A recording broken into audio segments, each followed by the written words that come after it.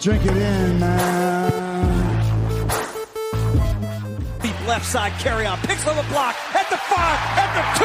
At the 1 to the end zone. Touchdown, Detroit Lions.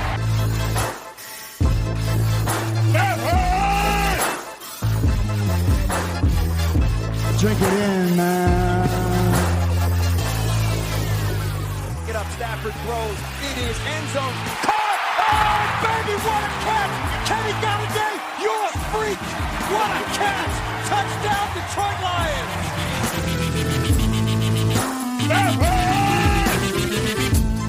Cornbread! I love the Lions! Say it with me! I love the Lions!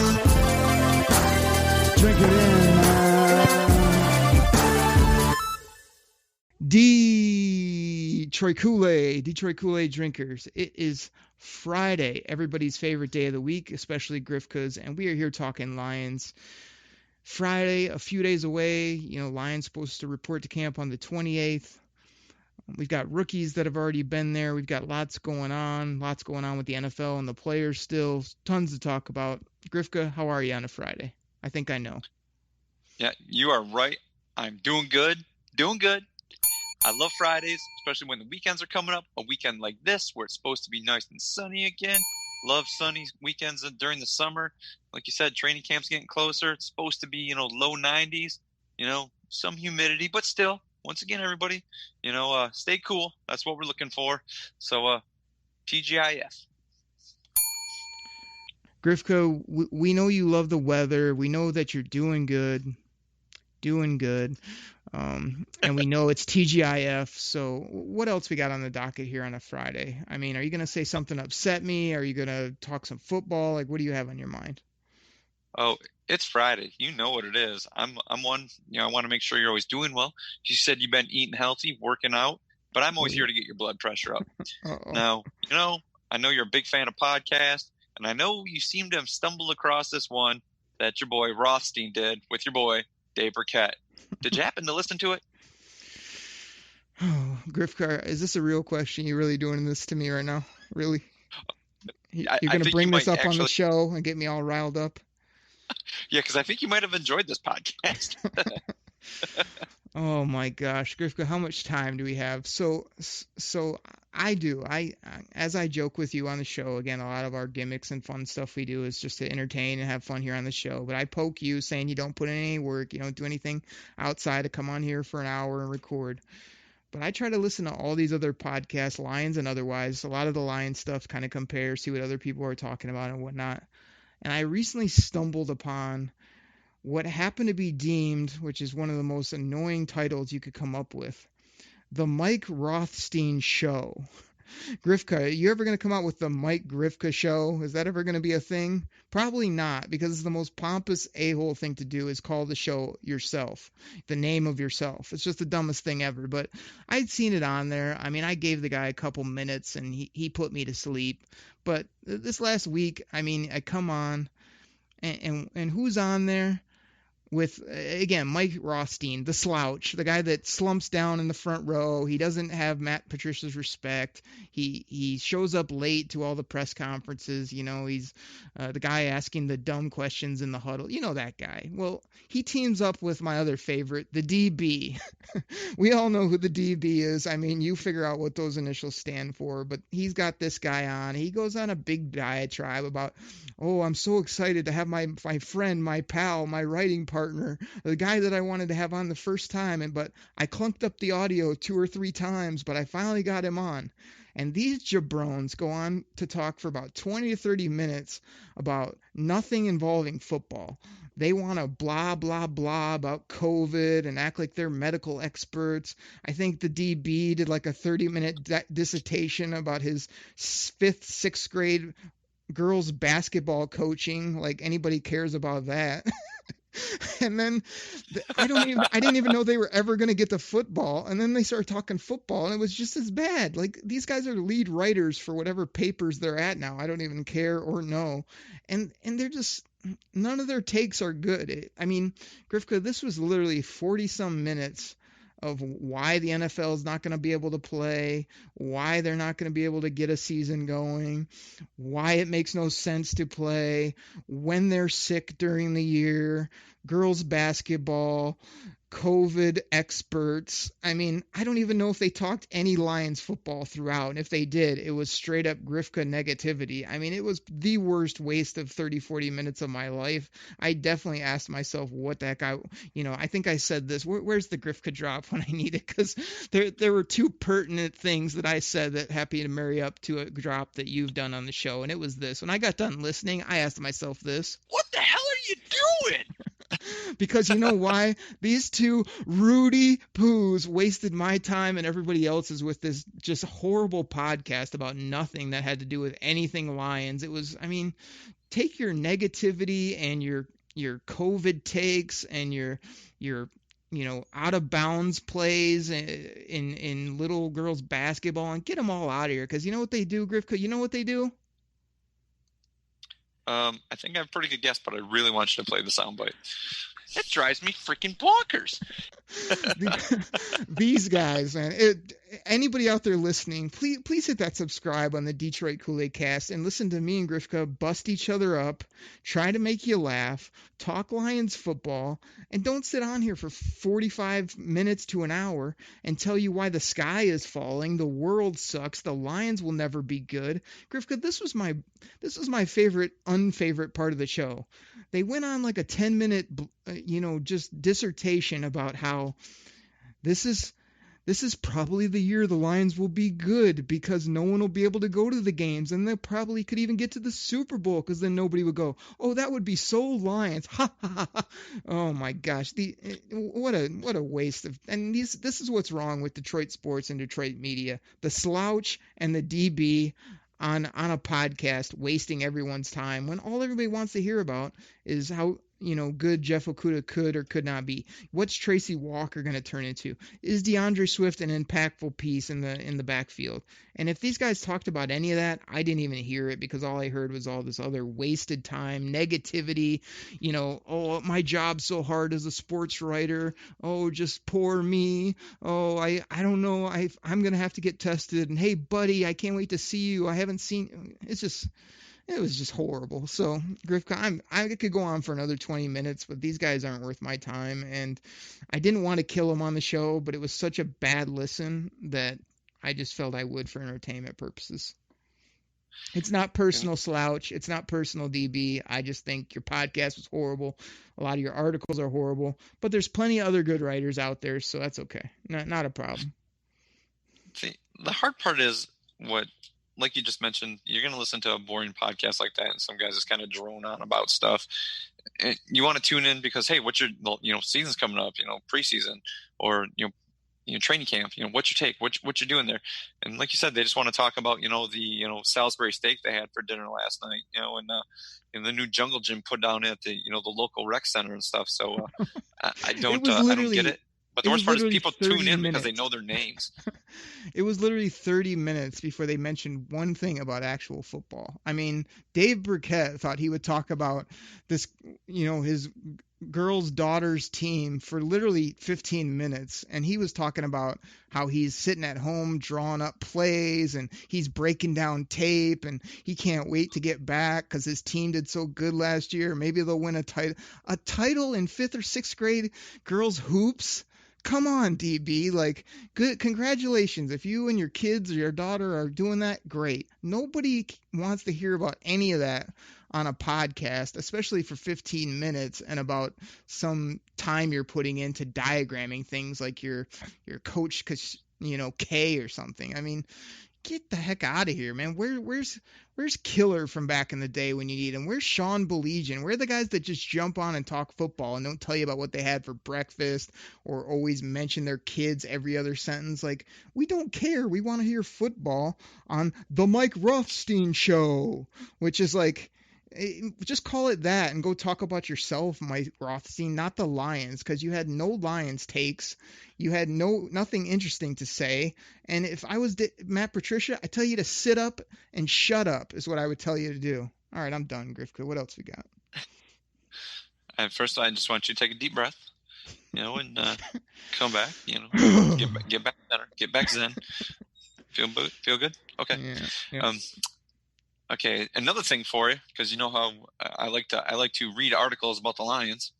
I can't remember where I found this one, but I will tell you it wasn't Lions 24/7. I want to preface that, everybody, okay? Because I know Derek likes to pull it up, but maybe I was dreaming this at 2 a.m. when my Lions insider called me. But I read something that said somebody higher up in the organization has ordered Bob Quinn, him to go out and sign another pass rusher to pair with Trey Flowers. Can you believe this, or do you think this is just kind of somebody blowing some smoke? Grifka, this is the ultimate. Is this a real question? Are you serious about this? Because first of all, oh yeah, I think I got because this is somebody banging the gavel up in the front office saying, "Bring somebody else in."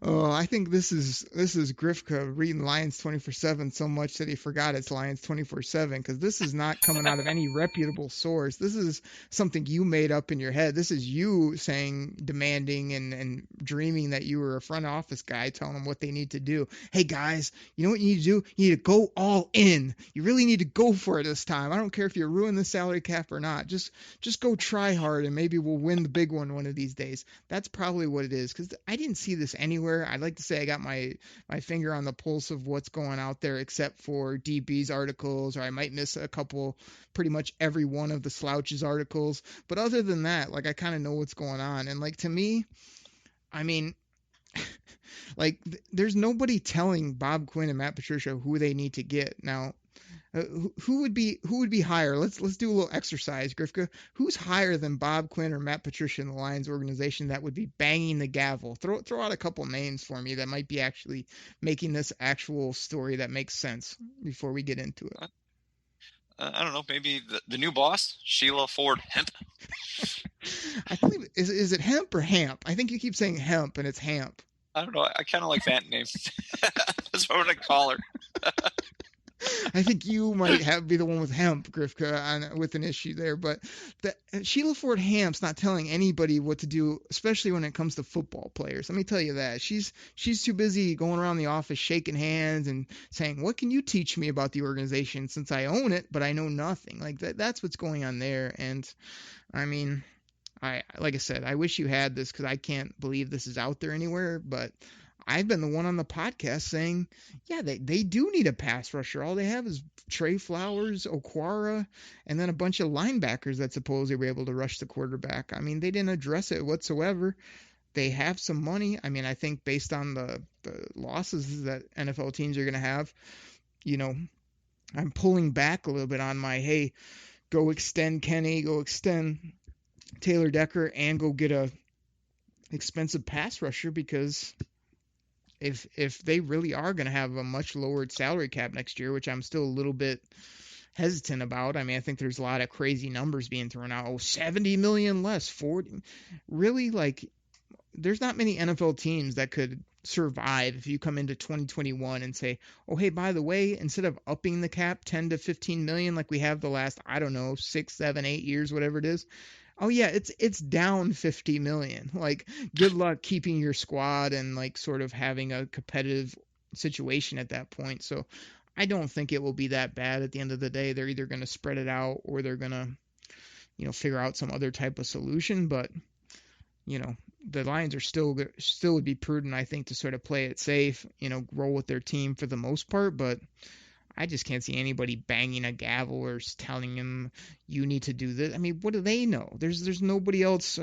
Rod Wood? He watched some tape. He watched some YouTube clips and decided he's gonna boss Bob Quinn around. Bob Quinn would tell him to go jump in a lake, man. Tell him go back to counting beans over there in the corner office. Like, that's not how it works. I guarantee it. So I just debunk this as a random Grifka article that makes no sense that you decided to bring up on the show to upset me on a Friday. Well, I mean, somebody could be saying it, Everson Griffin's out there tweeting saying, let's go, with the Lions. And Mike Daniel, I realize he's a defensive tackle, but he's out there putting out a workout video saying how much he loved the locker room. So, maybe one of those people that you just mentioned picked up on that and said, hey, why don't you go get this guy? He really wants to be here. Like the one person you mentioned, Sheila Ford Hamp. She's on Twitter checking out these things and then tweeting at Bob Quinn saying, "Hey, I heard about this guy. I think his name is Everson Griffin. I have no clue what he does, but you need to go sign him because I said so." You think that's how it's happening, Grifka, behind the scenes? Well, it's a distinct possibility that Sheila Ford Hamp, her Twitter handle is @GrifkaDKC. Feel free to contact her with anything you want. You might feel she, say, "Hey, yeah, it makes a lot of sense. Why don't we go do that?" Once again, that's @GrifkaDKC. That's GRIFKADKC.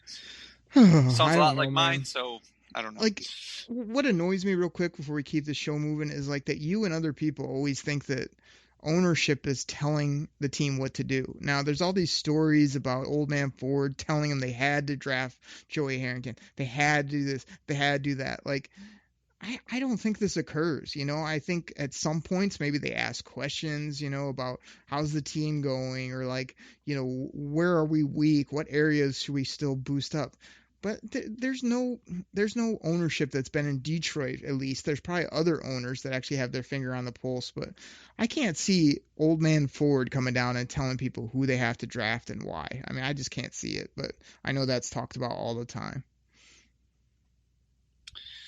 Yeah, I mean, I don't know. I think if you own the team, I think you might think that you can kind of tell your people that you've hired what to do.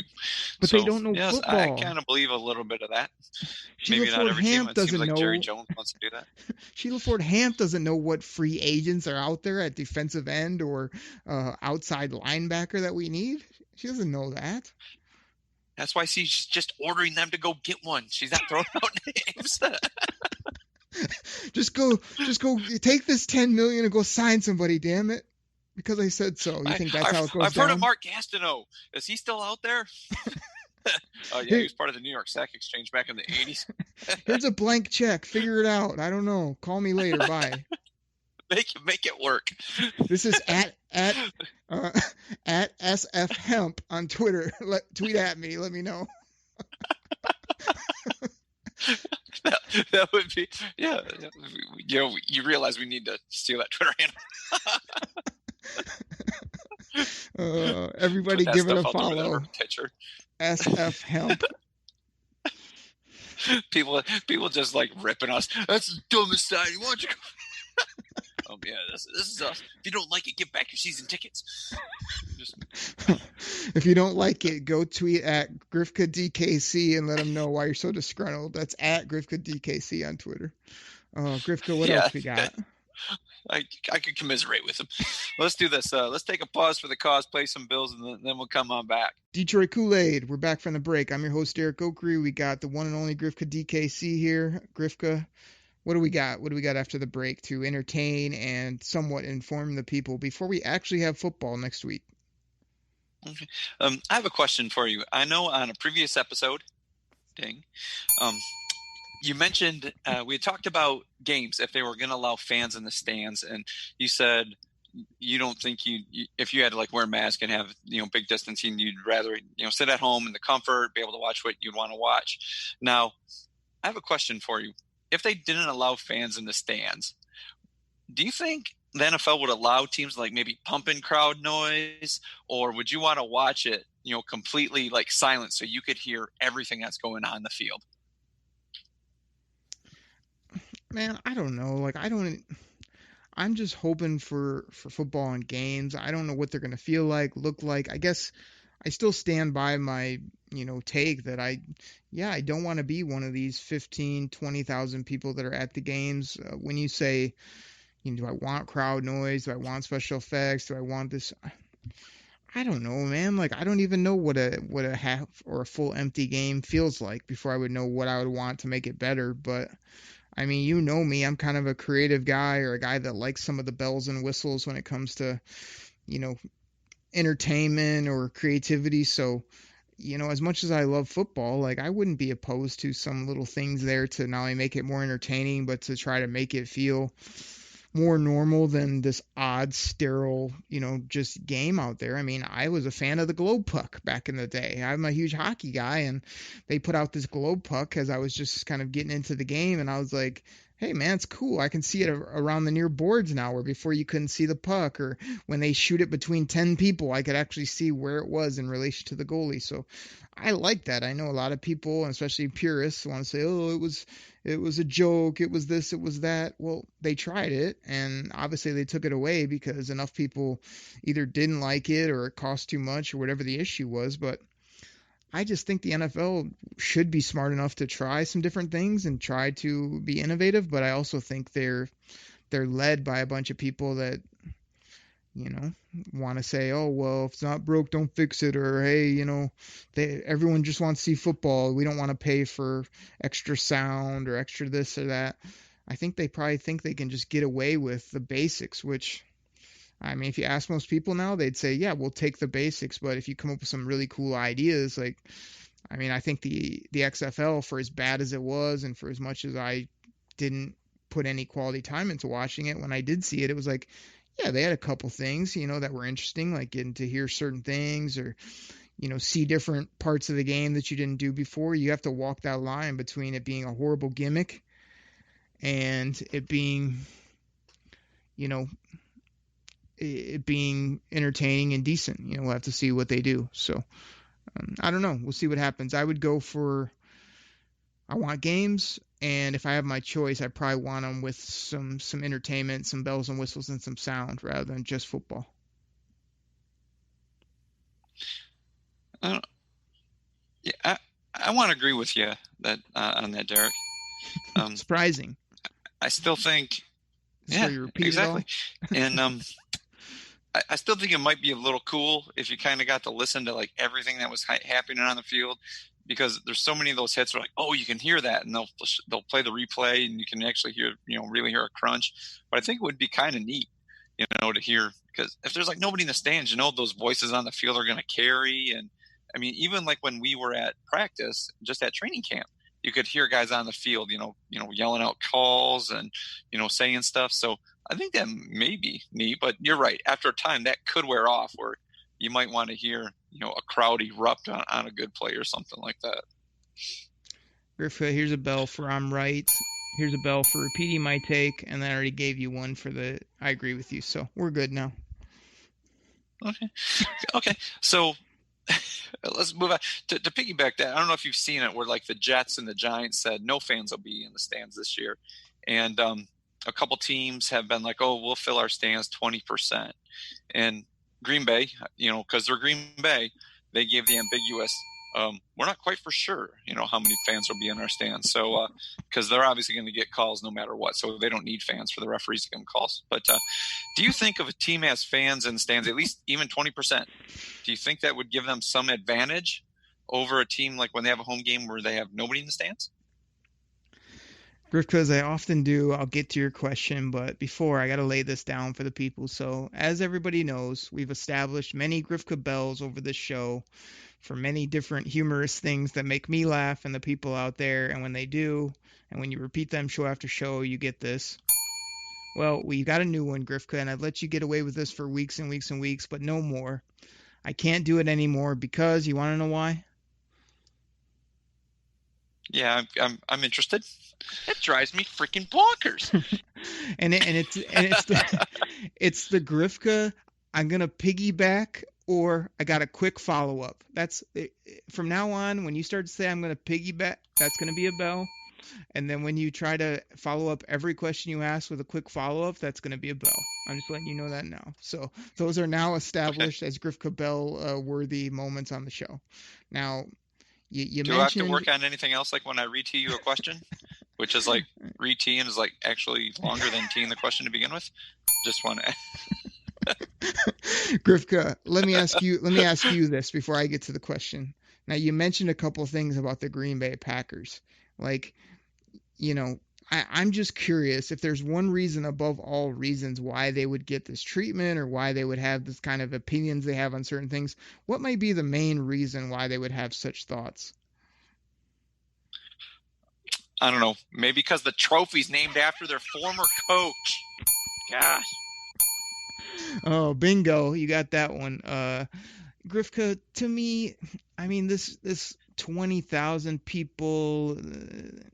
this, that, and the other is I don't even know. Like, I think I retweeted a Packer tweet. It wasn't by a Packers person, but I hit a retweet on it because some ridiculous numbers by a business sports guy came out, like that the Green Bay Packers last year made like $600 million in revenue, and then like another $90 million in operations revenue, and I mean, it's just ridiculous numbers. So it just reminds me that all this haggling they do over certain things, it's like these owners, I mean, they don't do anything except roll the balls out on the field and make, $500 million a year from these teams they own. It's just insane. But, I'm not too worried about any of these crowds, no crowds, we're going to have this or that. I mean, I think the Lions just need to, whatever games they end up playing, they need to just go in there and take care of business, home, road, whatever. I mean, I think when you're on the road at a place that has little to no fans, like, yeah, I think it's going to help the road team. I also think that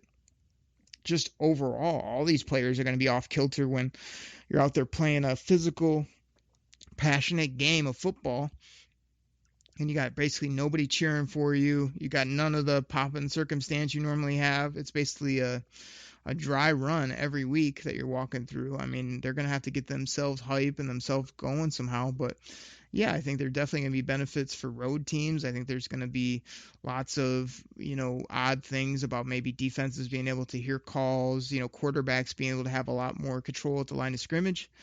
There's lots of things that could happen with this new NFL that we're probably going to see this year. But I think the Lions just need to not only be ready for everything, but they need to take full advantage of every freaking thing they can. So, like, if we have to go into a normal hostile, Lambeau Field or some of these other places, obviously like the Vikings has always been tough for us to win there, and their defenses beat us up. Hey, if this year we play the games and we don't have to deal with either of those, or when we go on these road trips, it's like, hey, we're going into this place so that's normally a terror, but right now it's a ghost town. It's just us versus them. We'll just go out and out physical them, out execute, play better, and win the football game. That's all I really care about. I'm not going to get caught up in the, this or that. Like, did you win or lose? Did you score more? And then, like I've always told you, there's going to be other things that come into it other than the end scoreboard. But I think the Lions just need to try to find a way to win and don't make excuses, don't put asterisks on things, and don't apologize. Just go win ball games. Yeah, I think they might. It sounds funny, but the team itself might have to kind of create, like, I guess their own hype. Like, every game is almost a road game. I mean, we've all seen the preseason where the team, or the pregame where teams get, inside the huddle and there's somebody in the middle really hyping everybody up. But, football's such an emotional sport. And a lot of times, your home fans can carry you for a bit. That, you always hear the commentators say, they gave them their best punch, they stuck with them. They were able to hang in there, because the emotion of the crowd really helps the home team. Where if you're not playing in front of really anybody, a small amount or nobody, that's where you really need to get yourself hyped up. And you generally got to do that a little more on the road simply because you don't have nearly as many fans there. So a team, even though if they're at home, they're sleeping in their own bed, in their own locker room, it might be one of those things where they have to really create their own emotion and go into that. And I know you've used this phrase before, they're pros. They should be used to it. So I have to agree with you on that, where they should be able to do that, where college, a lot of the crowd does carry you such a distance, can carry you through the whole game, where in the pros, we've been to games, you've seen them on TV, where after a point, it seems like the home crowd, even if it's a good game, the emotion kind of settles in. You're there to watch the game, where in college, you have that raucous crowd the whole game. And where the pros are just continually like, they're playing, they're out there, they're pros, we know how to play. So I think they'll have to do that, create their own emotion, and then they have to sustain it a little more so than waiting, for the first quarter to wear down, into the second, and then the game starts to go to what they're used to. They may have to, keep it up a little longer because there's nobody there to pick them back up if there's a good play. Like, the crowd's there to hype up. The Roy Williams, whenever he got a first down, we do the first down, sign just to hear the crowd roar. So right. Yeah, I think that's what they're going to have to do to continue with that emotion. I think the other side of it is the Lions that everybody says the Lions have this great home field advantage and Ford Field is so rowdy. Like, my take on that. It's rowdy when they're 5-0 playing the Chicago Bears on Monday Night Football, type of rowdy.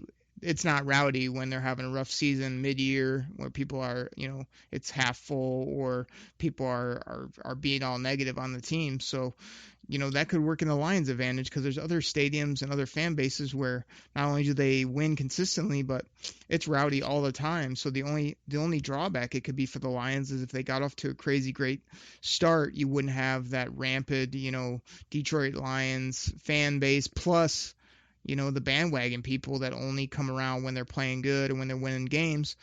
And that would be sad for people, but I think people would get just as into it from home and, be repping the colors and stuff if they get off to a good start. So, it could be an advantage, like I say, just going to, who the Lions go to. I mean, they've got when they're going to, like I said, Minnesota, they don't have a ton of road games that are rough. I mean, I'm looking at them now: at Tennessee, at Carolina, at Atlanta, at Jacksonville, at Arizona, other than the division games. Like, none of those are like, we're getting lucky that we don't have to go to New Orleans. You know what I mean? That place is always nuts. Or, Pittsburgh or something. So I think that there's no big games that we'd be skipping on the road that are madhouses, but also, like, people come in here, they're not going to have as easy as a time, I think, as they get when they play here in November, December, and nobody cares anymore. But we'll miss out on, if the Lions are playing incredible, they will miss out on the snake pit that would be Ford Field, because me and you both know there is nothing better than going there when it's either the home opener, which again you go to every year because that's when you're most optimistic, or like a primetime game when they're playing good, when they are almost leading the division. Like, it's one of the top 5 type stadiums in football at that point. So we'll see. I'm excited to see what happens, and like I said, I just want games and I want wins, and these guys are pros, so they should be able to do it under any circumstance. Not the Eric Mebron, like, oh, cheer for me, praise me. It's like, just go out and catch the football, score touchdowns, and we'll do that. But don't, we're not going to praise you when you're playing bad, or when the team is not winning.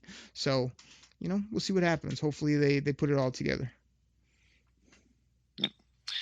Okay. I got one last thing here before you close up the show, and I just want to mention, Derek, to you, your Lions Believe in podcast. That's Lions BELEAV. Am I correct? Yeah. What did you call it again? I tried to get you to say the name right. What's it called? Is it the Detroit Lions Believe in Lions podcast? Yeah, Believe BLEAV. Believe in Lions, Grifka. BLEAV in Lions, starring the one and only Benny Blades. That's right, former Lion. One of Grifka's all-time favorites. Benny Blades on the show. But when you say it with some respect. Believe in Lions with Benny Blades. And, oh, yeah, by the way, Derek Oakrey's on there, too. Sorry. I just wanted to congratulate you on that. The first show, it was an awesome show. I thoroughly enjoyed it. I'm looking forward to Benny being on more of the episodes. So I want to congratulate you on that. I realize this is the Detroit Koolaid podcast, but still, I really want to give you mad props for that, man.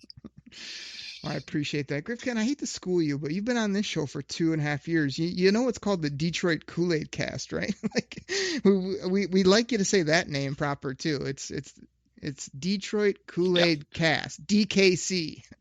Let's get that right. But because it's part of my handle on Twitter. That's at Grifka DKC. You think I'd get it right? It's not DKP. So anyway, we'll get it. You'll get it right. You'll get it right one of these days. I appreciate the props. This is probably when you'll allow me to do a quick cheap plug for it, because if you guys didn't hear it, I'm probably going to try to get an article on Lions Wire about it. We're trying to get the word out. But Believe in Lions, that's spelled BLEAV in Lions, drops every Thursday morning now on the Believe Podcasting Network. And like Grifka said, last week was our first show with Lions legendary safety Benny Blades. Me and Benny had talked a couple times offline about when we were going to do the show and how we're going to do it, but we literally just jumped on last Wednesday, the day before, hit record, and he couldn't have been better as far as a guy to talk to. He had lots of great stories, lots of great things to say. I tried to steer him through kind of his early career. We talked about the U. We talked about his time in high school. And he gave me some thoughts on if we're going to have football this year. And we stopped it right when the Lions took him with the 3rd overall pick in that draft, the 1988 draft. So this coming show on Thursday is going to be about Benny getting picked by the Lions, what his rookie year was like, some stories he has as a Lion. We'll talk about those kind of all. We'll try to bounce around and talk about those in general. This is also going to be an incredible show because I'm going to ask Benny Blades what he thinks about the current Lions safeties. We're going to talk Tracy Walker, Deron Harmon, and Will Harris with Benny Blades. So I'm excited to see what he has to say about those players, or he's also sort of part of the show is he's going to be getting caught up on the current team. So I may have to school him on some things with the current guys, but he's going to tell me what it takes to be a Pro Bowl, All-Pro type safety like he was both at the U and with the Lions. So I'm fired up too, Grifka. We're only going to get better. We had a little bit of an audio issue last week, a little bit with my mic, but he sounded great. And I know Benny's getting a new mic and we're getting things still set up, but it should be tremendous to get into his Lions career. And then week after week, we're just going to be talking about current stuff. He's going to be telling old stories. We want the fans to send in questions, hashtag Ask Benny. You send those in, and we'll definitely try to hit him up with those as we get the show rolling. Direct questions from the fans, because I know that's really important to him. Loves the Lions fans, loves the young people. He's out there coaching football there in South Florida now, so all that's really important to him. And I hope that we can keep working together and keep growing the show on BLEAV and Lions, Believe in Lions, because I believe in the Detroit Lions, Grifka. Do you? Yeah, especially after listening to that show with Benny Blades. That makes me want to go run through a wall. Well, I appreciate that, man. Like I said, the funniest part was Grifka always used to tell me his top few Lions, and Benny was always on the list. So, like, when that came through, I didn't text him. I didn't say, hey, I'll tell you something next week. I jumped right on the phone call. I said, Grifka, I got to tell you this. And I knew he was your guy, and I knew you'd think it's cool. And like you say, we'll have to connect you or get you on that show, or definitely ask some direct questions from @GrifkaDKC to Benny Blades for sure. So we'll make that happen, man. He's a great guy, though, top to bottom, and I think we'll create a great show in time. But we're just getting up and rolling. So Thursday, everybody check it out. It's on every podcast platform you want. And we're going to keep rolling out shows and keep entertaining and talking football and pumping out good content for everybody, as well as with this show, the Detroit Koolaid Cast, Grifka. Yes, the Detroit Koolaid Cast. DKC. So hit me up at Grifka DKC. Grifka, normally there's only one thing left to do on the DKC, and that's simply this. Grifka, do you have anything else outstanding, stupendous, tremendous, extraordinary, mind-blowing, incredible, or anything else for the people? Nope. I didn't think so, but I wanted to give you a chance. You never know. Everybody, thank you so much for drinking that Detroit Kool-Aid. You know how we do it. Just really fun to talk football. We're trying to pump out 2 shows a week. There is training camp starting. I heard it's going to start a little bit slower, but I did promise you guys that I was at least going to give it a trial run. At some point here, I'm going to try to do a week's worth of shows. Every day, you're going to get some of that Detroit Kool-Aid, because you know I got to pour it out for you so you can do this. Drink it in, man. I'll let you know when I'm going to do that. I'm definitely waiting for all the team to get up and rolling. Hopefully have some on-field stuff going on, but we'll get that going here in the next weeks and next month or so. But until then, catch us next Wednesday right here on the Detroit Koolaid Cast. Take care, everybody. We're out. Pack the bags, start the plane. This game is over. It is over. What a comeback by the Lions. Drink it in, man. Welcome to the Detroit Koolaid Cast, everybody. This is Griff coming to you. It's here on Friday. It's been another beautiful week here in the state of Michigan. Nice and mild, but it is heating up this weekend. It's going to be sunny, though, so get outside. Go play in your yard. Do a few things with your kids before you really get into the football season, if we're going to have one. But That way your kids are still around and you can play, football with them, toss the ball around, maybe go for a walk around your neighborhood. But it's one of those things where it's going to be nice and it's going to be that fall-like temperature that we're all kind of looking forward to, especially with training camp starting. So, as always, TGIF. Thank God it's Friday. A couple things I want to start here with training camp starting up. Bob Quinn said that they will be bringing the 90 players to training camp, which means they're going to have a little more of a split squad. A lot of the rookies will be working out with some of the younger people, and then the veterans will be working together. I'm not quite for sure if this is good or bad for the team. I know Bob Quinn said that everyone that is at training camp is there for a purpose, obviously trying to make the team, and they're obviously trying to get the best roster available that they can. It's one of those strange things. I know Derek's spoken about it on his Believe in Lions podcast, that he's looked at the back end of the roster and he knows there's guys there that don't really stand a chance of making the team. So why don't we just cut them from the start, and that way you can kind of work everybody out together as opposed to having the two separate squads.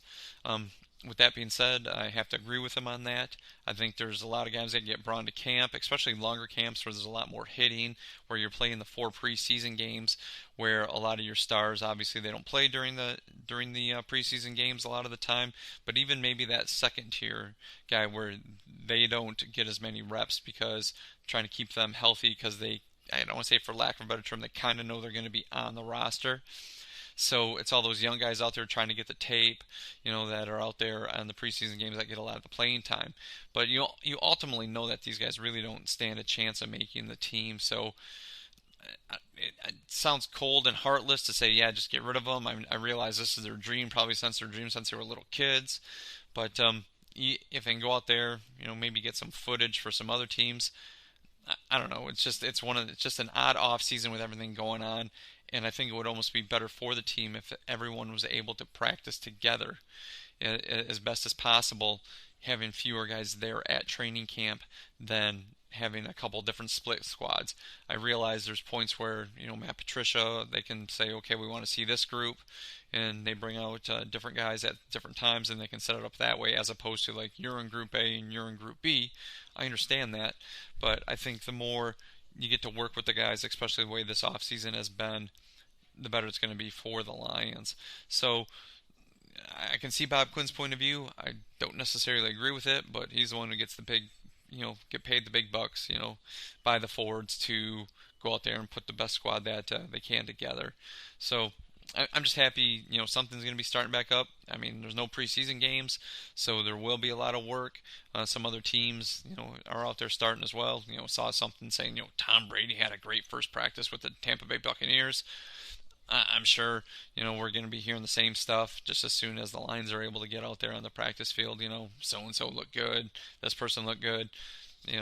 I think anybody's just looking for a tidbit of good news right now, with football. So any little bit, we're going to hang our hat on. We're just going to be salivating for, what's going on, what's the news, what's happening, who's healthy, anybody dinged up, something like that. We're just all jonesing for right now. So even though they got the 90 guys in, some of the guys that are going to get released, cut, we're never going to see, or hear from again.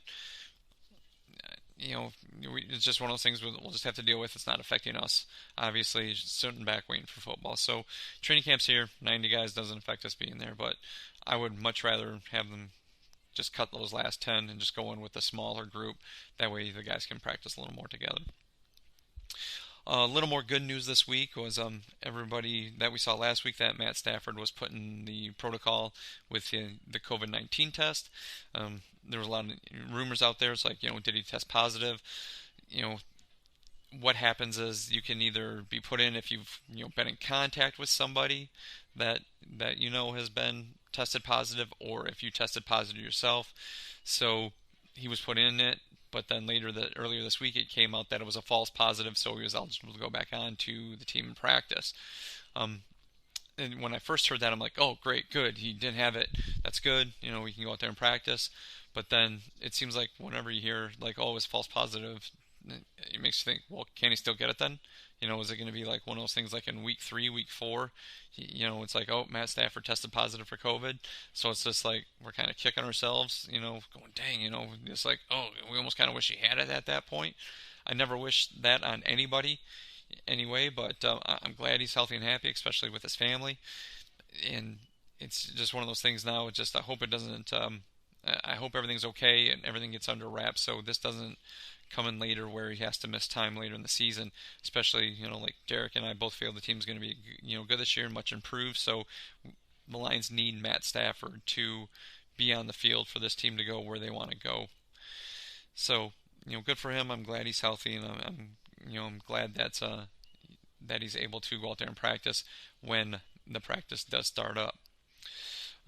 Let's do this. Before I get going into other things, let's take a pause for the cause here, and be right back. Okay, welcome back, everybody. Once again, this is Griff coming at you. It's here on Friday, and if you want to touch base with me, if you disagree on anything, you can hit me up on Twitter. I'm at GriffkaDKC. That's at GRIFKADKC. Feel free to call in the line there. It's 989-272-3484. Once again, 989-272-3484. Call in, text in any questions. Once again, we'll read them on the show. Or if you want to call and see if we can get you even on air, that's a possibility. Me and Derek have been kicking around to see if we could work that out. But the thing I want to talk about, I'm not trying to make it an all COVID show, but I saw this question on Twitter, and I don't know if it was within the Lions in general or if any team in general. If a team is, if the season's played, either it's shortened or, there's a lot of players right now opting out of the season. I mean, they are taking a small amount of money for it, but obviously not their full salary. But somebody's like, should there be an asterisk, next to the champion saying, well, you won because of this reason? And that's one of those things where I've always thought, no, I always thought that was dumb in any sport, shortened season, players injured, something like that. At the end of the day, nobody's going to remember, how you won it, why you won it, what else was going on. 10 years from now, I mean, if the Lions were winning the Super Bowl, this year, 10 years from now, we're just going to be like, hey, remember when the Lions won their first Super Bowl? Oh, it was great, awesome. And, all of us are just going to be, you and your friends are going to be sitting around just reminiscing about what a great year it was. But you're not going to sit there and go, well, yeah, that was the year they had COVID, though. So, so-and-so opted out. A lot of New England Patriots opted out. Stuff like that. Nobody's going to care. And so just go out there and win. And I think I responded to something on Twitter saying, who cares what players opt out? I understand, why they have it, medical reasons, birth of children, they just don't feel comfortable with it, so they'd rather sit out the season than not chance it. I get it. I'm all for it. I got it. I completely understand, but I don't think it really cheapens a championship if that happens. It's kind of like the same, being said when, major players get injured. On other teams, it's just we all saw what happened with the Lions last year when Matt Stafford went down. I mean, we all what they were capable of. All those backups with the many injuries. Like I said, 5 years from now, nobody's going to remember. Well, Stafford was injured and so was injured. I mean, they're going to look at the record. We're going to look at the record and say, "Gosh, that was a terrible year. Look how bad they were." And it happens when other teams lose good players as well, and they have bad years. I mean, nobody sits there and goes, "Well, they were hurt. This guy hurt." Nobody cares. The team's fans don't care later on. The year Peyton Manning got hurt for the Colts, and they pretty much tanked. I mean, let's face it. Andrew Luck was out there, and they pretty much tanked that season. I can't remember the quarterbacks they went into the season with, but the Colts were able to go get Andrew Luck, and they ended up releasing Peyton Manning. He did have the neck injuries and stuff like that, so it kind of worked out. But as Colts fans, they're not sitting there going, "Oh, we got Andrew Luck. Yeah, we were so bad the year before. Yeah, but Peyton Manning was hurt." I don't think they care. And the same way I look at it is if it was to happen to the Lions, if like Aaron Rodgers opted out for some reason, or if he got injured, or on Minnesota, if like Dalvin Cook got hurt and he wasn't there, or the Bears, if Khalil Mack, he had to, sit out the season, or if he decided to opt out and that put a big hole in their defense. I don't care. I never did. It's just, you just kind of roll with it. I mean, it sounds kind of stupid, like the mantra, next man up mantra. I don't think it really matters. I mean, nobody's going to remember it. You can look in the media guide. There's not going to be an asterisk next to it saying, well, so-and-so had this guy out. This guy opted out because of COVID. So it's one of those things, just wish for the best. Hope your team stays healthy. I wish no undue harm onto other players. I don't. If they opt out because of COVID, I mean, they have their reasons. And I'm perfectly okay with that. But I don't want to cheapen a victory for any team with this. It's like you went out there and won it. I mean, you have to kind of think back to other years. I mean, the year the Washington Redskins won the Super Bowl, when they beat the Miami Dolphins, that was a strike-shortened year. There were scab players, and some teams, got victories with scab players. I mean, does anybody remember that? Yeah, you vaguely remember it, but nobody brings it up. Everybody just remembers the Super Bowl. Well, it was that 4th and 1 where John Riggins, busted off that long touchdown run when the Miami Dolphins had the defensive line stacked. They had everybody up there knowing they were going to run the ball, but Riggins was able to bust off and rumble for a touchdown, pretty much salt the game away. But nobody remembers that was a strike-shortened season because nobody cares. I mean, nobody's going to sit back and say, "Oh, but do you remember this?" No, they won. So, with everything happening, no matter what team wins, there's not going to be an asterisk next to it saying so many players either opted out or it was a shortened season. The NFL decided to shorten the season because of it. It is what it is. I mean, we're strange times right now, so I'm not going to be one to say, well, it was because of this. So I hope other Lions fans feel the same way if the Lions, certain key lines, decide to opt out, or if more injury bugs happen. It is what it is at this point. So that's kind of the way I look at it as a Lions fan. So guys like Geronimo Allison, he opted out. Kevin Strong opted out. They have their reasons. Okay, good luck to you. I hope you're healthy. I hope everything works out for you. Maybe you'll be back next year. If the Lions, Bob Quinn decides, okay, let's re-up, let's get this guy, bring him back. Or they may decide to cut you because somebody stepped up in your place and they really like what they did instead.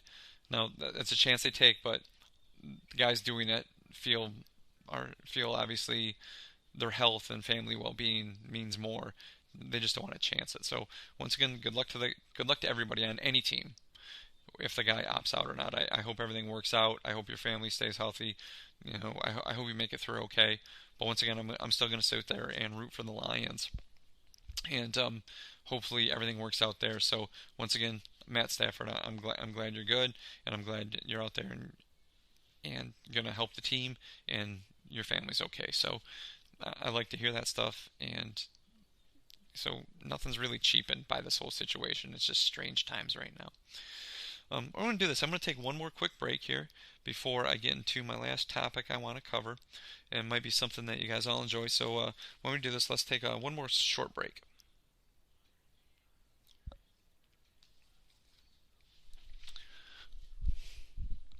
Okay, welcome back, everybody. Once again, it's Griff coming here on Friday. Just wanted to touch base on, if you want to touch base with me on Twitter, hit me up at GriffkaDKC. That's at GRIFKADKC. Or call or text the line there. It's 989-272-3484. Last thing I want to touch base with today is starting to be training camp. And I always get to itch for football movies at this time. So I know there's a lot of good ones out there, and a lot of people can debate me on it, and like which ones I like, which ones you like. But I'm going to go through my top 5 and give you my top 5 reasons, or my reasons why these are my top 5 favorite football movies.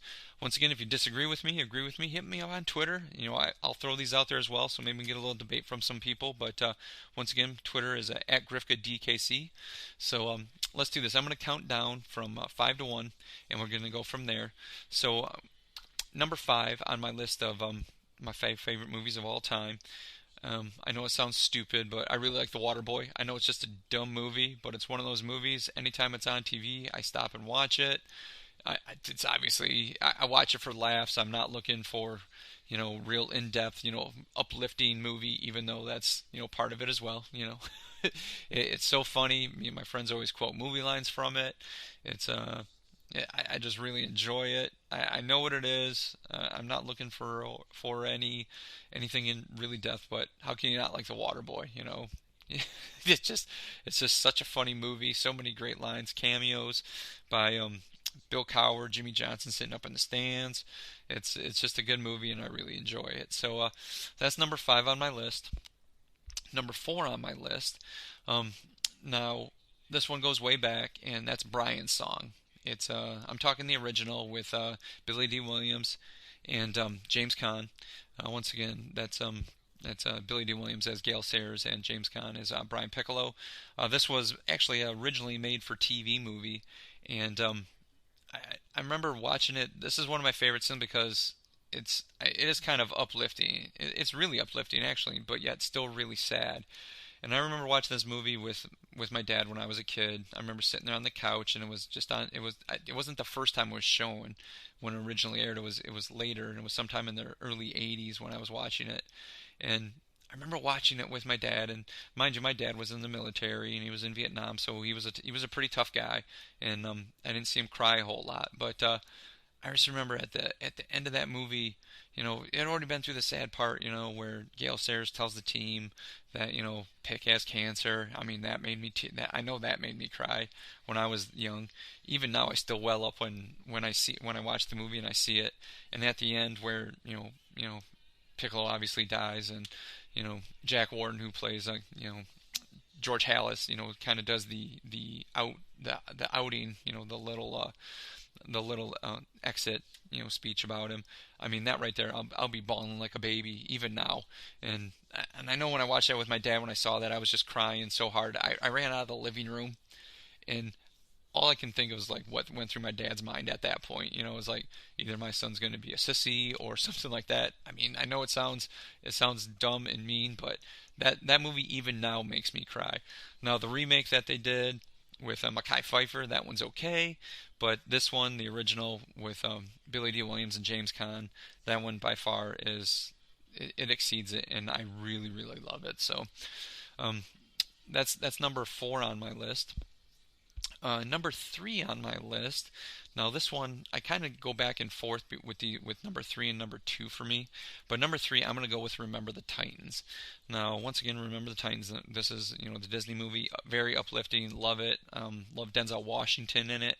I think one of my favorite lines in it, I kind of say it to people even at work when if I'm chatting with somebody at work and they're like something's happening, and I'm not saying in general, but I love it when the 2 best guys on the team are talking, and he's just like, why should I bust my team? Why should I bust my butt for the team? And he's just like, well, that's the worst attitude I've ever heard. And he's just like, well, attitude reflects leadership, Captain. And I love that line because it's right. I mean, it says so much right there in such a small line that it kind of goes with anything. I mean, people can have bad attitudes, but sometimes your attitude does reflect the leadership that you're getting, either on other teams, at work, things like that. So I think it's just a small line, the way that it really affects me. It always kind of makes me step back and think, yeah, that's right. But the way that team was brought together, what they did, I realize there's a little bit of poetic license in making the movie, because stuff that's based on true stories, I always love to go back and check what it's based on and what really happened. Now, if you want to look, go ahead, but yeah, that TC Williams team did win the state title, and I know in the movie it makes it look like it was so close, because I remember watching them like, I really want to see a 70-yard end around go for a touchdown. I mean, that's amazing. As the last play of the game, your defense would be back, so somebody should be back there, even with all the great angles and blocks they did. I'm just like, how does that go? I'm talking about that with my friend. I'm like, how's that go for a touchdown? So I looked it up, and it's just like, yeah, they won the state finals against that team, but they actually kicked the crap out of that team. I mean, that game wasn't even that close. So I'm just like, okay, little poetic license there. So it kind of takes a little tinge off the movie for me, but still, it's a great movie. It's number 3 on my top 5 list. So like I said, my number 2, it kind of goes back and forth at times depending on how I feel. And number 2 with me is the program. Now, I love the program. It's just, I saw it.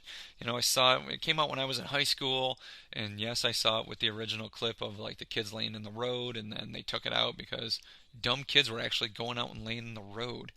in getting hit by a car. But other than that, the movie's still great.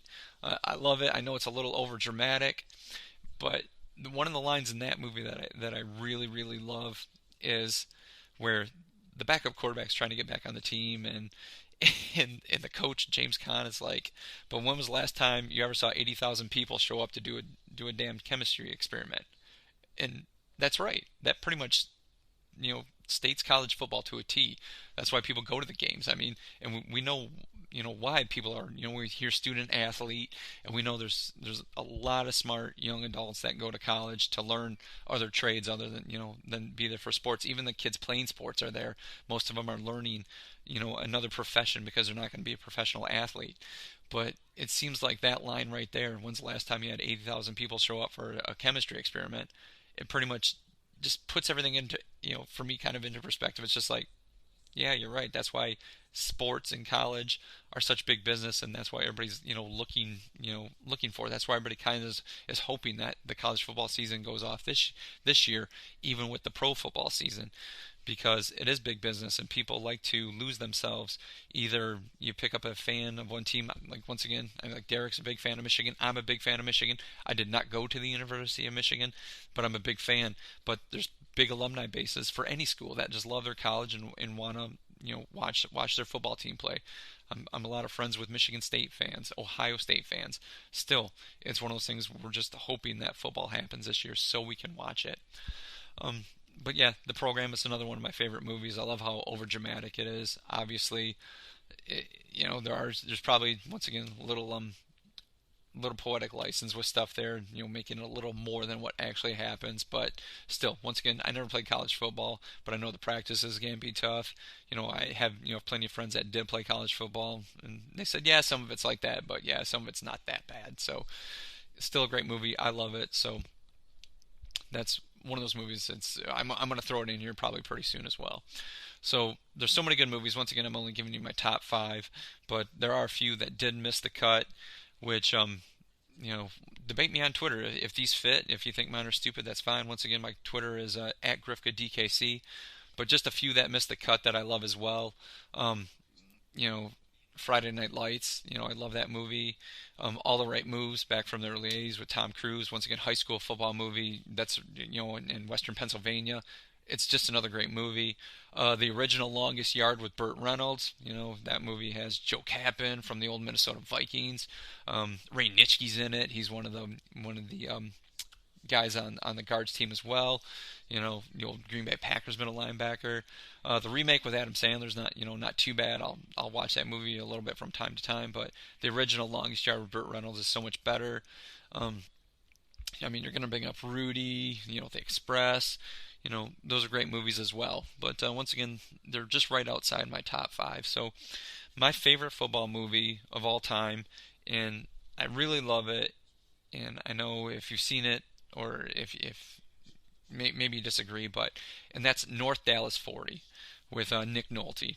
Now, North Dallas 40 is actually based on a book written by Pete Gent. Pete Gent played basketball at the Michigan State University, and the Dallas Cowboys drafted him to play wide receiver. So he played on the Dallas Cowboys for a number of years, and the quarterback in North Dallas 40 is loosely based on Dandy Don Meredith from the old Cowboys team, and obviously the coach is based on Tom Landry at that time. Now, that's one of those movies, once again, I'm sure the games, the practices, this is like late 70s football. So some of the stuff that, shown in the movies where like the two offensive linemen are talking about taking out the defensive tackle, kind of like a cheap play to bust up his knee because he was, the defensive tackle for the Chicago team has been pretty much abusing them all night and getting back to the quarterback and disrupting plays all evening.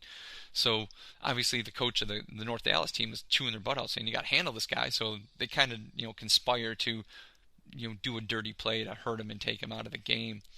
And just I'm not sure. I don't want to think that happens. I want to think that all guys are noble, but you hear things, so it probably could happen.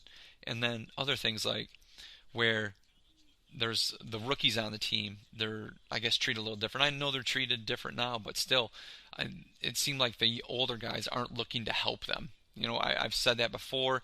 The thought process, this young guy's here to, take my job. I got to watch out for him, so I'm not going to, help him learn the ropes. It seems like the NFL is a little different now. I could be wrong, but it just seems like there's a lot more older guys taking young guys under the wings, where as opposed to that time where the money wasn't there like it is today. Maybe that's why they did it. They had to keep playing just for the paycheck, where the young guys are not, treated the same, where they're kind of pushed down. It's like, this is my rep. You stay out. I got this. Even though that guy could be better, the older grizzly veteran wants to be out there to make sure that he keeps his spot on the team. That's shown in the movie as well.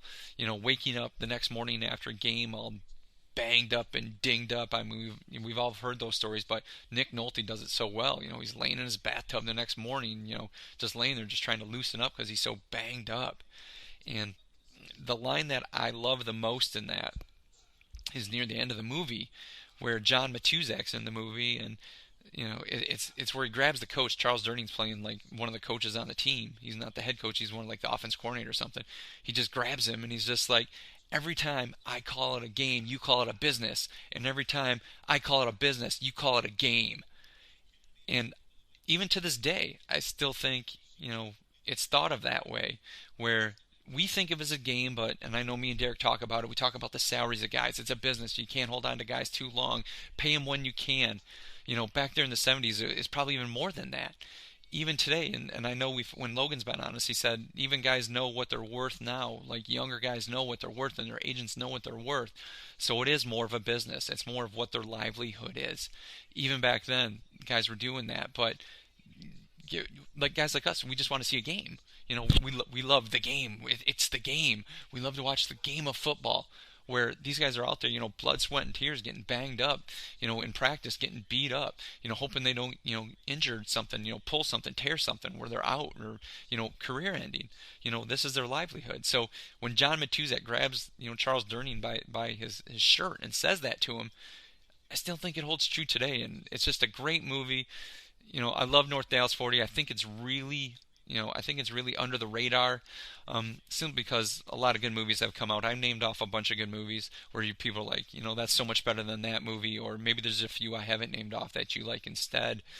But, feel free, let me know. It's like I said, it's that time of year. I realize these movies have nothing to do with the Detroit Lions. It's just football season. And these are movies I tend to watch when football season, gets rolling around, where preseason games are happening and I watch a quarter and I'm tired of it. I'm going to go throw in a football movie, and it's one of those movies. I have a number of football movies, but those are my top 5. It seems like I watch those at some point every year. I realize a lot of them are on TV all the time as well, and I'll stop and watch them for a little bit when they are on. But once again, if you have a different list, if you don't like some of my thoughts, hit me up on Twitter at GrifkaDKC, and we can kind of talk it out and debate it on there, because once again, you may have something that you like that I didn't mention, or there's you just don't like something that I have and you just think it's not that great a movie. So that's okay though. Reasonable minds can differ. So once again, football season's upon us, and hope everything turns out well and we get some football season going here soon. I realize no preseason games, so it might football early in the season might not be that great, but everybody's just trying to stay healthy, happy, I hope everyone well, Lions fans, drink it in. We're here for you guys, and I will me and Derek will be back together next week. So everybody have a great weekend. This is Griff, and thanks for listening, and have a great weekend. Bye. Welcome everybody to the Detroit Koolaid. It's Friday, and this is Griff talking to you today. Once again, it's going to be a nice weekend, nice mild weather here in Michigan. It's been pretty calm all week. So once again on the weekend, it's getting closer to football. It's finally getting that fall feeling in the air. You go into the store, you're starting to see the pumpkin spice stuff all over the place. And I know I'm just jonesing for the Lions to get back to watch some real football. I mean, it's amazing how much you really miss preseason football, even though that's crappy football. And you really miss it, but it would give you something to do on the weekends when you're stuck inside trying to stay safe from everything. So once again, even though it's going to be nice, everybody stay safe, take care of yourself, and as always, TGIF. Thank God it's Friday. first thing I want to talk about here, once again, the big news. Everybody was, one thing me and Derek talked about on shows before was Yannick Ngakoue. I asked him one time, would you trade for him? Jacksonville was looking to get rid of him, and he was like, oh yeah, definitely. He was all about him, match him up with Trey Flowers. It's a guy that can get back to the quarterback, something that the Lions definitely need. Gosh, it was, it could have been one of those things that really helped the team. I mean, I know there was, a little talk about Jacksonville. He could have been a little bit of a malcontent in the locker room because he wasn't happy there, and he was looking to get out. And they were the whole time they're like, no, we're going to keep him. Well, obviously that didn't happen. And Minnesota Vikings, in our own division, was able to trade for him. So, as opposed to the Lions just facing him once this year, they're going to be, having to face, Yannick Ngakoue, a very talented defensive end for a number of years to come. Minnesota's pairing him up with Danielle Hunter, so it looks like Minnesota continues to have that great dual pass rush that they seem to have, and it always seems to wreak havoc on the Lions. So once again, Ngakoue coming in the division, I mean, he's going to be a terror, I believe. I always thought he was really good.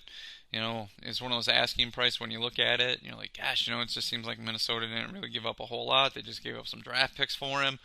And, it seems like Minnesota's one thing that, their GM really does. And, Derek tends to point out is that Minnesota will stock up on draft picks. It's one thing Derek likes about Minnesota is that, they stock up on draft picks. Me, once again, prospects are suspect till they do something. So if you're able to trade a couple draft picks for, somebody with the talent of Ngakoue, of course, I'm going to do that in a second. So, and something once again the Lions are going to have to deal with. They had Danielle Hunter there, who's once again on a previous show. When asked if one guy would take off any other team and put him on the Lions, it was Danielle Hunter. I mean, the guy's young, he's talented. You're pairing him up with Ngakoue, young and talented, two stud defensive ends. So it's going to be one of those things where taking Minnesota. I mean, it was I was thinking, well, their defense was decent and maybe a little overrated. Now they got, two stud defensive ends. They got, a couple good linebackers, Hendricks and Barr. And, we all know what I think of their safeties. I mean, I think they have the best two safeties, in the division. So Minnesota's defense just got a whole lot tougher. It was already tough, but it just got a whole lot tougher. So it's one of those things where, see what Darrell Bevel can, come up with to try to keep that speedy pass rush off balance. Minnesota with Ngakoue. It seems like another thing where Lions were hoping that they add to their defense, get a pass rush, but it's just another one they missed out on. Maybe it's one of those things where, like Derek mentioned, they're still looking to maybe pick up Jadeveon Clowney, slide in there and get that guy for maybe like a 1 or 2 year deal. So once again, I don't see that happening. I think the Lions are going to roll with what they have. So I don't know, slightly disappointed to hear that it happened, and I know other Lions fans probably feel the same way. I've been reading that. It's like that's all they gave up. How come we couldn't do that? But, I mean, at this point, it is what it is. We got to, just kind of roll with it. And hopefully the Lions are able to, handle him and Danielle Hunter when they take on the Vikings twice a year. So, once again, it seems like the Lions were going to be like, what if? But who knows? Maybe, he doesn't, affect the game like he did when he's in Jacksonville, putting up those numbers, but I highly doubt that. So, next thing I want to chat about was DeAndre Swift, the running back. For a bit there, he was held out of practice. He was a little dinged up. Pat, coaches weren't really saying much. They were just holding him up. He did come back to practice, for a day or two, and then he did take some time off again this week. I'm thinking that's more of just a precautionary thing, trying to ease him back in. And, hopefully that it's one of those injuries that just doesn't kind of linger. The last thing the Lions need is a pair of running backs that you think are injury prone. Some people were saying that when Swift was at Georgia, he got dinged up, but it was one of those things where Georgia did have a crowded backfield, so he didn't have to be the bell cow, and he could split carries. And I think that's what the Lions are looking for here. Swift, I really like him. I just think they're just going to ease him back into it. I don't know how this is going to affect his, playing time early in the year. But once again, I think Kerryon's going to be the number one for the time being. He knows the system. He's been here, even though he hasn't been on the field a whole lot. He's been in the league. He kind of knows what he's looking for. I do envision at some point DeAndre Swift taking over the number one running back position on this team. But with these, little nagging, lingering injuries, it could, affect how quickly that happens. Once again, what Swift's skill set requires, it just pretty much like any back, you have to be healthy. But what he does, just having a good set of knees, good ankles, quads, everything like that, just in his legs. I would be pretty disappointed if it was one of those things where if his rookie year he just once again was here for a few games and then put on IR for some injury. I just don't think the Lions are going to try to rush him back. I'm not saying they did that with Kerryon. I know on prior shows when Kerryon's injury was talked about, me and Derek said, hey, if he's healthy, even if it's late in the year, get him as many reps as possible whenever. It's only going to help him his career down the road. But that's what happened last year. Came back and Kerryon, he showed some sparks when he got back on the field again after being, off the field for most of the year. It's just one of those things that I really want Swift out there for all 16 games. So, fine, take it easy now. If it's one of those things, the first, few games of the season, you got to limit his touches, what he's doing, just to make sure that he's good to go, that he's 100%. I'm fine with that. I mean, Kerryon, Bo Scarborough, whoever their fourth running back, Ty Johnson, all the names we throw out there, Richard Huntley, all those names that we throw out there, as long as they can just stay healthy, Swift, get back on the field, take your time. I'm fine with it. Once again, I don't want to put you in the he's not that great category. I think you're can be a great running back here in the pros. Let's just keep that, and just take it easy. Listen to the coaches. Don't rush back. And I know you want to show your stuff here. We've seen the videos of you working out, looking, hungry. That's what the Lions really need. That nice, hungry running back. And, just listen to the coaches. You'll be fine. So, let's do this before I get into the big thing I really want to talk about. Let's take a pause for the cause right here and pay a couple bills, and we'll come right back. And we'll go into my main topic.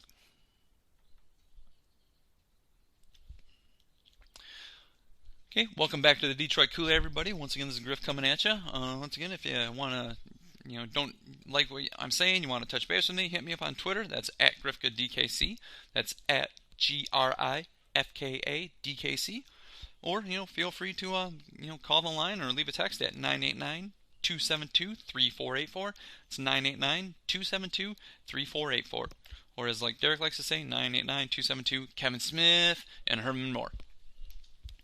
So, what I want to talk about today was obviously training camp's underway. We're getting really close to the season, and just from what I've been reading and hearing, there's been a number of guys that have been having a really good camp. And that's always great to hear, especially with the way the off season has ran with no OTAs, very few chances to get together as a team. It's nice to hear that these guys, mainly important guys, are having a good camp. And once again, I mean, this is all preseason games, so we're just kind of, I don't want to say lack of a better term, you guys you're kind of beating up on your own team. So I know I mentioned this on a previous show. Does that speak more for our team or how good the player is doing right at this point? So first guy I want to talk about, once again, everybody's heard it, everybody's kind of seen the videos. Matt Stafford's out there. He's having a really good camp. That's really nice to hear. He's the wily veteran. I mean, he knows what he's doing out there. But some of those throws that I'm seeing that out there on Twitter, that I'm seeing videos on Facebook, and it's nice to see he's got that nice touch. And I realize once again it's just practice. Nobody's really bearing down on him. The defensive backfield who he's thrown against, I mean, they are trying, but still, I mean, it's one of those things that it's nice to see that he has that touch. He's knowing the offense and really comfortable with this offense. That's got to be big for the team. Once again, Matt Stafford, he's got to stay upright all year, and I think he's able to, he's going to be able to put up, good stats in this offense, especially with, if the running backs can stay healthy. Him having a good camp, then once again leading the way, can only help the team in the long run. So it's really good to hear that he's not struggling with, any nagging injuries, anything like that. Everything's been here. Everything is, good for Matt Stafford so far. The next guy I wanted to touch base on was Marvin Jones. Marvin Jones, and once again, seeing that he's been kind of indefensible at points there in preseason. Once again, it is a contract year for him, and everybody's heard how I feel about players in contract years. They're always going to try a little harder, even if the Lions aren't looking to re-sign him. He's trying to put up some numbers to be able to go out and, gather a nice contract, from, if not the Lions, then another team. He's one of those guys. I mean, if he wants to stick around, I mean, I know Derek's always says about me that I just want to throw big money on anybody. But no, I do realize Marvin Jones' age, how long he's been around. I'm not looking to give this guy, say, some 5-year deal or anything like that. A couple-year deal, bringing him back if he has a good year, I'm fine with that. But once again, depending on what wide receivers are out there on the market, what the draft looks like, who needs what. Some team may be willing to overpay a little more than what they're looking for, but right now Marvin Jones he's having a really good training camp, and he's doing what he should be doing. Once again, wily veteran, knows what he's doing, leading by example. There's a lot of young wide receivers in camp, and he's out there showing them the way, what needs to be done, and it's nice to see that. I don't want to say just kind of going through the motions, but yeah, he's getting his body ready, getting ready for the season, looking to have a nice strong year out of Marvin Jones this year. Another guy, this one, I know I bag on the guy an awful lot, and that's Taylor Decker.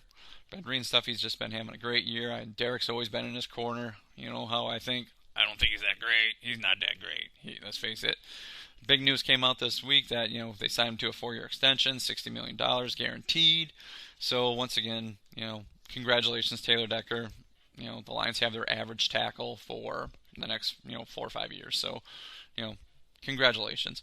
You're an average player, but, I hear you're having a good camp. Maybe this is where you become that stalwart that we're all looking for, that, maybe not, like Derek likes to say, if he's not in the Hall of Fame, I think he sucks. No, I think he's average. Maybe this is the part where it becomes maybe that he gets mentioned as a Pro Bowler. And everybody knows how I feel about the Pro Bowl. I always think it's one of those things, just kind of a popularity contest. But, I mean, even your alternates, down the road, I don't want to say those guys are the popular guys, per se. I mean, they're guys that are like, oh, maybe they, they're having a good year, they should be mentioned. But it just seems like Taylor Decker's not even mentioned with the alternates. So maybe this year he can get mentioned as an alternate for the Pro Bowl, and I'll be like, okay, yeah, I'm seeing it. And I know Derek always bags on me. You don't just watch him. You only see his bad plays if you watch the whole tape and blah, blah, blah. Come on, let's face it, guys. He's completely average, and the Lions just gave him a whole bunch of money to stick around. But he is having a good camp.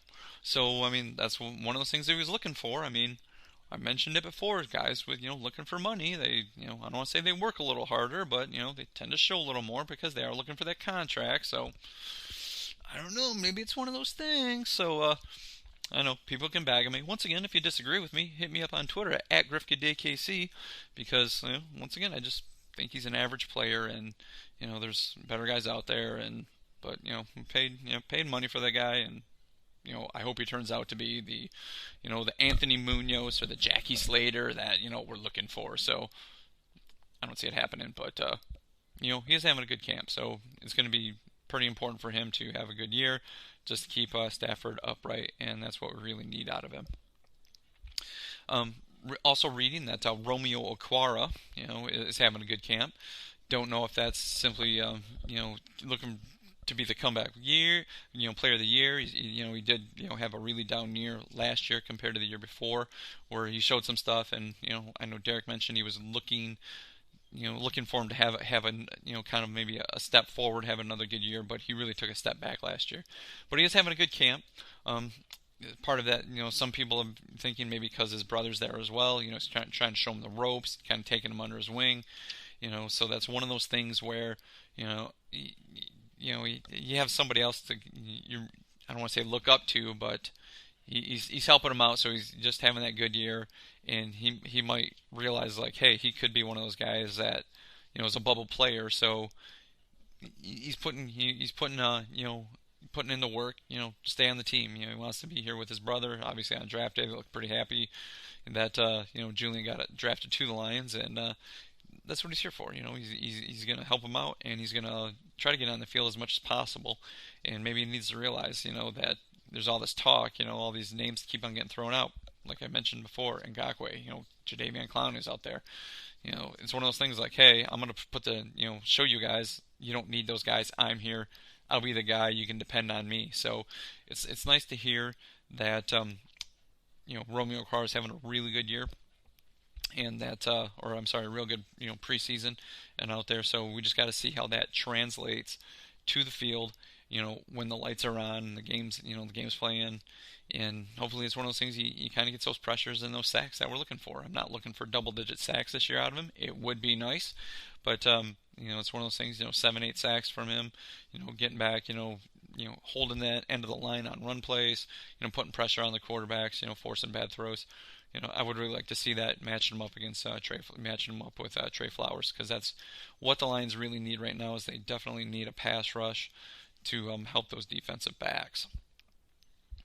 Yeah. Speaking of the defensive backs, hearing that AO, Amari Oruwariye is having a good camp. Obviously, I don't want to say they lit a fire under him a little bit by taking Okudah, with the third pick, but been reading things, seeing things that Oruwariye's been holding his own. He's actually been outperforming Okudah.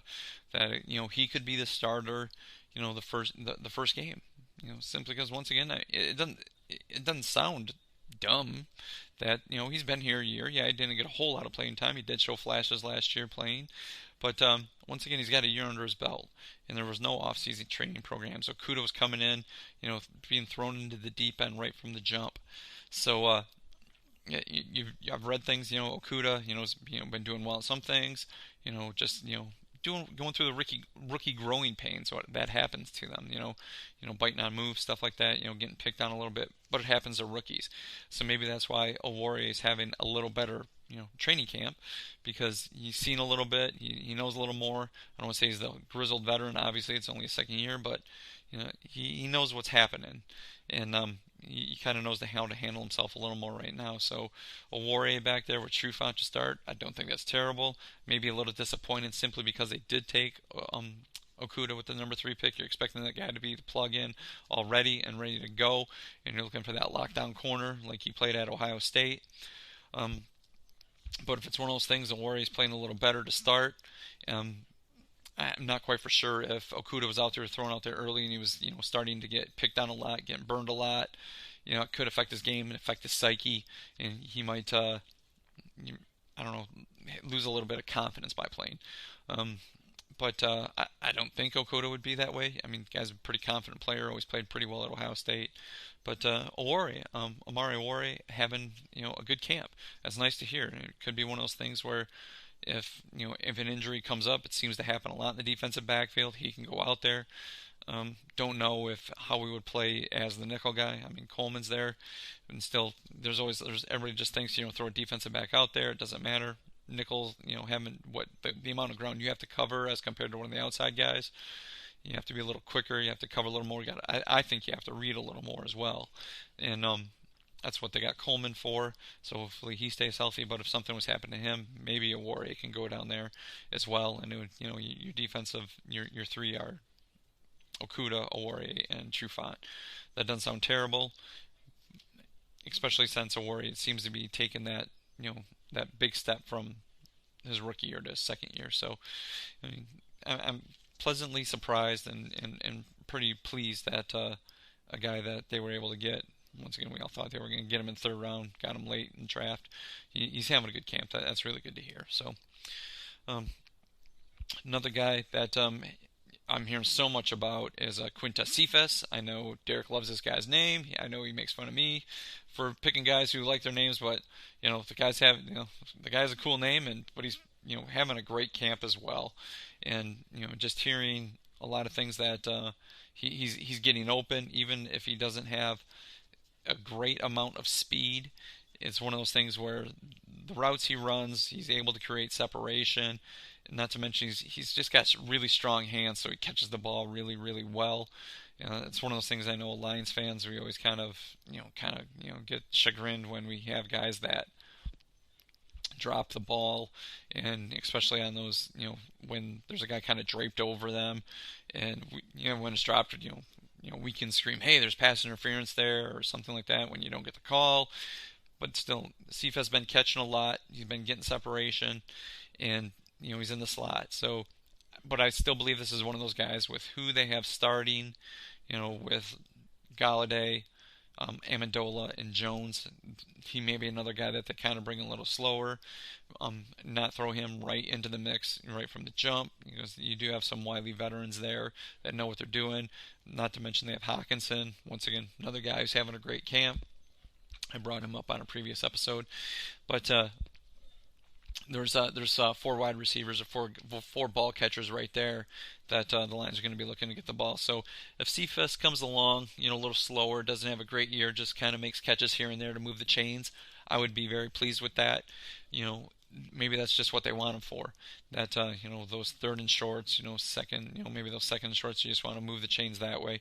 Bring him in there, have him get the tough catch. He's able to create a little bit of separation and move the chains that way. You don't always have to be a speedster, running the go route and running by people to be an effective, wide receiver.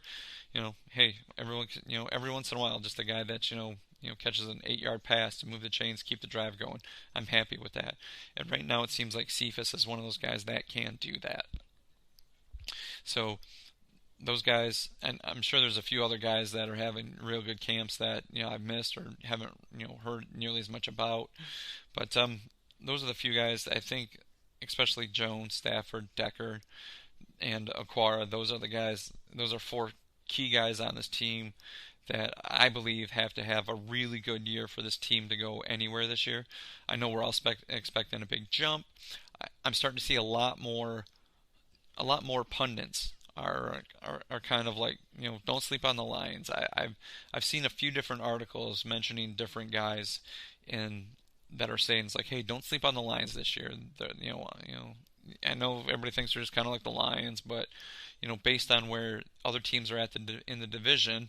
And once again, I was reading these articles before Minnesota got Ngakoue. But there was one of those things where they're just like, hey, don't sleep on these guys. These guys are going to be better than what you think. And still, there's still plenty of other guys out there. Colin Cowherd. I saw him. He had the Lions at 5-11. I mean, this team is better than 5 wins. Come on, it is. It just is. I realize they have a tough schedule, but still they are. But these guys are putting in the work at training camp. I know me and Derek, we're going to run through, break down every game like we always do.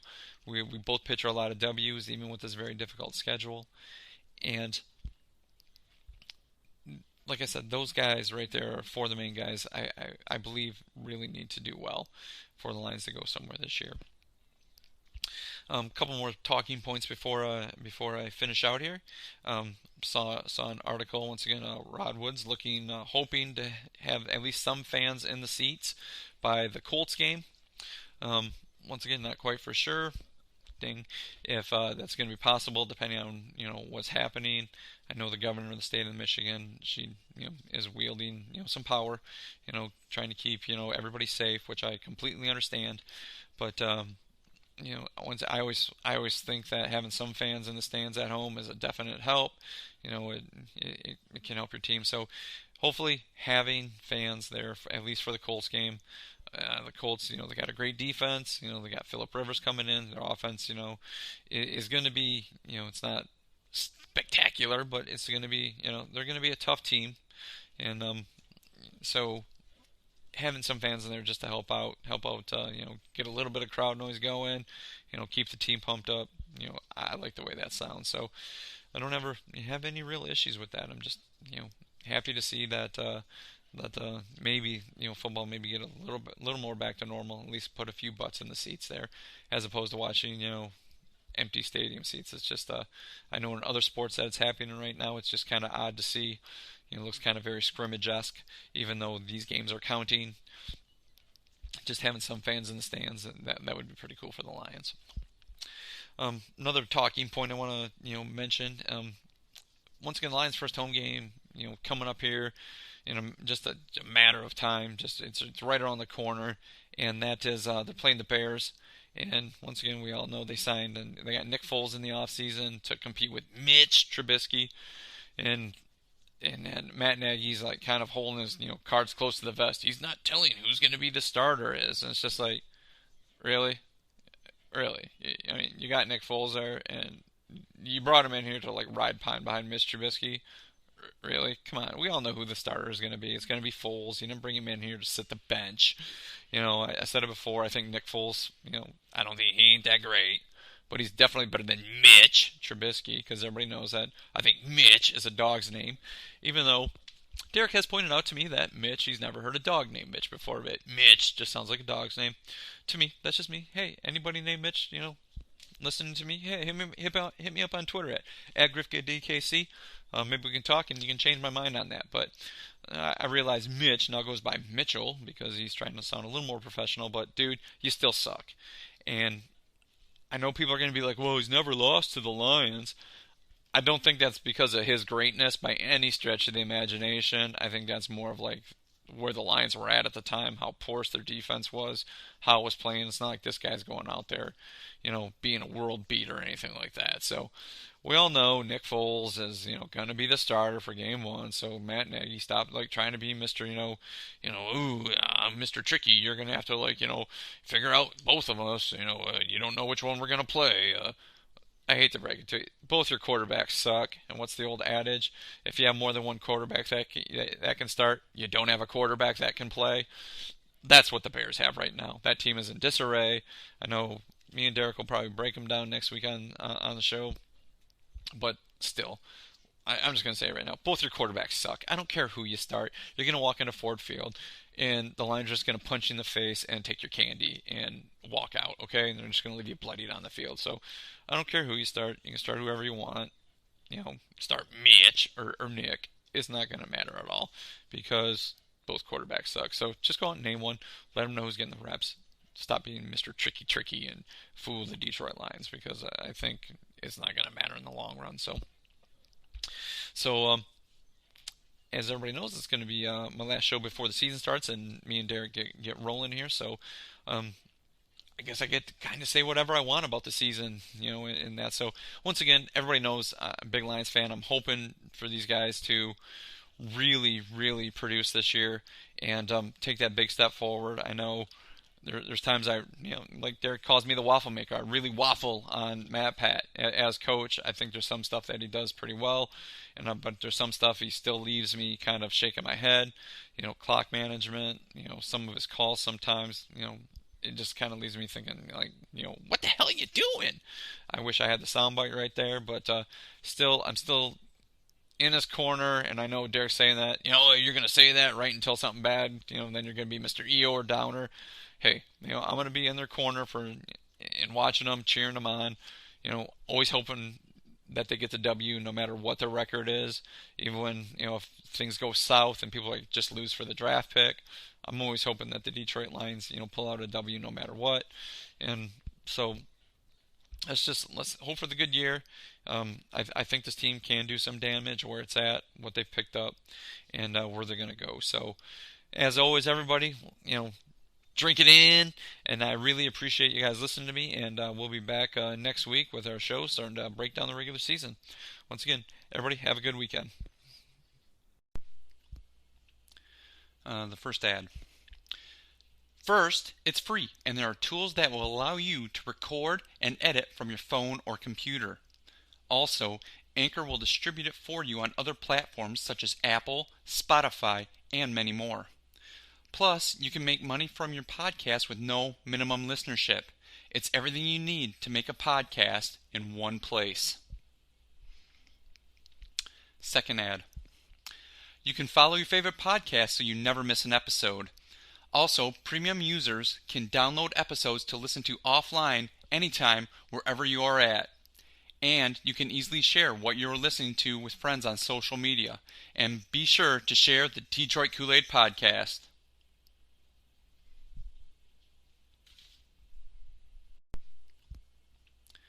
The first ad. First, it's free, and there are tools that will allow you to record and edit from your phone or computer. Also, Anchor will distribute it for you on other platforms such as Apple, Spotify, and many more. Plus, you can make money from your podcast with no minimum listenership. It's everything you need to make a podcast in one place. Second ad. You can follow your favorite podcast so you never miss an episode. Also, premium users can download episodes to listen to offline anytime wherever you are at. And you can easily share what you're listening to with friends on social media. And be sure to share the Detroit Koolaid Podcast.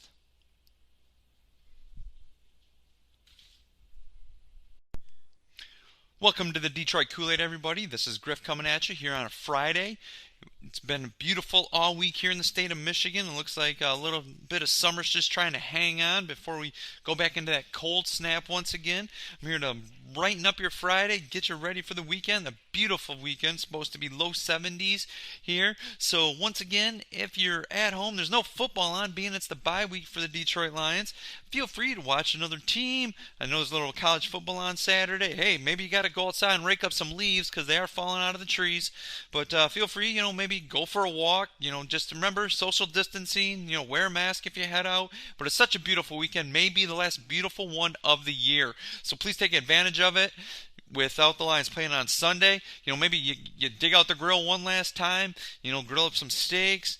That way you don't have to worry about checking them, watching the game and stuff like that. Oh my gosh, it's supposed to be so beautiful. So once again, everybody, TGIF. Thank God it's Friday. So, like I mentioned before, it is the bye week, and a lot of things, can happen during a bye week. Sometimes teams tend to get rid of coaches. That happens every once in a while. We all saw earlier the Texans did get rid of Bill O'Brien, putting him out there on the market, and all of a sudden his name's getting thrown around here for the Detroit Lions. But generally, teams use it to just kind of take a step back, get a little healthy, assess where they're at. Justin Coleman will be eligible to come back after the bye week, and once again, we all know the Detroit defensive backfield could use him. So getting him back will definitely be a help. I know the team and the coaches are looking to see where they can improve, what they need to improve on. It might be something I talk about a little later here on this show, what the team could improve on. So I know you're all looking forward to that as well. But it also gives the fans a kind of, a chance to, take a step back, kind of reassess their fandom, how they feel about the season, especially coming off that New Orleans loss. I'm sure Derek covered it, and I'm sure Derek, covered it for you, and, talking about it on the Wednesday show. So I just want to touch base on it. Once again, fast start, had a little bit of hope, and then they, I guess the Saints decide they want to show up and play, and rattled off 35 unanswered points. It was just once again another tough one to watch.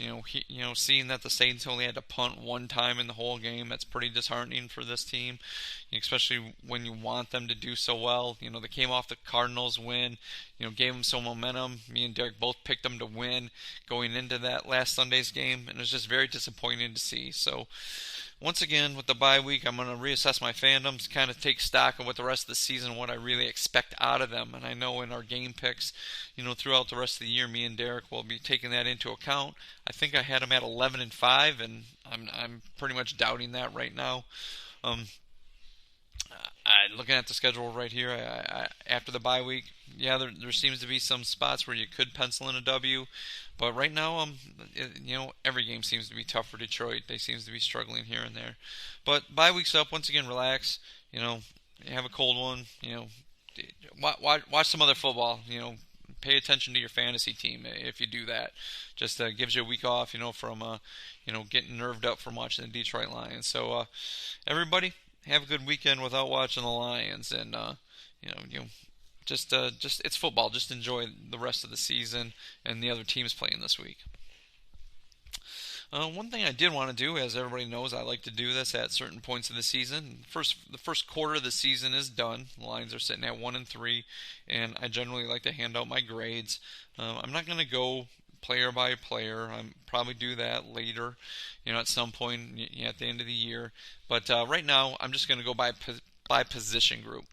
I think when I did my previews earlier and I matched them up against the other teams in the division, where each position group ranked, I thought the Lions would be a little better at certain areas. Some spots I kind of I thought this is where they would be, but I'm kind of disappointed after the first 4 games at some of these position groups, as all of you are. But once again, there's probably some positives coming out of it as well. I know Derek tends to, state some PFF numbers, and there's certain players having good years here and there. offensive line, Taylor Decker, I don't like to tout him. I still think he's completely average.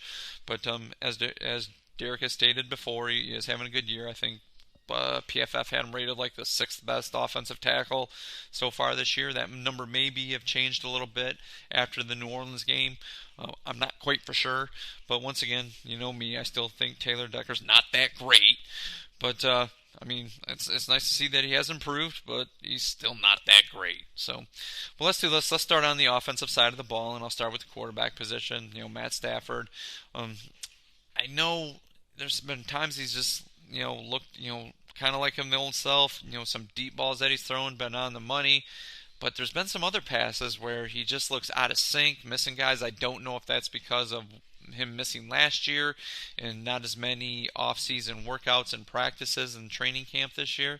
But still, there's sometimes he's just missing wide open wide receivers, overthrowing guys. Maybe some of his passes, he's lost a little bit of touch. Early in his career, he always seemed to just be looking to gun the ball no matter how far the wide receiver or running back was away from him. He didn't have as much touch, but the last few years he seemed to have found that some, but he seemed not to have that nearly as much as he did last year. Some of his decision making, I know we can all point back to the interception he threw against Chicago, the interception he threw against New Orleans in the end zone when he tried to hit T.J. Hawkinson. It kind of leaves you scratching your head. There's a few other ones where the defense has dropped the ball that's hit him in the hands. But still, I mean, there's points where he does kind of look like his old self. I guess the Chicago game leaned him back down. We all know if Swift, hit the ball hits Swift right in the hands. He catches that, falls in the end zone. We win that game. But once again, there's points where he just looks out of sync. So this year with, the quarterback position, so far at the quarter pole, I'm going to give Matt Stafford a C. I don't think he has that swag like he used to have. I just don't know if he's just a little run down, a little tired. He just seems a little bit out of sync.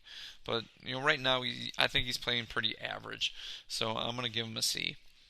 The running back position, everything's Adrian Peterson, Kerryon Johnson, and Swift. This position group's kind of boggling my mind right now. It seems like, they really want to focus on Peterson, and he'll have a great game. Last game against the Saints, I believe he had 11 carries for like 36 yards, something like that. He averaged somewhere around 3 yards a carry, which, as we all know in the pro game, ain't that great. But still, Kerryon Johnson hasn't done a whole lot. DeAndre Swift shows flashes here.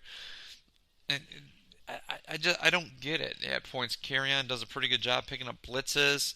Peterson runs hard. I still think he runs better with a fullback in front of him, and it seems like they're not doing that nearly as much, just trying to get the three wide receiver sets out there. And Swift, there's games he has, he's on the field for 6 plays, and it seems like he played a little more last game against the Saints. But still, this run game isn't where we expected it to be with the signing of Adrian Peterson and with a healthy Kerryon Johnson, with taking DeAndre Swift in the second round. We thought this run game would be better than what it has been. Right now, I'm going to give him probably about a C-. I know some people might think it's a little more because what Adrian Peterson has done, but still, I mean, it hasn't. He has his hit or miss games. I mean, he looked great the first game against Chicago, and then there's other games like last week against the Saints. I mean, the Saints have a pretty good run defense, but still, averaging 3 yards a carry. That's really hit or miss, up or down. I'm going to go with a C- for the running back position right now. Wide receiver group, I'm going to include the tight ends on this one as well. It's another group that seems to have a lot of talent there. The core definitely improved with Golladay coming back. They do look a little better at times, but still there's times they have had some drops, and it seems like they've haven't been on the same page on some of the routes with Matt Stafford. Once again, I don't know if that's because of the lack of off-season workouts or if they're just a little out of sync. But overall, I still probably think this is obviously the best position group on the offense so far, talent-wise, and I think they've produced a little more. I'm going to probably go with something a little higher and say maybe a B-. Galladay's obviously produced. Marvin Jones hasn't really done a lot yet. Amendola, he's pretty much that wily veteran doing what he does. Hawkinson has shown flashes here and there. It seemed like against New Orleans they tried to force feed him the ball a little more. Jesse James was there for Cardinals game, and once again, he's on the run again, and nobody's seen him. The outlaw is out of town. He hightailed it out of town into the sunset. He hasn't been seen since. But still, with the rest of the talent on this album, with who's produced what, I'm going to give these guys a B- so far. Offensive line, as I mentioned before, Taylor Decker's having a good year. I know, Derek, you can point to that, and you can say, look, see, Mike, he's great. It's a good thing we signed him when we did. It's 4 games into the season. Maybe he is producing a little better, but he's still completely average to me. He's still Jeff Backus to me. Jeff Backus had stretches where he did the exact same thing, where he would have really good games, and then he would just kind of fall off again. He's just average, and Taylor Decker's the same to me.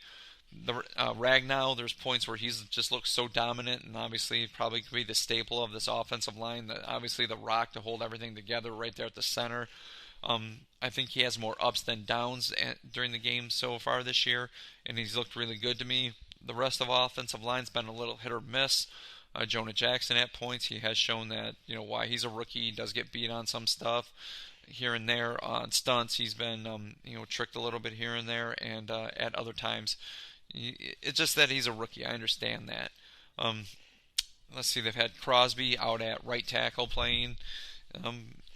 Crosby, that guy that we thought would hope at some point would progress into be a good swing tackle. Somebody could play, maybe even take over for Rick Wagner when they released him. I don't think that guy's shown very much at all. He's shown exactly what, he is. I don't even think he's average. I mean, saying that he's not that great, even not that great, throwing the word great in there is even an overstatement. He's terrible. He's another guy. He gets beat a lot. He needs help and need a lot of help out there. They bumped Hal Vaitai down to guard after Joe Dahl got hurt. Maybe it's, I think he's played okay so far.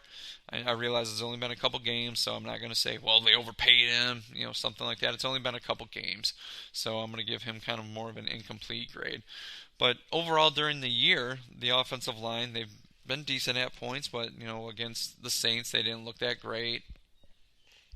And it's one of those things that I'm just hoping they gel, and maybe they get Joe Dahl back so they can put Vaitai out at right tackle, what they were looking to do, and they can go from there. But right now, with the offensive line where they're at, I mean, there's points where the lines are throwing up numbers, and the running backs are finding, some holes and some gaps. I'm just going to give these guys a C right now, and I'm hoping they progress a little more. But there's points where they look good, and there's points where it's still where it seems to be like Stafford's part of a, he just comes under pressure way too quickly. So let's see for the offensive line. On the defensive line, let's go to defensive line. This one, I'm going to give, I think I'm being generous by giving them a D. They haven't stopped the run. Danny Shelton has a flash here and there. Nick Williams boasting how they wanted to flip the script here in Detroit. That guy's done absolutely nothing. I realize he was hurt one game. Trey Flowers shows up here and there. He has a splash play every now and again. Still, I don't think he's making that money in that contract he wants. The other end, Aquara and whoever they put out there. Romeo Aquara had, I think he had a sack in the Cardinals, and he had a pressure against the Saints where Drew Brees was able to shake it off and throw for a first down. Other than that, it just seems like there's nothing out of that defensive line. I mean, it seems they're really struggling to stop the run. I don't know if there's gap sound or whatever, but they seem to be getting pushed around an awful lot on that defensive line. Once again, I think a D. Some people may even think that's even too high for them, but that's what I'm going with right now. The linebacking core. Here's another thing that's been very disappointing. Jamie Collins, look, the first game, we all know what happened there.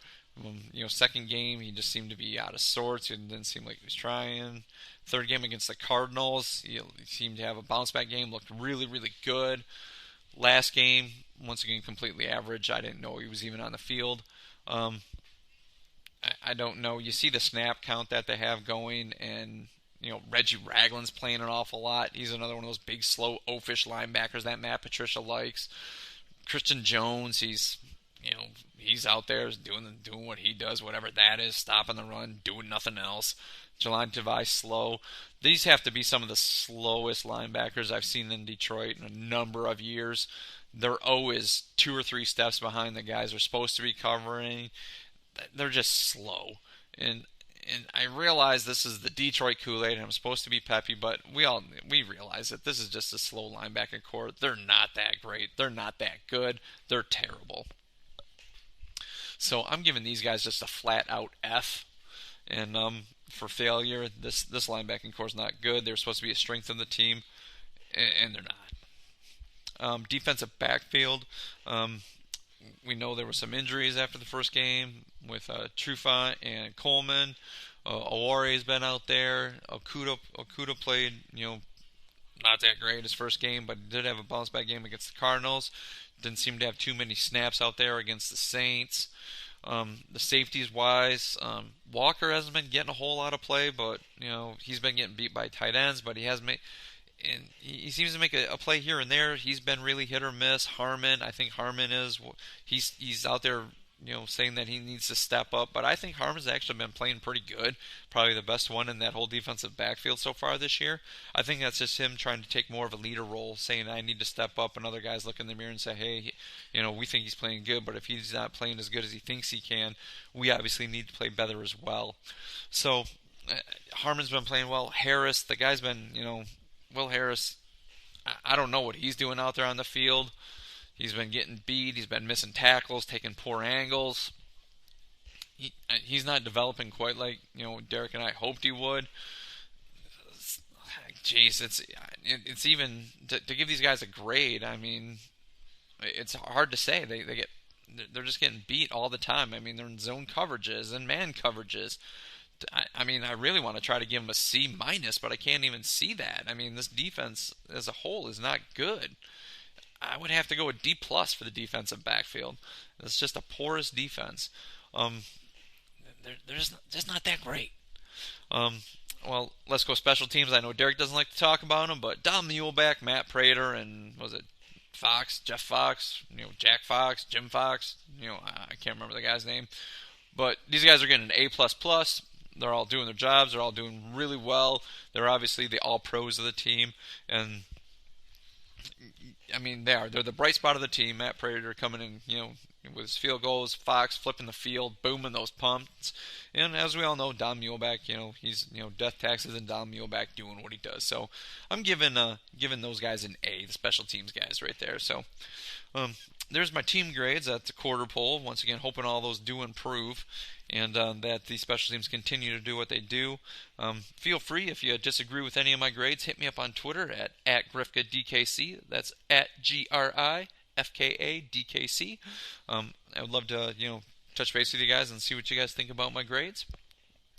And go from there. Or feel free to call in to the number or text at 989-272-3484. Once again, 989-272-3484. We all know what time it is. It's time to take a pause for the cause and pay some bills. I'll be right back after this and touch base with the last thing I want to talk about.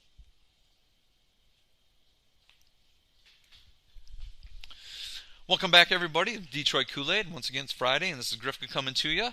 Once again, if you like what you hear, hit subscribe. Tell your friends, give us a listen. Our podcast, mine and Derek's, are working at it, and it's slowly growing. And Derek's doing a great job, getting on the pub out there. And he has the other podcast, his Believe in Lines podcast with Benny Blades. Give that a listen. It's really enjoyable to listen to. And listen to Benny Blades talk and break down lines as well.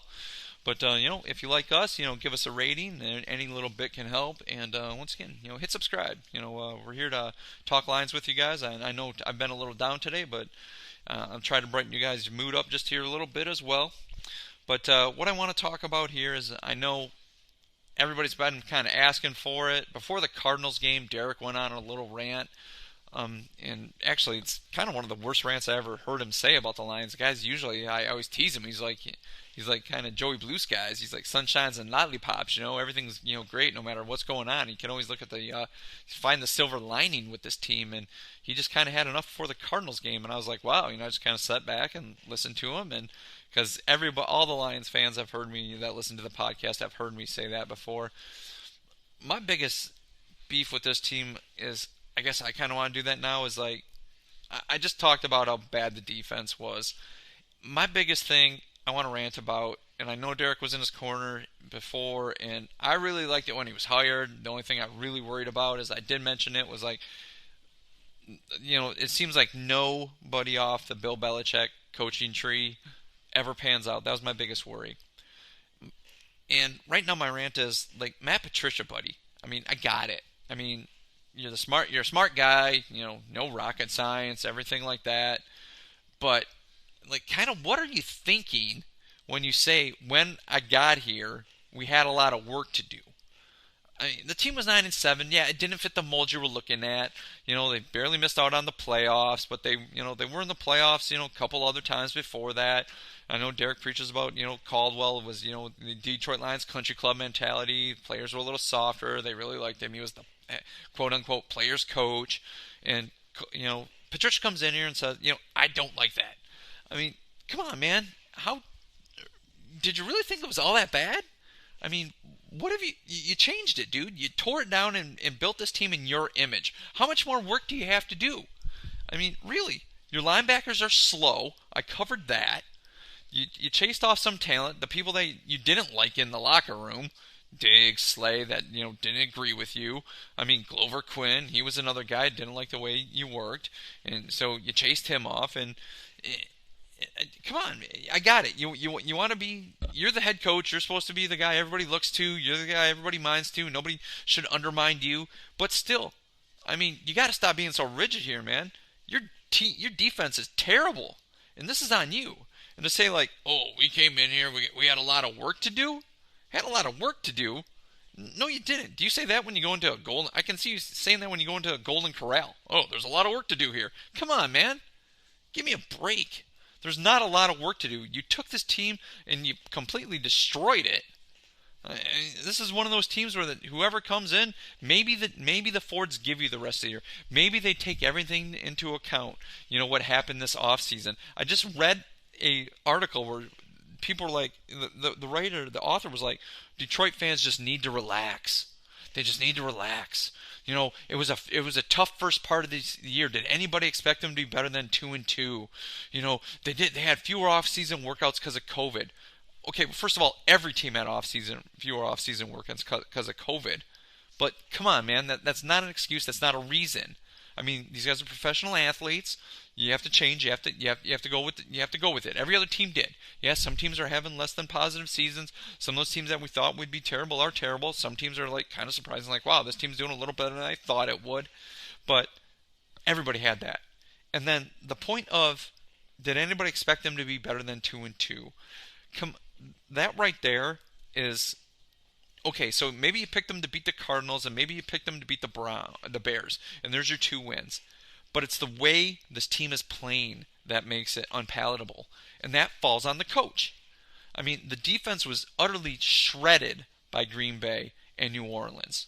It was shredded. Yep, they applied some pressure and got in Kyler Murray's face, in his head, caused some turnovers, and they pulled out a W.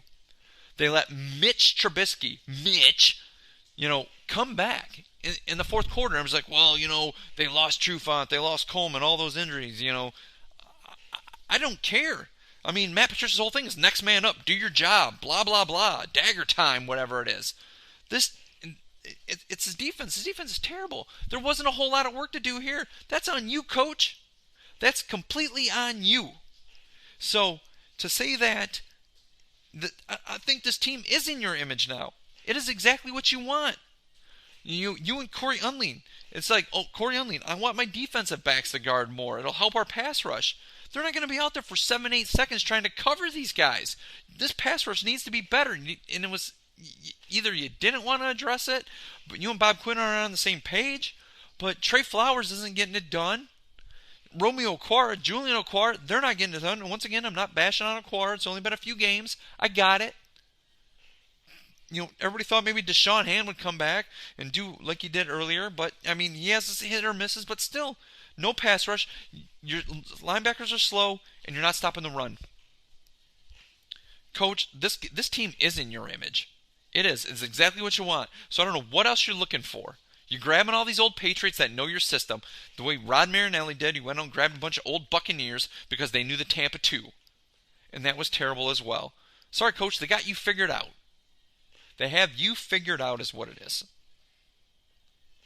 So what you need to do in this bye week is figure out what you are doing wrong. Not your players. Everybody's like, well, they don't go out there and guard. They don't go out there and cover. They don't go out there and do this. It doesn't matter. You're the coach. You got to put the best players on the field. You got to put them in the position to do it. That's what you need to do. And right now, it seems like you got a team that is deaf-toned. You're talking, and they're just there to get their paycheck. They're showing up at the pay window on Tuesday, grabbing their checks. And they don't want to hear you, Matt Patricia. I think you've lost this team. That's what it is. They just seem so lifeless.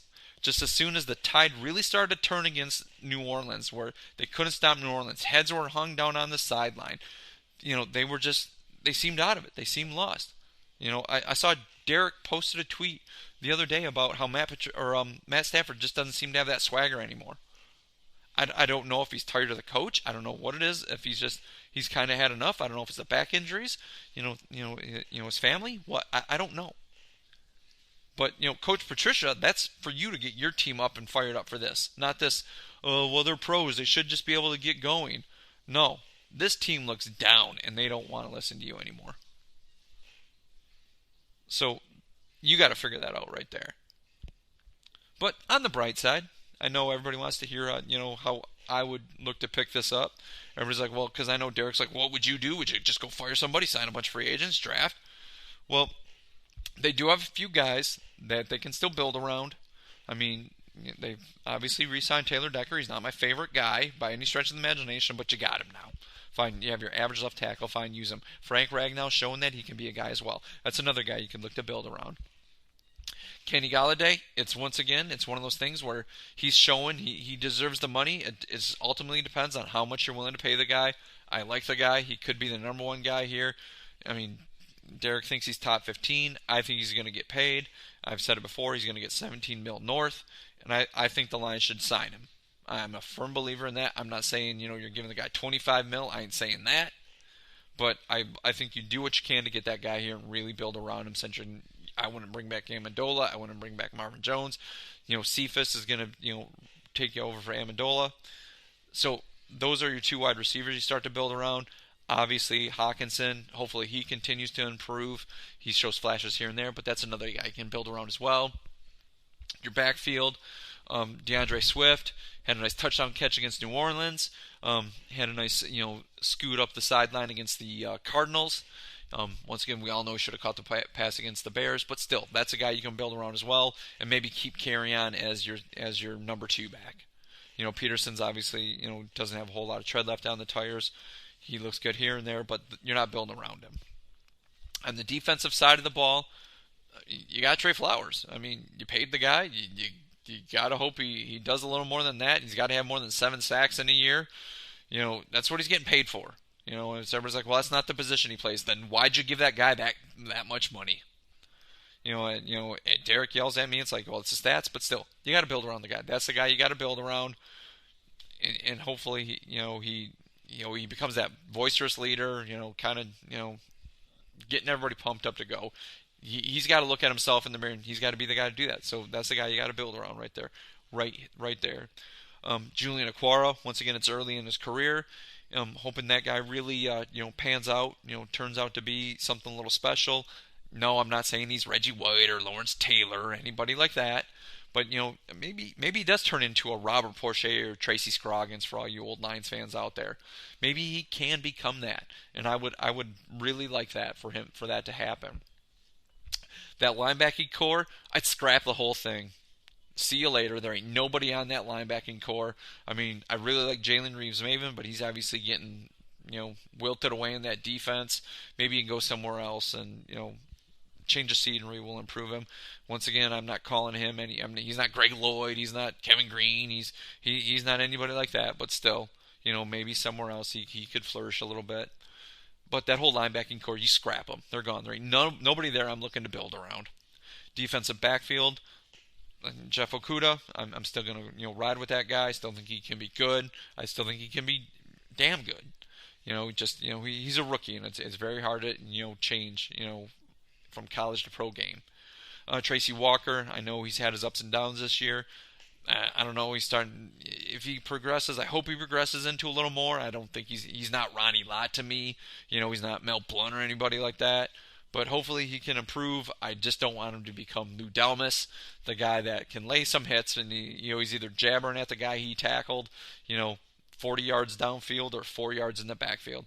But I do believe Tracy Walker can become a key cog of this defense as well. And Owarie, I would still use that guy. I think he can be turn into something as well, be a good number 2 cornerback on a team. I don't see him as a lockdown top flight guy. He's obviously not reminding anybody of Dre Bly or Darius Slay or anything like that right now. But I think he could become somebody. He could become like a Ray Crockett on this team. Once again, for all you Lions fans, maybe old school, maybe you'd like a Ray Crockett or somebody like that. So those are the 3 guys in the defensive backfield that you could build around as well. And obviously you keep Fox, the punter. I mean, he's there. And Don Muhlbach, obviously he's going to be there forever as well. Once again, I'm just joking about Don Muhlbach. Obviously, he's almost done as well. But still, there are a few bright spots on this team. And if it's Matt Patricia, if you can find it, to turn this thing around, or if it's a new coach, there's not a complete scrap heap left here. This whole team isn't a dumpster fire. There's some good players here.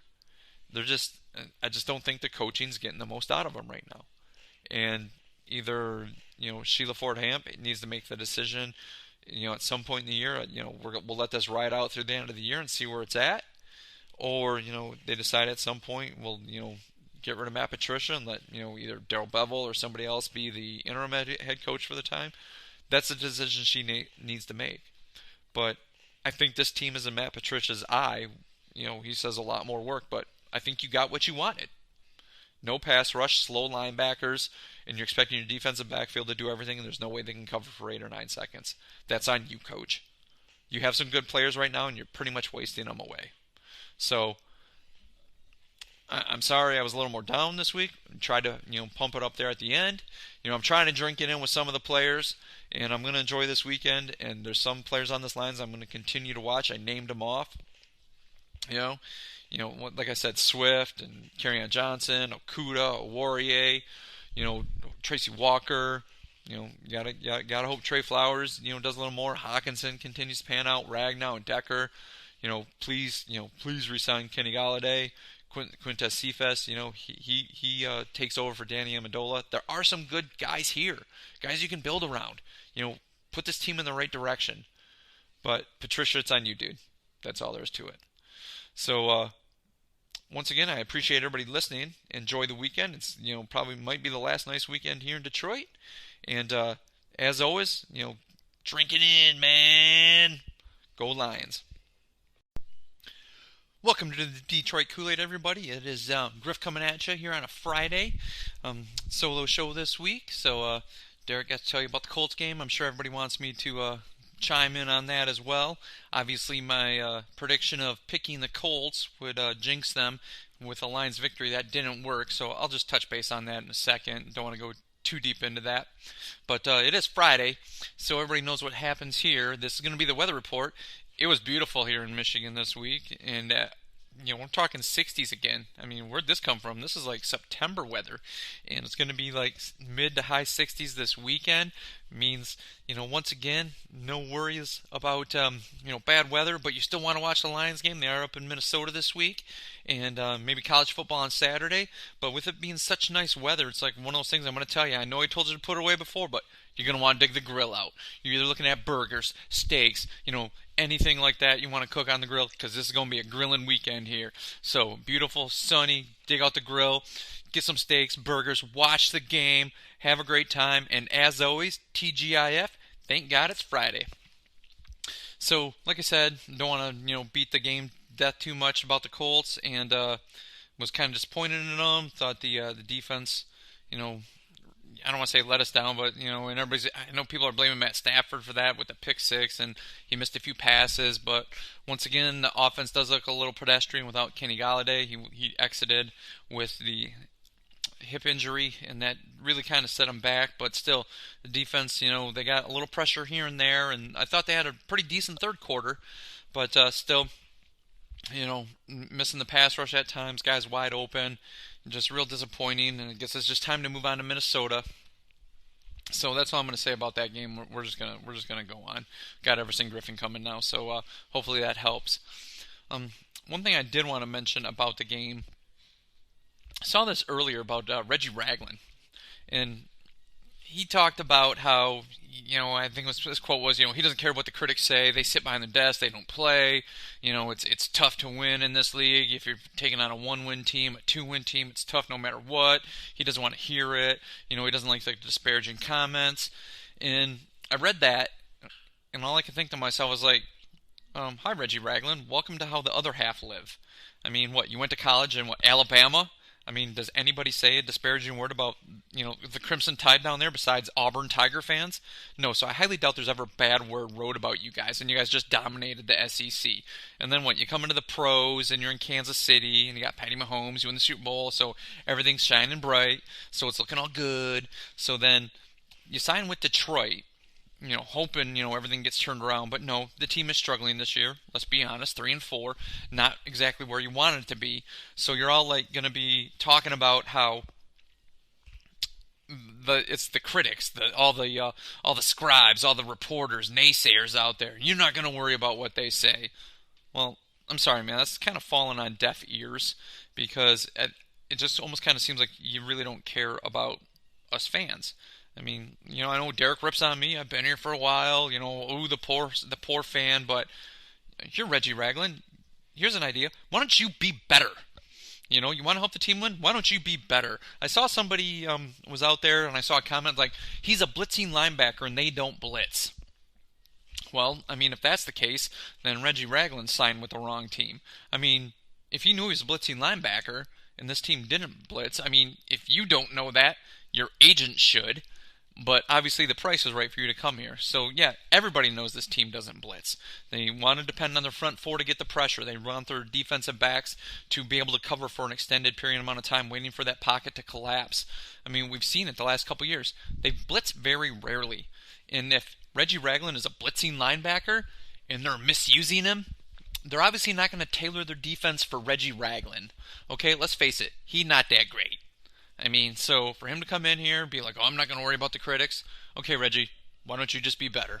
I mean, I saw you, your backside a few times as you're chasing guys down on Saturday. I've seen that a few other times as well. So how about, you just not worry about the critics. You show up at the pay window on Tuesday, grab your paycheck, and I'm sure you're pretty happy with your performance. But, yeah, don't worry about the critics because, they've never played in the league, even though there's guys I hear commentators on all the time, guys that used to play, talk about, where the team is at. And the worst part about it is, I mean, with Atlanta, there was some of the pundits were starting to like, hey, Detroit still has a chance, look at this game, this Colts game. And then the defense really fell on its face again. I mean, yeah, there was a pick six, but still, they gave up some points. It's not like, it was the pick six and the Lions lost 7-0. It was, that defense was, on the field a lot. So, Reggie, why don't you pump the brakes, try to be a little more humble, with the Lions fans and the critics. Here's an idea. You know how you don't get, lamb-basted in the media and by fans? Win. There you go. Win. So, you came here. I don't know what you were expected. You obviously played in college. You were on a dominant team that didn't have a whole lot of naysayers down there. You probably didn't have to read a whole lot of bad headlines there. You were in Kansas City. It was a good team there. So you probably didn't have to read a whole lot there. So you come to Detroit. Realize what you're stepping into. So that soundbite, whatever you're saying, just makes you sound tone deaf to the people that are here. Okay? A lot of people complain about Matt Stafford doesn't have to fire. Matt Stafford once again said, blame this one on me. I'll take it. And yeah, Stafford didn't have the greatest game of all. He did throw the pick six, but still. I mean, he knows what the fans are looking for here. And he has a lot of people doubting him here. A lot of people want to show him the door. But still, he knows how to be humble. He knows what to do. Why don't you take a little note from him there, Reggie Ragland, as opposed to just being your mediocre linebacker self. So, good talk, though, man. Yeah, way to show up. Another guy that a lot of people had some hopes for going into the season, and ultimately cut simply because of the running back room, and that's Bo Scarborough. He was activated to the team, Lions cut him after they signed Jonathan Williams from the Redskins. I mean, a lot of people thought they did that because he played for the Colts and he might be able to give them a little bit of an edge on what the team was looking to do, something like that. But still, I remember in the preseason, I asked around. I remember when Logan was on the call, on the podcast with us, and Derek, I posed the question, was Bo Scarborough guaranteed a spot? And I realized that was before the Lions had signed Adrian Peterson, but still, there was a spot. I think we were even having him at the fourth running back position, at the number 4 running back. But obviously the Lions feel that they have other running backs who can fill his need. Maybe he has pretty much the same skill set that Adrian Peterson has, and obviously Adrian Peterson, even though he's getting there a little long in the tooth, he's still producing some numbers, and he's obviously doing what Bo Scarborough can do. So, and he's obviously so much better than Bo Scarborough. So, Bo, I mean, you did some nice stuff for us. It's, you put up some decent stats. You kind of gave fans here a glimmer. I don't know if you'll be on the speed dial in case one of the running backs get hurt or injured, or if Jonathan Williams, they just kept him around for the few, I don't know, a few sound bites or a few insights to what the Colts may do on offense. But Bo Scarborough, I wouldn't mind seeing you back in a jersey at some point here with the Lions, because I thought you did pretty decent, and I liked what your skill set. You were a hard runner. You ran upright. You could run over some people, and that's one of the things that I think the Lions always kind of need.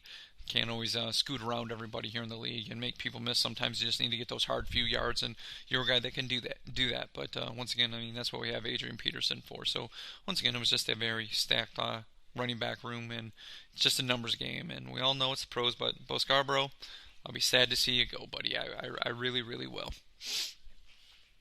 Now, before I really get into breaking down where we'll be with the Vikings game here, just want to talk about Everson Griffin and Adrian Peterson. And I know Derek wants me like, Adrian Peterson, but he does it so much better than me. So, Derek, that's for you. There you go. Like I said on a prior show, and I know Derek's right on a couple of his tweets as well. The Everson Griffin tweet about he's happy to come to Detroit. Let's get started. Let's get going.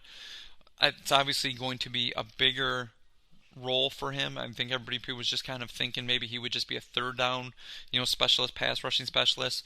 But now with Trey Flowers, put on the IR, I mean, Everson Griffin, I think more stuff's going to have to fall on him now. It would have been nice to see those bookend guys. Flowers was, starting to produce, starting to, have a splash play here and there, starting to get some pressure on it, making some nice plays. But with him injured, I think this falls, once again, we're kind of back in the boat where we were. We have one defensive end, and Romeo Okwara has been doing better, but I don't know if that's the guy you really want to pin all your hopes on. So, us Lions fans here, and I know after the Griffin trade, we were all stoked for it. But a lot's going to fall on him, and I know he's going to be really stoked to go to his prior team, especially with, up in Minnesota, where he just wreaked havoc on Matt Stafford. It always seemed like he was in the backfield. If you double-teamed him, somebody on the other end, Danielle Hunter, whoever was on the other end, I think Jared Allen was up there for, near the end of his career when Everson Griffin got up there. You couldn't double team one, or you have to, keep a max protection in, but still, Everson Griffin always seemed to be in the backfield, making plays, breaking up running plays. So hopefully he's got some of that left in the tank. I know that's what the Lions are, banking on, that he has that. He's got that motor. They're trying to, squeeze every last drop of football out of him, and with him, starting the first game back up in Minnesota, I'm sure his blood's going to be ramped for it, and he's going to be hyped to do it.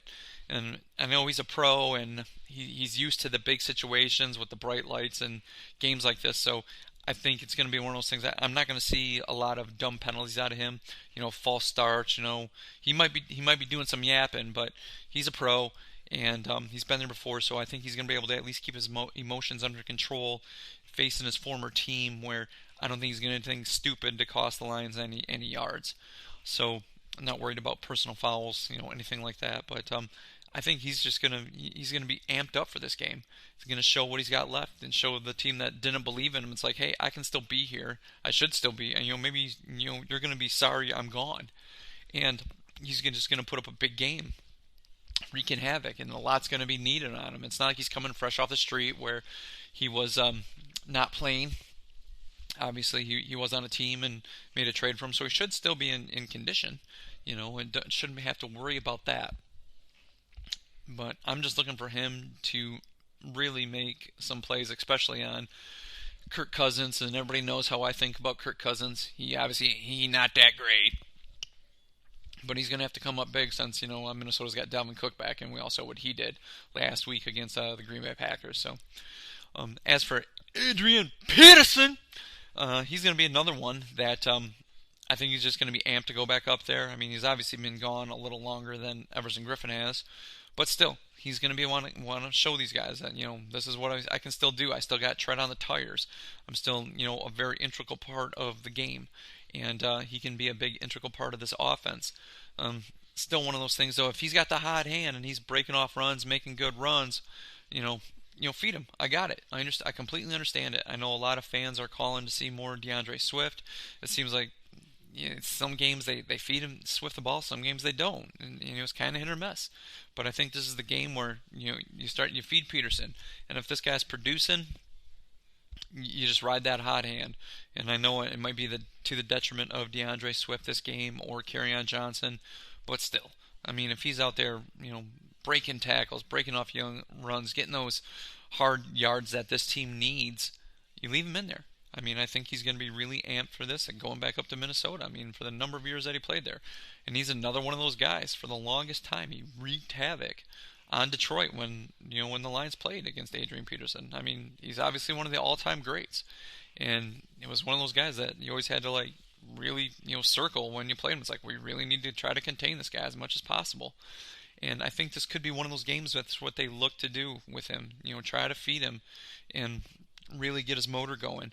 And I believe Adrian Peterson's one of those running backs that the more carries you give him, the more froth they get going, the more they're amped up to get the ball and, break those tackles and bust off those runs. I really feel Adrian Peterson's still that running back. He can still do that.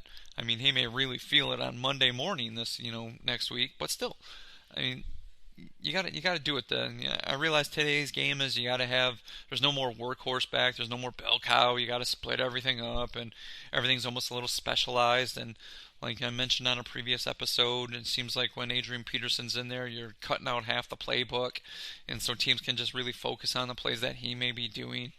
But still, I mean, it's one of those things. If the team knows, okay, he's in there, he's not going to catch a ball out of the backfield, or it might not be a passing down since he's not the best pass blocker. Okay, he can really focus on the run. That would be, his opportunity to show what he's got. And they mentioned it before on a previous episode that he likes running behind a fullback, but the Lions seem to be doing a lot more, obviously a lot of 3 wideout sets where they don't have the fullback in there, and he's trying to pick and choose his own hole. And some games it works, and some days it doesn't. But he's got to be the guy. You just got to really feed him. Get him the ball, get him going. Let's see what he can do. Really help us control the clock and keep Dalvin Cook off the field. And I'm not worried. I mean, Kirk Cousins threw up some numbers against the Lions last year in a couple games, and everybody's like, "Oh, look at his stats." But once again, I always say it. There's a reason why Washington never gave him a big contract. His first year in Minnesota, he wasn't that great. Last year, he found a little bit, and he was, something a little special. But still, I think that's more of an anomaly than what Kirk Cousins really is. I believe he's just a very average to below average quarterback, game manager, and somebody you can take advantage of. So I think with them having Dalvin Cook back, they're going to really need to feed Adrian Peterson. And I think it's got to be a big game for both Everson Griffin and Adrian Peterson this Sunday for the Lions to be able to go in Minnesota and maybe steal a victory. So looking at that, hoping that they they really come through big, and that Darrell Bevell realizes that. I believe he does. Corey Unling, I believe he realizes that as well. He just can't use Everson Griffin as your straight third down back and leave your defensive ends as Deshaun Hand, Romeo Okwara, or whoever else they might bring up. Put Griffin out there. The guy's probably in game shape. Let him play. He knows what this team can do. And let's face it, I still believe Minnesota's offensive line ain't that great. And we all know Rick Wagner. He was here in Detroit. He ain't that great. So you can go out there. Get your stats, Everson Griffin, Adrian Peterson. Go out there, get your stats. Have a big game against your former club. So let's do this. We got Minnesota here, and up in Minnesota, it seemed like a little bit, of the shine has gone off the season a little bit with the disappointing loss to the Colts. There was a lot of high hopes. I know me and Derek, once again, were both back out drinking the Kool-Aid. Still trying to drink the Kool-Aid. Obviously, the playoffs are still within sight. The next few games they got coming up. Minnesota went up to Green Bay and, put up a lot of points there. Still, their defense, held Rodgers in check for a little bit, but he still got his.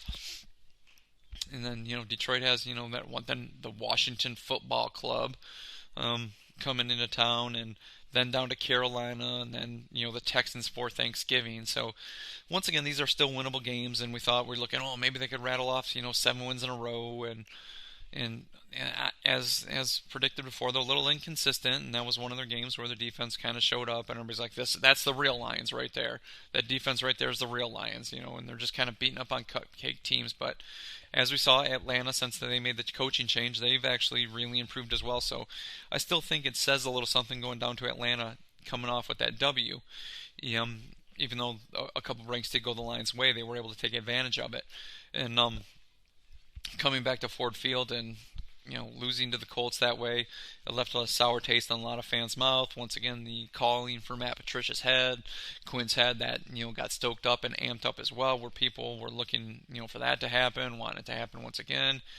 So Pat, you want those calls to go away. Just you have to go out and win, and once again get back on the horse. Up here in Minnesota this week. I know once again before the season started, I broke down the teams, and I thought Minnesota's running game, obviously with Dalvin Cook, I believe it was superior to the Lions game, Lions running back game. I've said it before, Dalvin Cook gets his yards because he's Dalvin Cook. That offensive line in Minnesota ain't that great. There's a lot of average guys up there.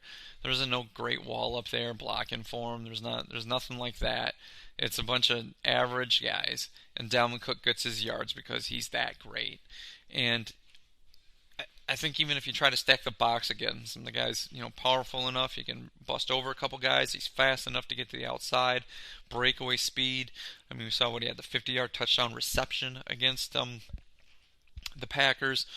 And he's obviously got fresh legs with being out a few weeks, being injured. So it's going to be a real difficult game for the defense, but it's going to be one of those things that I think they're going to have to make it one-sided. They're going to have to really jam that box and hope that, A.O. and Jeff Okudah and Coleman, they can really, do the job shutting down those wide receivers. I mean, and Thielen's there. I mean, he's decent, decent to good.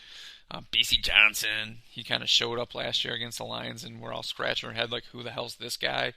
The guy with Justin Jefferson, the rookie up there, he's damn good. So, and we all saw last week against the Colts and in other weeks, and against Atlanta, for some odd reason, the Lions have trouble guarding the tight end, and Minnesota has a couple good tight ends. So this is going to have to be another one of those weeks where Matt Patricia is going to have to come up with a game plan. And we thought, they would, Atlanta's wide receivers, in their game would just run wild all over them, and they didn't. The Lions put together a good defensive game plan and stopped them, and it seems like they put a little pressure on Matt Ryan here and there. Against Phillip Rivers and the Colts, I mentioned how the Colts were coming off a bye week, and Frank Reich's a good coach, and they were obviously prepared. They took advantage of the Lions' holes in their defense. But still, it seemed like there were points where the Lions didn't blitz. And once again, Phillip Rivers, one of those old, wily veteran quarterbacks that have seen everything, and they just didn't seem to bring any pressure on him. They just, hoping the front four would get to him. And there's a couple times they did. But more often than not, it didn't happen, and Phillip Rivers was able to pick apart the Lions' defense. Kirk Cousins, I think it's one of those guys. Everybody's like, oh, he's got a cool head. He's a game manager. I think you got to bring pressure against this guy. Even with the wide receivers this team has, the tight ends they have, Dalvin Cook, you still got to bring pressure against Kirk Cousins. I think he's shown in the past that if you get in his face, he gets rattled pretty easy. I mean, this team didn't start out, 0-5 or whatever it was, out of sheer luck because, we're missing Dalvin Cook. But still, obviously, Kirk Cousins isn't the guy that you can trust to go out there and win you games. Like I said, last year I believe was more of an anomaly than what he really is as a quarterback. So this is where Matt Patricia and Corey Unling got to dial up some pressures. They got to come with some stuff that maybe Kirk Cousins has been around a while, but defensive genius. Come on, man. Dial up some stuff. I mean, Derek likes to tout Jared Davis. He's got the speed to blitz. Fine, bring him. Go out there. Get him on the field. Get in that backfield. The offensive line of Minnesota is not that great. Go out there and throw some blitzes in there. Get in Kirk Cousins' face. Make him throw some bad throws. Hopefully your cornerbacks can control those wide receivers. And I don't know, Jamie Collins or whoever you got out there. With Irv Smith Jr. Trying to control the tight ends. Reggie Ragland, he's a blitzing linebacker. Fine, use him. It doesn't seem like I've ever seen that guy blitz. He just seems like he's out there, as one of the middle linebackers in some of your sets. Jelani Tavai, as Derek said, it still seems like he's, he doesn't read plays well. He's slow. I saw the back of his jersey chasing a lot of people against the Colts, like a lot of other weeks. So I'm about ready to say, like, okay, scrap him and put Davis back on the field. I know that sounds bad, and everybody knows how much I love Jared Davis. But still, I mean, I think it might be time just to try to get his speed back on the field, because watching Jelani Tavai running oatmeal with his cement shoes it's pretty pathetic to watch. And that guy's he has zero quicks, and it's getting really painful to watch. And that guy seems total bust right now. My comparison is a poor man's Chris Spielman. Yeah, I'm going to eat that one because, I mean, I think Chris Spielman, if he found me on the street, he'd obviously punch me for saying that, because I think even he now realizes that Jelani Tavai, he ain't that great, and it's just really poor to see him. So I think the Lions on defense, they need to bring pressure, try to stuff the box to shut down Dalvin Cook, and hopefully the one-on-one can hold those wide receivers in check. Put pressure on Kirk Cousins, especially the third and longs. Against Colts, the Colts did have some third and longs, and they were just bringing the front four, and those guys were not getting in there. And Phillip Rivers just picking them apart. Kirk Cousins, obviously, he's a game manager. He did it against the Lions a couple times last year. Don't let that happen again this year. Get in his face. Do that. Pressure him. Do that. That's what they need to do with that defense to try to stay within shooting range of this team. As for the offense, Minnesota's defense, I ranked it pretty high going into the season. I mean, I thought that they had the best safeties out there. I thought their cornerbacks were okay. I thought their linebackers were decent. I mean, what they had out there. Their defensive line, I mean, was talking Daniel Hunter, was now hurt. They traded for Ngakoue, who they traded away. Still, this Minnesota's defense, this isn't the old purple people eaters of, Jim Marshall, Carl Eller, Alan Page, Gary Zimmerman. Those guys aren't out there. Heck, Joey Browner's not out there, and that guy was a stud when he played. I mean, Xavier Rhodes, I mean, Derek made fun of me. I like him, I think he's good. He's like, oh, he's slow, he runs this, but Xavier Rhodes played pretty good against Detroit with the Colts. So, I mean, I always thought he played pretty good when he was on Minnesota, but this defense can be scored upon. A lot of teams have scored upon them. I mean, Atlanta scored upon them, went up there and that's where they got their first win. Even though Green Bay, I don't know if Green Bay, like, maybe read a few of their press clippings, took them a little light, thinking that they had them in Lambeau, but still, they showed up, and they scored 22 against them. It's not like Minnesota was losing games, 13-10. The offense wasn't scoring. Their defense was giving up some points, so they can be had. And so we've all seen the Lions' offense when Golladay is not in there, and he's not looking good for Sunday, and the offense can be very pedestrian.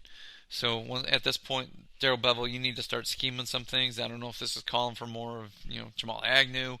It seemed like Marvin Jones showed up. He had a good game against the Colts. It's got to be another one of those as well. Seemed like they were trying to feed Hawkinson the ball a little more against the Colts. I believe it's got to be another one of those things. Jesse James, Isaac Nada at tight end. I mean, we all know what they can do.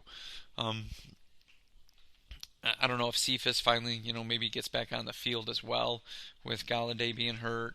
I don't know. It's just, I think they're going to have to run the ball an awful lot this game. This is where the offensive line that looked very porous against the Colts defense, and the Colts have a good defense. I said that previewing the game. The Colts have one of the better defenses in the league. The offensive line had a lot of trouble. Hal Vaitai showed it starting, Derek said it before, he's terrible. I said give him a few games. Derek, I'm in the bandwagon with you. That guy's terrible at right tackle. He got beat like a dusty rug so many times against the Colts. And I realize Minnesota doesn't have the defensive ends that the Colts did, but still, he doesn't look good in there. He looks like he's more of an interior guard. They had Joe Dahl down there. I saw hit the back of his jersey an awful lot as he was getting beat. So I don't know if it's just maybe because it was a little bit of rust from his game, first game back, but he looked utterly terrible. It seemed like the offensive line was more cohesive when they had Decker and Jackson and Ragnow and Vaitai at right guard and Crosby out at right tackle. I think that might be something they have to go back to. And there was games where they were opening holes, guys were getting big runs. So I think that might be the offensive line they have to go back to. I know they want to get Joe Dahl out there, and he was impressive. He was really coming into his own, but he looked really, really bad against the Colts. And I know the Lions are one of those teams, for some reason, they do that rotational guard thing, which makes no sense to me. It doesn't make a whole lot of sense to a lot of people. But I'm calling for the offensive line to go back to, what they had when they had, Decker, Jackson, Ragnow, Hale, Vaitai, and Crosby. Crosby, he was, he wasn't that great, but he was a lot better than what Hale Vaitai looked out there. Hale Vaitai looked awful bad out there. And Joe Dahl, he looked really bad.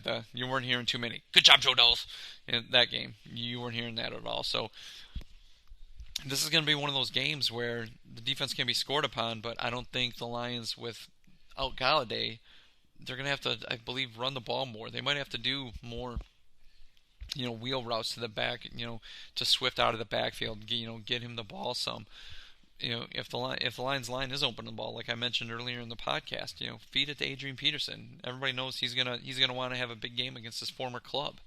It's probably besides he mentioned having Darrell Bevell as the offensive coordinator here. Also, being able to take on Minnesota, twice a year, being able to take on, Green Bay and the Bears twice a year, being in this division for so long, it's what he wants to do. So let's feed him the ball.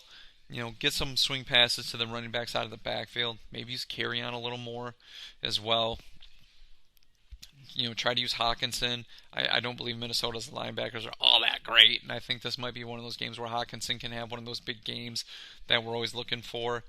Obviously, the defensive backfield, I believe, is going to roll the coverage more towards Marvin Jones.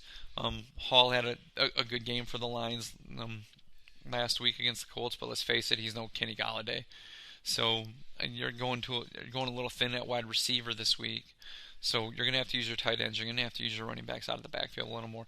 Stafford, you know what this defense can do. You know what's on there. You guys have won up in Minnesota before. It was one of those places, even when your team was struggling a little bit, you went up there and won. So, it's not that house of horrors like the old Lambeau Field used to be, or even Soldier Field. You guys can go win up there. It's going to be a big game for you guys to try to put some of that Kool-Aid back into the mouths of Lions fans, because obviously it went sour pretty quick after the showing against the Colts, and let's face it, the Colts are a lot better than what the Minnesota Vikings are, and it's like a whole lot of people out there saying, well, Minnesota's like their record's not good, but they're still a good team, they're still a good 2-win team. No, Minnesota not that great. Dalvin Cook's back. Yeah, sure, he's back, but they were losing games when they had Dalvin Cook before. So the defense can be scored upon. Lions are just going to have to show that. So with that being said, I guess I'll get to my prediction time here. I don't know if it's one of those things where I want to try it again, where I pick against Detroit, hoping it jinx the team they're playing. I don't know if that's going to happen or not. So I'm just going to tell you straight up here. Galladay's missing. The offense looks awful pedestrian. I think, once again, the Lions, who they're playing the defense, is going to stack the box, try to stop the run. Offensive line's been way too inconsistent, so I think that's what defense are going to have to do. I believe they feel they can shut down the Lions wide receivers. Marvin Jones may be the only one that really scares the defense out of the wide receiving crew that's left. Amendola, he's been kind of really hit or miss this year. I don't think he's done nearly as well he has past year or even last year. So I mean, Hawkinson might have to be the guy they go to, but still, I don't think they fear the Lions wide receiver set. So they're going to stack the box, stop the run, and I think the Lions are going to have trouble stopping Dalvin Cook no matter what they do. There was points, where the run defense did show up and showed up pretty good against the Colts, but I don't know. Dalvin Cook's Dalvin Cook. He's one of the best in the league when healthy, and he's healthy. And we all saw that against Green Bay. So this game, once again, is going to be a tough one. Go up to Minnesota. I'm going to pick the Lions to lose. I think this final score, this one's going to be Minnesota 27, and the Lions, I'm going to go 20. So Minnesota 27, Lions 20. I know people are probably turning me off because Mike's just a boo-hoo sayer, but that's just how I feel with this one. Minnesota's a tough place to play. As Reggie Ragland knows, if you're taking on a 1-win team or 2-win team, it's tough to win in this league. So, that's what I'm going with. Appreciate everybody listening. I know I'm not drinking the Kool-Aid this week, but still there's some winnable games after this that can really put the Lions in the playoff hunt that I'm kind of banking more on this one. I thought they were going to lose this one at the beginning of the season, so that's where I'm going to go with this one as well. So once again, everybody, I appreciate you listening. If you don't agree with me, hit me up on Twitter at GriffKidDKC, or feel free to call in on the call-in line at 989-272-3484, or leave a text, and if it's like Derek said, if it's good, we'll get you on the show. I don't even care if it's bad. I just want to hear from other people as well. It's nice talking to Derek, and I know we kind of get fed up with each other, but comments from other people that we can answer the questions, that'd be great. So if you like what you hear, give us a good review, and tell your friends about us, and we appreciate everybody. So once again, everybody, drinking in, man.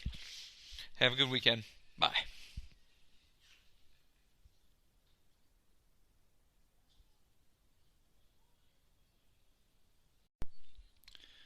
Welcome to the Detroit Koolaid, everyone. This is Mike coming to you here on a Friday.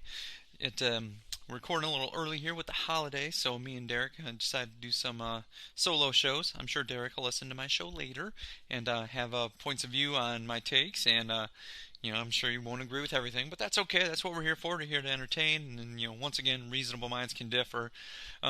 Even though it's before the weekend, I did look at the weather report, and it's supposed to be, relatively mild this weekend for this time of year for here in Michigan. It's going to be in the 40s. There's a chance of snow Sunday night, but still, the Lions are playing on Turkey Day, or did play on Turkey Day. If this is coming out Friday, I don't have obviously a review of the game because I'm recording before that, but it'll give you a chance to either watch some other football this weekend, or maybe put up your Christmas decorations if you haven't done that yet already. I know a lot of people have. I have, and it'll give you an opportunity to get in that Christmas spirit. Go out there and make yourself feel a little better with the pandemic and everything going on. Not being able to see your family at Thanksgiving, that could definitely help. But as always, as I always say, TGIF. Thank God it's Friday. What I want to start off with today, actually, is the play of Everson Griffin. He's actually, the last couple of weeks, he's played pretty well. His first week, we were kind of wondering where he went, but he's really kind of balled out the last couple of weekends, shown more than some of the defensive linemen the Lions have had. He's getting his pressures, getting a sack or two here and there. I believe he's one of those players that Derek's always talking about that can really get a defense hyped up. I realize that he's pretty new here, but I think he's got to be one of those guys that comes in here and starts to hold guys accountable for what they do. Either, I don't want to say for not playing hard. I'm sure everybody is playing hard, but still, make them be held a little more accountable for how they are playing. I'm really impressed. What he's done the last couple of weeks. I realized that 1 week was a W and Carolina was a loss, but still, he's probably playing some of the best football on that defense that we've seen all year, and he's only been around for a few weeks. So I'm liking that signing. Also, with Trey Flowers, maybe he'll come back. Derek mentioned it before, pairing those two up, looking to maybe get a couple bookends that the Lions haven't had probably since Robert Porcher and Tracy Scroggins.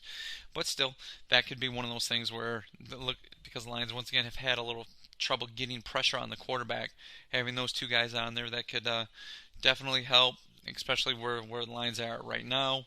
They're still in the playoff push, but we'll see what happens. What's going through?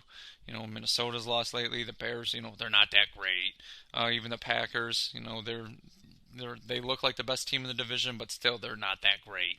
So for the Lions, they really need to, have those guys on the defensive line to help them, try to make that push. And with Okwara, who's once again Derek having a little better year, I still think it's kind of an anomaly. I'm not going to want to base my whole defense around this guy, or, he's a nice spot player, but. Those three in a rotation, I think they could really get some pressure on the quarterbacks, and that's something they would definitely need to do if the Lions look to make any hay this year and make that final playoff push that we're all hoping for. Next thing I want to talk about was Stafford's thumb injury, and we all saw the wrap that he wore on his hand for the game, and he said it was fine, and he said it felt okay. I know listening to the Carolina game, Chris Spielman said every time get hurt, every time he gets hit, with the football, it does hurt. It is painful, but it was something that Stafford played through. I think it looks like they went.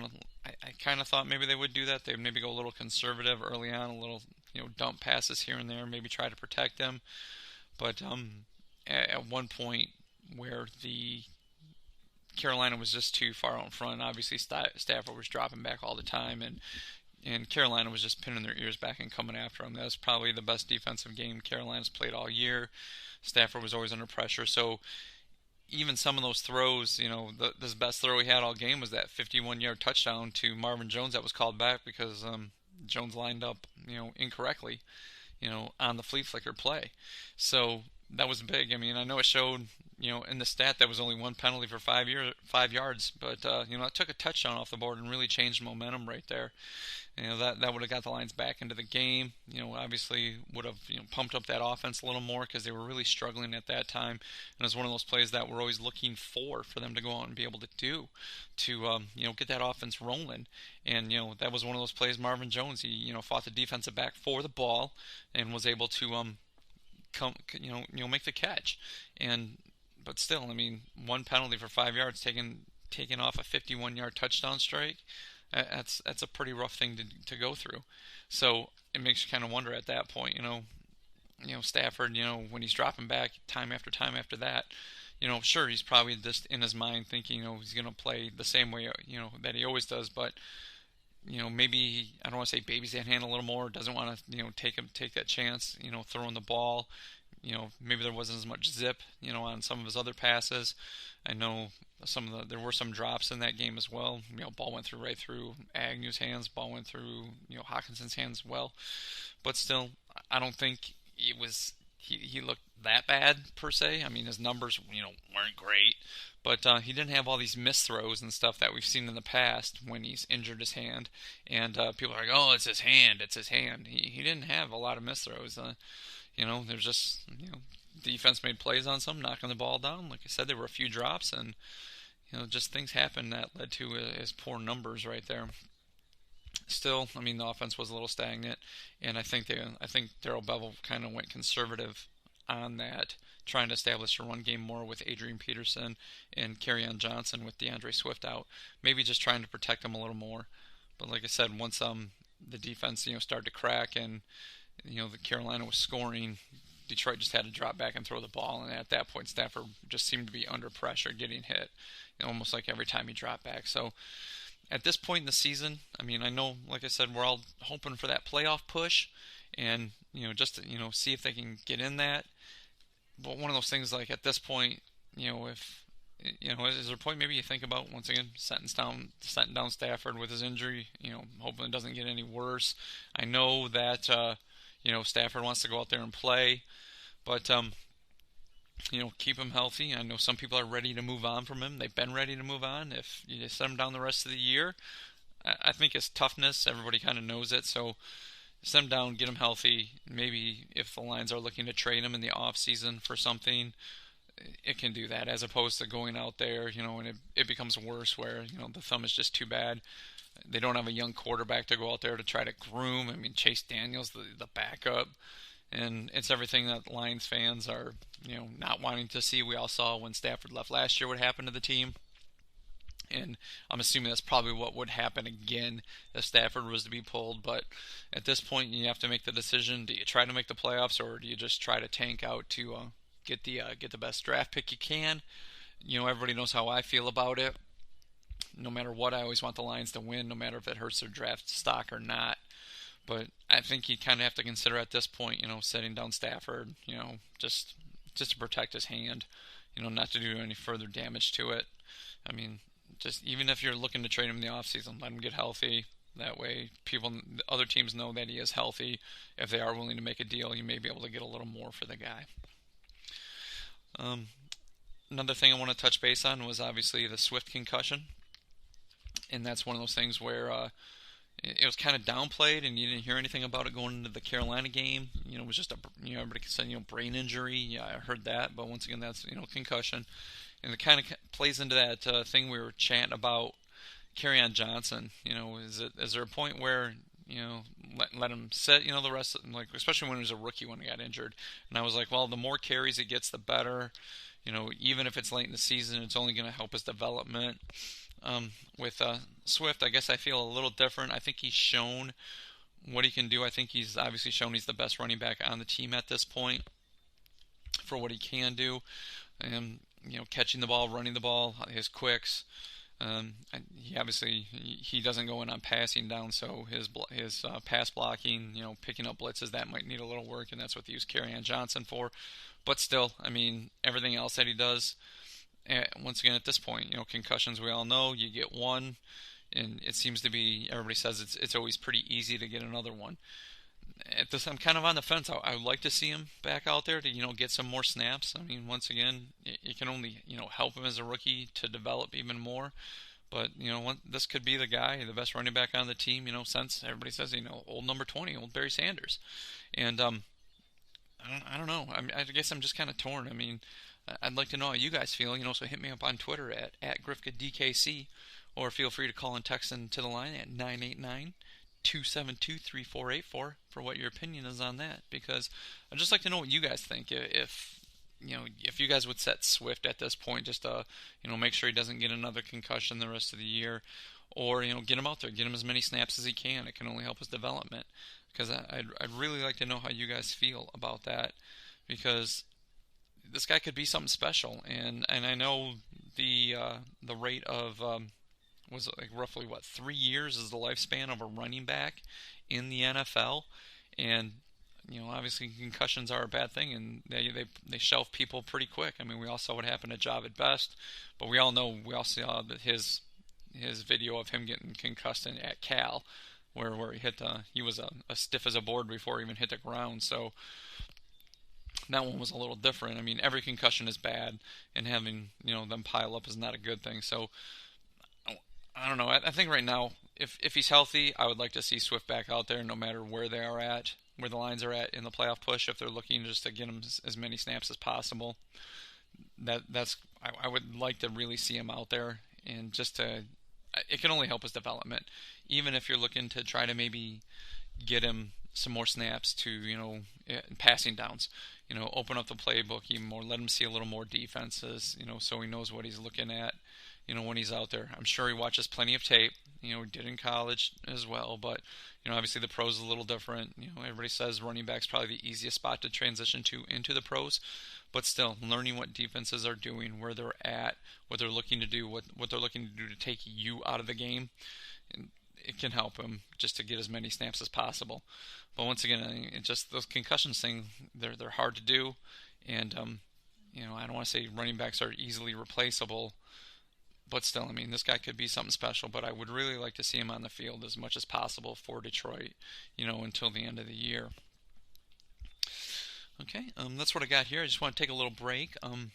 I know we've been going adless, but I know Derek, he does this other podcast. He does the Believe in Lions podcast. It's a great thing that he does. He does it with, Lions great Benny Blades. Listen to Benny Blades stories. Listen to Benny and Derek, do the little banter back and forth. It's very enjoyable. So Derek has a little spot here for you guys to listen to. Once again, it's the Believe in Lions podcast. You can find it on many platforms. So here's that, and I'll be right back to finish the show.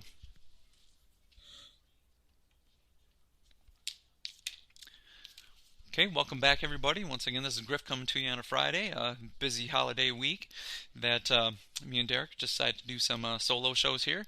Once again, if you like what you hear, give us a subscribe. Give us a positive review also. It can only help us as we're going forward. I mean, me and Derek really enjoy doing this. I know it sounds like we get into these knockdown dragouts every once in a while, man, but there's much love for Derek. We've been friends a long time, and we just know in the end it's just it's just us having our disagreements about how we feel about our Lions. I know that he's getting a little frustrated with them as well, but I know deep down, I mean, we're both big fans of the team. Once again, hit us up on Twitter. It's at Derek Oakery, or at GriffKidDKC. Once again, we have the call-in line. Feel free to call and text at 989-272-3484. Once again, that's 989-272-3484. Once again, leave us something. We'll get your name and get you on the show. If you have any questions, we'll answer them for you. Okay. On the back half of the show here, it seems like obviously the major groundswell is, it's been this way for a little bit, is the hot seat of Matt Patricia. He has a win. He seems to tone down a little bit. He has a loss, especially some of the losses that have looked pretty brutal, and seems to heat right back up again. So I was going through thinking of some of the names of the possible candidates if Matt Patricia is fired. Number of names out there. Some people like, other coordinators. I don't know about retreads, anything like that, college ones. So I have a list of names here. I'll give you a little bit of a take on each one on how you may feel. Once again, if you have your own thought of who might be able to replace Matt Patricia, get this thing turned around, going in the right direction, hit it up on Twitter, at Derek Oaker or at GriffKidDKC, and we'll be able to respond, see what you think, or once again, call or text on the line. Let's just take a flurry of names, and me and Derek will give our thought process on each one. If there's a name out there that I don't mention, feel free to add it. Because, once again, I'm only doing a few names here and trying to give my opinion on these people and where they think they might be able to take the team. First one I'd like to talk about is Robert Saleh. He's the defensive coordinator for San Francisco. This guy's had a major groundswell. What he's did with San Francisco's defense. There's points where I believe like every defense in the NFL, they have their good games and they have their bad games. But I think he's really turned around that San Francisco defense from where it was. I think he'd be real talented. We have a defensive-minded coach right now. These guys do a little different defenses. Once again, we've seen what Matt Patricia kind of believes in. What he have the defensive backs cover as much as possible. The bigger linebackers, maybe not as fleet of foot, and it just doesn't seem like they put as much stock in the pass rush. I think that's where Robert Saleh is different. It seems like his defenses have plenty of speed. Obviously, they have Bosa out there on the defensive line. They're looking for those quick linemen to be able to put as much pressure as possible on the quarterback. And let's face it, at one point, we were all talking prior to the season that maybe this division could have been the best one in the NFL, but it's looking right now, obviously the NFC West is, a really good division, and there's a lot of good teams out there, and his defense, for the 49ers defense is hanging out there. So what could he do, come in here to Detroit, changing the mindset, obviously bringing in a different scheme, maybe one that attacks more than what the current regime does, looking for more speed on the defensive side of the ball. I know watching the Carolina game, it seemed like Detroit's defense to Carolina's defense, and I realized Carolina's defense was ranked, was in the bottom third in a lot of categories. But gosh, that team speed they seem to have on the defense, they seem to be, everywhere on the field, and I think that's what Detroit could use, and I believe that's what Robert Saleh would bring to this team, is trying to get a fast defense, fast attacking defense. It seems like since I've been watching the Lions, they play a lot of bend don't break, and my problem is generally with bend don't break, they generally break at some point, and they start to, it just becomes a flood of points where they just can't stop, and I think they need that attacking defense that's always looking to put pressure on the quarterback, not make them comfortable. Because, let's face it, you make a quarterback move, get them looking at the pass rush. It obviously makes him uncomfortable, makes him, easier to get off his game and lead to better opportunities for, turnovers. And that's another thing that the Lions struggle with is turnovers. So he's one coach candidate. Would I like him or not like him? I know one of those things that Derek always, kind of says is that those guys, they haven't had to call a game yet. But let's face it, he's the defense coordinator out there. He's the one making the calls. So I would have to say that he's not taking any points of view. I don't want to say he's taking points of view, but he's not taking any pointers from the head coach. I mean, we all know Kyle Shanahan was an offensive-minded coach, offense coordinator, so he's out there running the defense himself. So I know one of those things I always say is that, Matt Patricia was under Bill Belichick, and it was always Bill Belichick's defense at his scheme. You run what I want. This is what I want you to do. I still think a lot of times Bill Belichick was making that scheme up. But Salah is obviously the one doing it out in San Francisco. So honestly, I don't think this would be that bad of a coaching hire. But we've also seen a lot of defensive-minded coaches kind of fall out. I mean, we've had some here. Besides Matt Patricia, we had Jim Schwartz. That guy was a defensive-minded coach. I mean, I know at one point I really wanted Steve Spagnuolo. That guy was a defensive-minded coach, and he bottomed out. But I mean, I don't think this one would be a bad hire at all. Another one is Eric Bieniemy, the offensive coordinator out at Kansas City. I know this guy gets interviewed with every open coaching position, and for some odd reason, he's just not getting the job. I don't know what it is. I was chatting with Eric Bieniemy with a friend the other day, and he goes, let's face it, he's not the one calling the offense out there. It's Andy Reid's offense.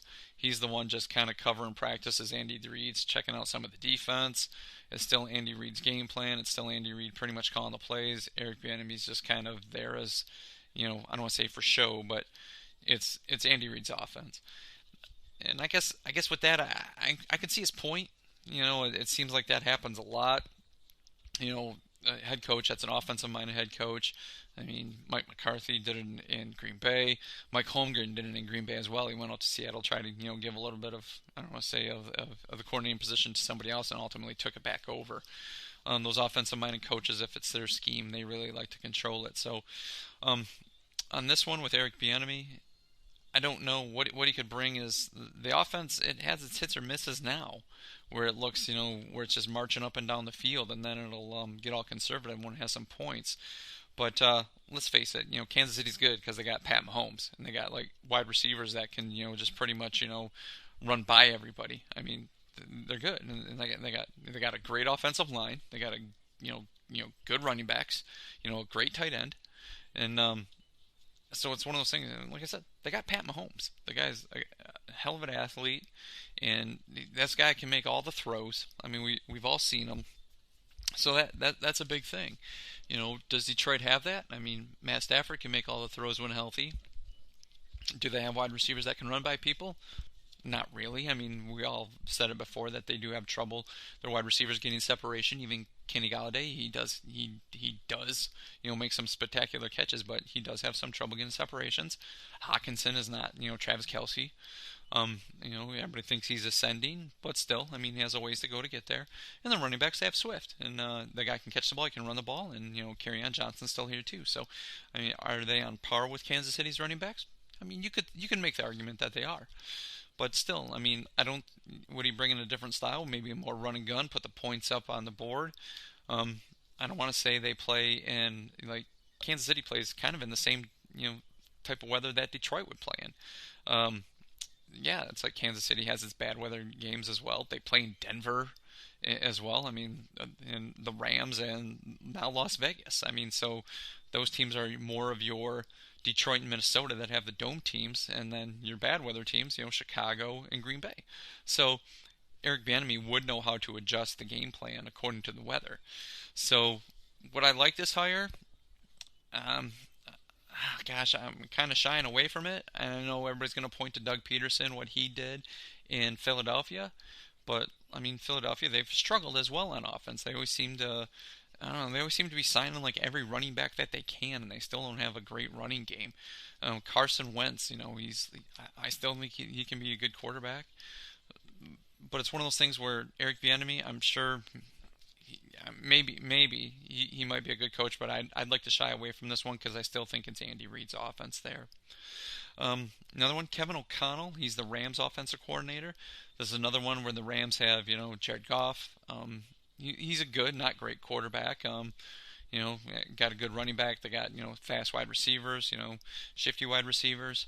So this is another one, though, where you play in the West. I mean, I guess you could call Seattle the bad weather game there. San Francisco, I mean, they get rain there, but still, they have Arizona and themselves as well. So it seemed like at one point, anybody who had talked to McVay, they were looking to put this guy, if you had a cup of coffee with him, okay, you can be our coach. But this is another one where, Kevin O'Connell, I would kind of like to shy away from that. I think, it's one of those things where I don't really know if he's the one calling the offense. I think it might be McVay's offense, and he's the one doing it, and he's just the one O'Connell's the one just kind of watching it as McVay's doing other stuff, making sure the rest of the team's in order. So this would be another one I would kind of shy away from right now, and hopefully, I'm not saying he might never get his shot, but I just don't think he's the right guy for Detroit. Then this guy, I mean, this guy's name has come up a few different times. That's Kellen Moore, Dallas's offense coordinator. This is another one where he's, showing some stuff. It's like, wow, look at this offense. Look what he's done with Dak Prescott. Dak Prescott's throwing around the ball. They had, Zeke Elliott. They got great wide receivers. Dallas's offensive line has, been a little banged up and hurt this year. So they're not as good, throwing up the points. But once again, I believe Kellen Moore, he's just another one of those kind of figureheads. Mike McCarthy's down there. Mike McCarthy is let's face it, man. He coached in Green Bay for years. The guy's a control freak. The guy likes to, be the one to call the offense. He struggled giving it up in Green Bay. So I highly doubt he's not the one calling the plays down there. It's his offense down there. And people are all like, oh, look at his offense. It's terrible down here. They didn't score. Well, I know a lot of people think Dak Prescott's good. I know a lot of people that think Dak Prescott's not that great. But let's face it, their offensive line is toast this year, and it's hard to do a whole lot when your offensive line is that banged up and beat up. So, once again, Kellen Moore, he might get a shot at some point, and maybe, I'm naming off all these guys saying, hey, stay away from them. I don't think they're the ones calling the offense. I think it's the offensive, I think it's the head coach. It's their offense. And maybe they turn out to be, John Gruden or something like that, or maybe Andy Reid, and it's like, Mike, what were you talking about? Look, you missed on this guy. So I just don't think they're the right guy for the job here. There's going to be too much turnover, and it's going to be one of those things where I think these offense coordinators are going to want their own quarterback. So, I mean, if you're fine walking away from Matt Stafford, drafting one or bringing in another young quarterback to take his place, and these guys are going to want to mold their quarterback. And we've seen it. There's some good young quarterbacks, and there's some quarterbacks you just kind of that are young, and you're just like, gosh, this guy wasn't the right pick, or this guy's not developing like we thought he would. Or that's why I don't want an offensive coordinator, because you're right. It might be time to move on from Matt Stafford, and they're going to want to bring in their own guy. But rookie quarterbacks are really hit or miss, especially if you don't have some talent put around them. And it just seems like at this point, the talent, they have a good running back, they have a good tight end, but their wide receiving core could be decimated. The Lions' wide receiving core could be decimated after this year. And if you're going to bring in a rookie quarterback and have a bunch of young wide receivers out there with the only staples are, your tight end and your running back, that's going to be awful hard for that guy to develop, and could really shake his confidence. So I don't want any offense coordinators right now that are the head coaches were former offense coordinators, simply because I just don't think it's their offense. They're not the ones calling it. It's still the head coach. So I would say no on Bieniemy, O'Connell, and Moore, and Robert Saleh. I'd be okay with right now. And that's how I feel about offense coordinators and defense coordinators in the pros right now. Once again, if I miss anybody, you're like, hey, why don't we try this guy? Hit me up on Twitter at GrifkaDKC, or call the line at 989-272-3484 and let me know what you think. And as always, there's always the coaching ranks to college. We just saw Matt Rule down in Carolina's first year, had its ups and downs down in Carolina, and I know me and Derek talked about that on one of the last week's shows. Those guys, they got a little more I don't know, they got a little more, rope to play with, that they can go out there and kind of do what they want as, as that rookie head coach coming from college. No, I have to hand it to you. A lot of people are like, oh, Matt Rule, what's he done? Well, Matt Rule, turned around a Temple program, and Temple's not really known for, having great football programs. I mean, they were a good team while he was there. Then he went to Baylor. And Baylor's another one of those teams. It's just like they don't have an awesome football tradition that when you think of those Texas universities or the old Southwest Conference of, Texas, Oklahoma, Texas A&M, those teams. But still, Matt Rule did some stuff out at the University of Baylor, with his offense. So, it's one of those guys. I mean, he can coach. And you could always point to, say somebody like a Greg Schiano as well. Well, look what he did at Rutgers. I mean, actually, Rutgers is playing a lot tougher this year than they have in most years. So why not him again? Well, we all saw him in the pros. I believe he's one of those old school coaches. And I think the old school rah-rah coach works a little better in college than it does in the pros. I mean, once again, in the pros, you're dealing with grown men. Everyone can say, well, look at Pete Carroll. Well, yeah, Pete Carroll, I think when he got to the pros, he toned it down a little bit. I mean, him, coaching with the Jets and coaching with New England before going back to USC, having his success up there before going up north.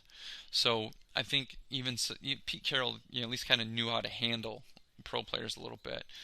Having your strict rah-rah coaches, old school, ground and pound, blood and guts, coaches that you see. I think that's what Greg Schiano is, and I think his game works a lot. I think his coaching style works a lot better in college than it does in the pros.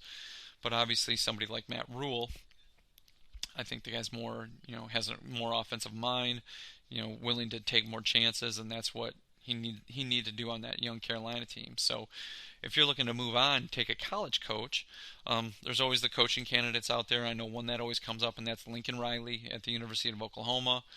The way I kind of feel about Lincoln Riley is his offense, once again. I mean, he's had guys there that, everybody's liked. I mean, Kyler Murray's, out there right now. I mean, one of Derek's favorite, Baker Mayfield, is out, in Cleveland, but I still think Baker Mayfield's terrible.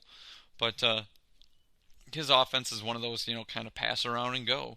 I guess the way I kind of feel about Lincoln Riley is his Oklahoma team. It's one of those teams that it's always the best team in the division. It's always got the most talent on. So he's one of those guys that's just always just kind of beating up on, worse teams. Come on, let's face it. The teams are in that Lincoln Riley and Oklahoma take on. I mean, they're not that great. I mean, Kansas, Kansas State has its ups and down years. Texas seems to be coming back a little more, and that's always the rivalry game, the Red River. So no matter how good or bad Texas is, that seems to always be a close game.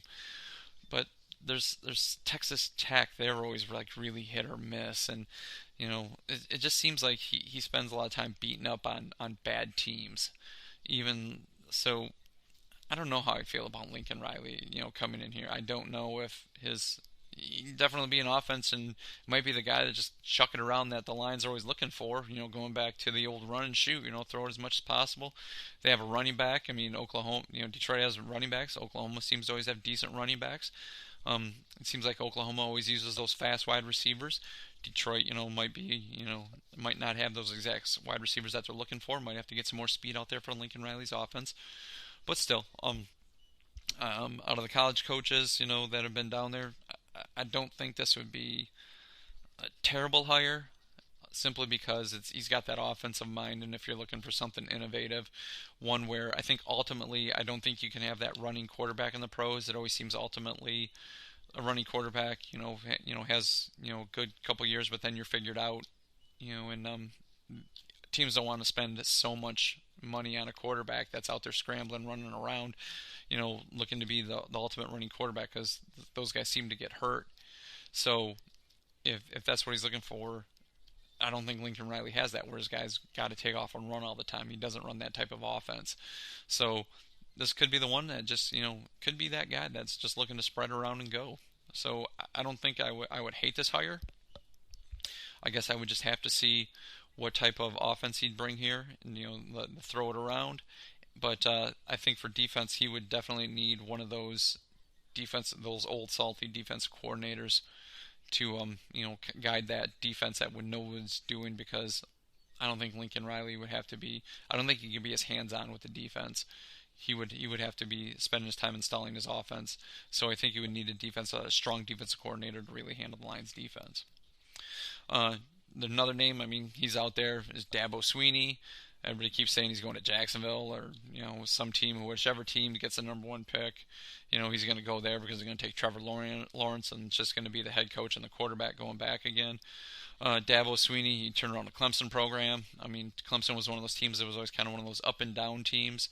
They'd have a good couple years and then they'd be back to the middle of the pack and then, back up a couple good years and, back to the middle of the pack. But he's really turned around. They're obviously perennial, playoff contenders, great teams, great offenses. Defense, seems to be, really, really good under Will Venables as well. So bringing him to the pros, I don't know. He seems like another one where Clemson's in one of those conferences where there might be like one or two other good, decent teams, and then everybody else is just cannon fodder, where they're just going to go roll up on everybody. So everybody's going to be, well, look, they lost to Notre Dame this year, and, well, Notre Dame's it's the only time they're really playing in the conference, even though they have that deal where they play, 5 teams from the ACC every year. But still, it's one of those things where I don't think I'd be too keen on Dabo Swinney. I could be wrong. Everybody's like, well, look what he's done at Clemson. I think he's going to be one of those guys. I think he's too much of that rah-rah coach. That's what he always seems like, which is fine.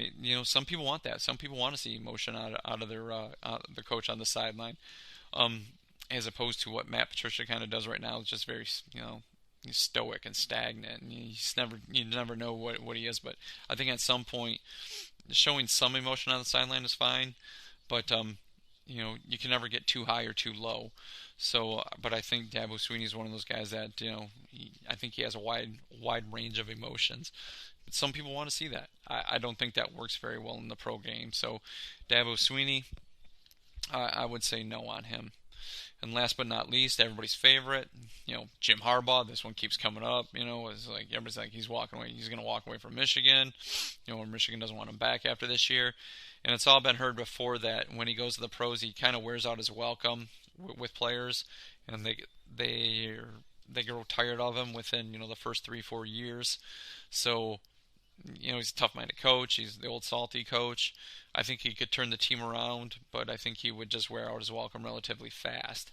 And I think the Lions would be looking for a new coach, after in their 5 years. And that's not really what we want as Lions fans. We want a coach that's going to be here for a bit, turn this team into, one of those perennial in the playoff hunt teams. Not always like just kind of hoping and praying. It's just like if everything breaks right, we got this. And I know it takes a lot to win win games in the NFL. I realize that. But having a coach who's going to have his welcome worn out within the first 3-4 years, that's not what we're looking for here. So Jim Harbaugh, I was really excited when he got hired in at Michigan, but it seems like the team's kind of, turned its back on you at the University of Michigan. I'd have to say no here, simply from, what I've heard, what I've read. I just don't think that'd be the guy I want. So once again, if you have anybody else on any college coach that you may be interested, hit me up on Twitter at @GrifkaDKC, and I'd like to hear it. Other than that, if it was out of the 3 college coaches, I think Lincoln Riley would probably be the one I'd want to go with, even though I wouldn't be completely sold, pining for this guy, for him to come here to coach the Lions. So that's what I got there. Once again, just trying to drink the Kool-Aid. I'm not one of those things where I want to see Matt Patricia, canned. I wish the team was better. It just doesn't seem to be working out right now. The team just doesn't seem to be where it needs to be, and I do believe it is time to move on. And I'm sure Sheila Ford Hamp will do her due diligence in trying to find the right coach. Even if Bob Quinn, if he's still here or not, nobody really can't tell if Bob Quinn and Matt Patricia are a package deal or not. I would have to say they are tied together. So I think if Matt Patricia goes, Bob Quinn's gone as well. So that's how I feel. I appreciate everybody listening. Everybody, I hope you had a happy Thanksgiving, and it'll be a nice weekend to put your Christmas decorations up, get in the Christmas spirit. So other than that, everybody drink it in, man, and we'll talk to you next week. I'm out.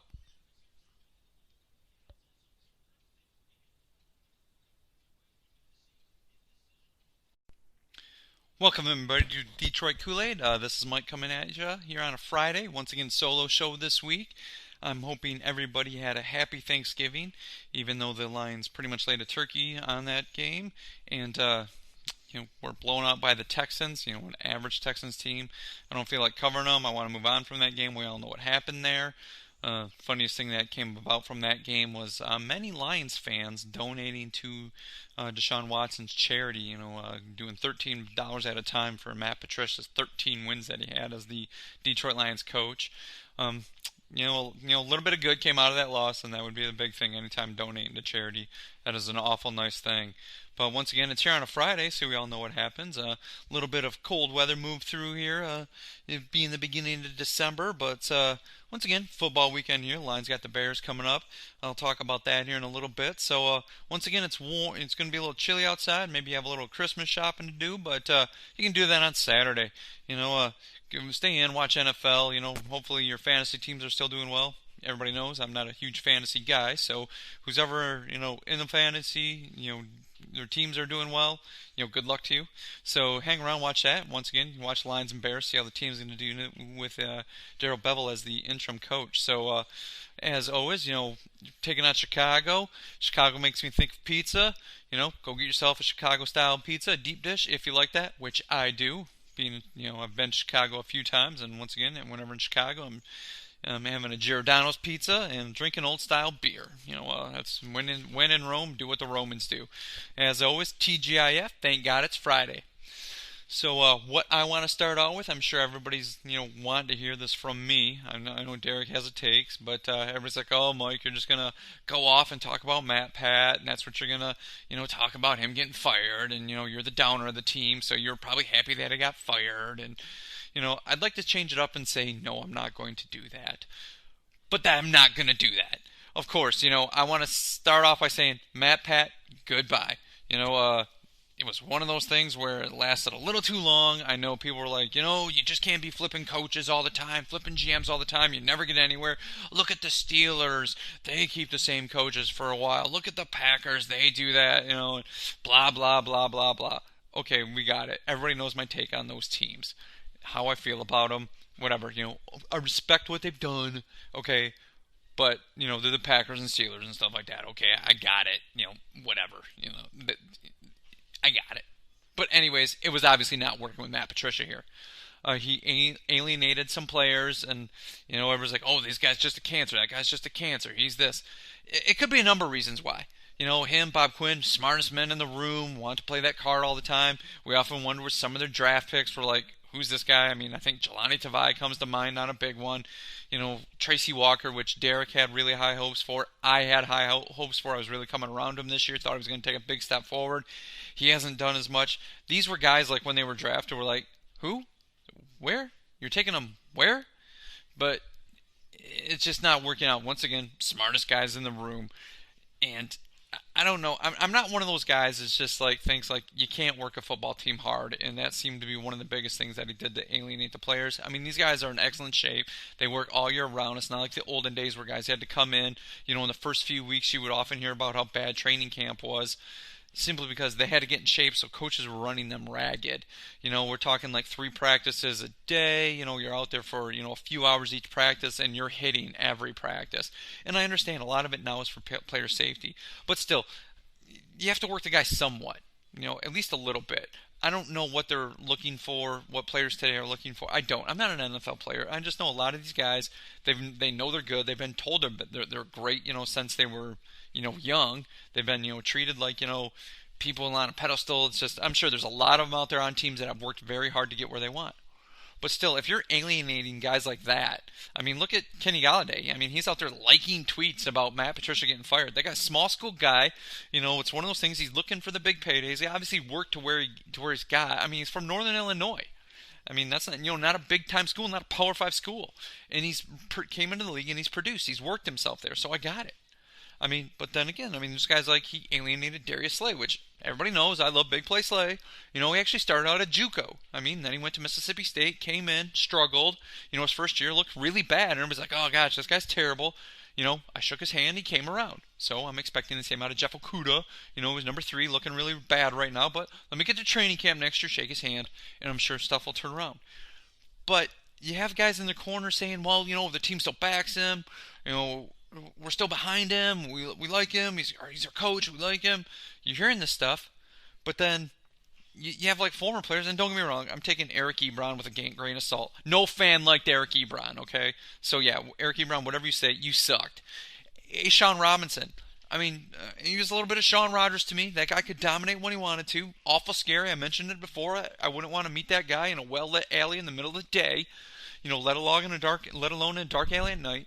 But still, he alienated that guy too. That guy could have been something. Maybe he just couldn't get motivated. Maybe he just didn't like the way he coached. Maybe he was just not connecting with the players like he should have today. I mean, everybody's like, well, Bill Belichick does it. Bill Belichick has a lot of clout. I mean, everybody's like, oh, look at, he failed in Cleveland. Hey, he had turned Cleveland around. They were moving in the right direction as last year. Everybody knows the team was like, Art Modell's like, we're moving the team, and pretty much the air went out of that team. They really found it difficult to play. I mean, that's a lot different circumstances as opposed to like, we just don't like this guy coaching us anymore. We don't like running the hill at the end of practice. We don't like running wind sprints. I get it. I mean, the players keep themselves in shape. Maybe they don't need to, run as hard. But still, I mean, you hear some of the things that he was saying to players. I don't know. I mean, obviously his scheme wasn't working. Everybody's heard me talk about it. The slow plotting linebackers, what they do, no pass rush. It just wasn't working. So, okay, it is. It's, time to flip the script. Time to go. Bob Quinn, same with you. Everybody was pretty much, wondering why did we get rid of Jim Caldwell? And once again, I know, like Derek said, I agree with Derek on this. I don't think Jim Caldwell was the guy to get you over that hump. There's always something, where it just doesn't seem he has it. That type of coach is really good at getting you flipped. They'll take you so far, but then they're not gonna get you over that hump that Lions fans are looking for. We're looking, obviously, Super Bowl, and I don't think Caldwell was there, but Caldwell was doing a whole hell of a lot better job than what Matt Pat was. He was connecting with the team at least, where it seems like there was some massive disconnect between Matt Pat and this team. So he had the pencil behind the ear. Everybody laughed at him. It looks like he had the hefty sack on, wearing the black baggy windbreaker. People were kind of poking fun at him after, hurt his Achilles and, was on the cart. It's just, like I said it before, I don't care how you sound on the mic, talking to reporters, coming off as strong-willed, bad, as, Barney Badass. If you can't back it up on the field, people are going to see right through you. And I think his team got there with him. It's just like, yeah, okay, whatever, man. It's just whatever he's saying, it's in one ear and out the other. I'm sure he does have supporters still here on the team. I think he was a great guy, great coach. I wish the guy no one do harm. You always hear like all these coaches that in GMs, people still, have so much vile for Matt Millen and Marty Morningwig and, Rod Marinelli and everything like that. I think out of all those, the guys I hate the most is Rod Marinelli. I mean, dude, you were 0-16. You couldn't even get a team to win. But still, at this point, my feelings for Matt Millen, okay, they're gone. Once he was out there, it's gone. I'm going to be the same way with Matt Patricia. I'm not going to be wishing this guy undue harm. His record is what it is. I mean, he's not that great. I mean, it just didn't work out. I'm sure he's going to get a job somewhere else. Maybe once again starting off maybe as a O-line, D-line coach and work his way back up. It's happened many times. Jim Schwartz, people are calling for him again because they loved his energy. It happens. Guys get fired. Wade Phillips was another guy. He's a hell of a defense coordinator. He's been a head coach a few different times. It just hasn't worked out. He's one of those guys that'll get you a certain point, but he won't get you over the hump. Wade Phillips is a better defense coordinator than he is as a head coach. I mean, Steve Spagnuolo, he's another one. It just happened. It just worked. Dick LeBeau was another one. Former Lions great, Hall of Famer, Dick LeBeau. I mean, he was a head coach at one time. It just didn't work out, but he's a hell of a defensive coordinator. I'm sure it's going to work out the same way for Matt Pat somewhere. He's going to land on his feet. Somebody will give him a job somewhere. At least, back in, and he can work his way back up. It just didn't work out here, and I'm happy to see him gone. I mean, I'm sure, at this point, some of the teams, they're just ready for him to be gone. They don't care. I'm not saying Darrell Bevel's going to, Corey Unling's going to come in and work these guys just as hard. It's at this point in the season, bodies are worn down, teams are getting thin with players. I mean, COVID's still out there. It's one of those things where I don't think I don't say they're not working hard, but it's just scheme right now. They're not running wind sprints. They're not doing full-on, tackling drills at practice at this point. That's just not happening. So guys are going to come out. I'm sure they're going to work hard. But I'm sure a lot of the guys on the team are happy that Matt Pat's gone. There's a lot of fans Matt Pat is gone, along with Bob Quinn. I don't know. I know people, Derek wants to get rid of Rod Wood too. to me, he's just a bean counter. He's the guy that's just like, yeah, the money fits under the table. If your GM and head coach is allowing somebody like Rod Wood to do personnel decisions, that just means they're awful weak. That's all that is. I mean, that's not Rod Wood's job. It should never be. It's like, dude, you are the bean counter, okay? That's what you are, okay? You're the president. You know, you handle stuff internally with the team. Nobody should be taking your word on how a player looks and using it as excellent advice. You're not a scout. You're not a coach. You're not the GM. You're just the bean counter, okay? Stay there. Know your role. That's all there is to you. You know, Sheila Ford Hamp, same thing. You're the owner. You own the team. You can do what you want. I got it. You're the one writing the checks. I got it. But still, hire good people, put them in place, let them do their job. That's going to be a successful franchise. I mean, I said it before. I mean, I know people like rip on me for it, but it's just like, hey, it's the Steelers. The Rooneys own the team. It's just like, as long as you don't make the team look bad, you do what you need to do. I mean, they don't go through a whole lot of coaches. You know, it's got to be the same way in New England. You know, it's like Bill Belichick, don't make us look bad. Yeah, this is a down year for him. I highly doubt Bill Belichick's, job is on the line. I mean, then you can have your muddling, that your owners that muddle, like Jerry Jones. Once again, I'm the smartest guy. I know a lot of stuff about football. I don't want to talk about the Cowboys. We all know how I feel about the Cowboys. But still, Sheila Ford Hamp, hire the right people. Let them do what you're paying them to do. Nobody wants to hear how you feel about how this wide receiver looks or how this defensive tackle plays. That's not your job. Just write the checks. Okay, that's all we need out of you. Rod Wood, nobody cares what you think about some guy's 40 time or what a linebacker looks like or, if this offensive tackle's footwork is great. Nobody gives a crap, Rod Wood. I don't give a crap. Get your GM, get your scouts, get your head coach and his coaches to do that. Don't muddle. Matt Pat, don't let the door hit you on the way out. I'm sure you'll land on your feet somewhere along with whoever is let go after this year. It doesn't matter, but I'm glad to see you gone. You're not that great. Out. The next point I want to talk about, I mentioned it before, what do the players have to play for now? And I'm sure everybody's to the point like, oh, they're just playing for pride. We've all seen a lot of lean years around here for the Lions. We're playing for pride, playing for pride, playing for pride. Now they do have a number of guys that are under contract, but there are also a number of guys that will be not with this team next year. So they're going to have to put some stuff on tape. I'm not saying these coaches, even the coaches at this point, I think they're out there just trying to do their best because there's to put the best scheme out there to get, stuff on tape for themselves as well. Darrell Bevel. I mean, everybody's like, oh, if he goes 5-0, is he going to be the head coach? Okay, this team's not good enough to go 5-0 with what they have coming up. Okay, it's not going to happen. I think the team may play better. They might play with a little bit of a spark, kind of how Romeo Cornell has the Houston Texans playing a lot better after they got rid of Bill O'Brien. I mean, but still, let's face it, the Texans have some talent, but that team wasn't rolling off a bunch of wins either. It's going to be the same way. Darrell Bevel, I think it's going to be one of those things. It's just one of those things where he's showing his leadership once again, what I can do, and with adversity, taking this over, short notice. That's what he's doing. Corey Unlean, I don't know if he's still one of the, his defense. I mean, everybody knows how I felt about it. Matt Pat, it was still his defense. It was his scheme. Corey Unlean was just a figurehead out there watching the guys as Matt Pat was, tooling around, checking out what the offense was doing, checking out what the special teams was doing, then coming back and watching more of the defense. That's what Corey Unlean was for, just to kind of give him advice. It was still Matt Pat's defense. So I believe he's going to be the one out there maybe having to run some schemes. Maybe scheming up some different stuff against teams like, hey, what we didn't do this, earlier in these games, this gives him a chance to, maybe blitz more, throw different coverages out there. Who knows? That's going to be what Corey Unling's going to do.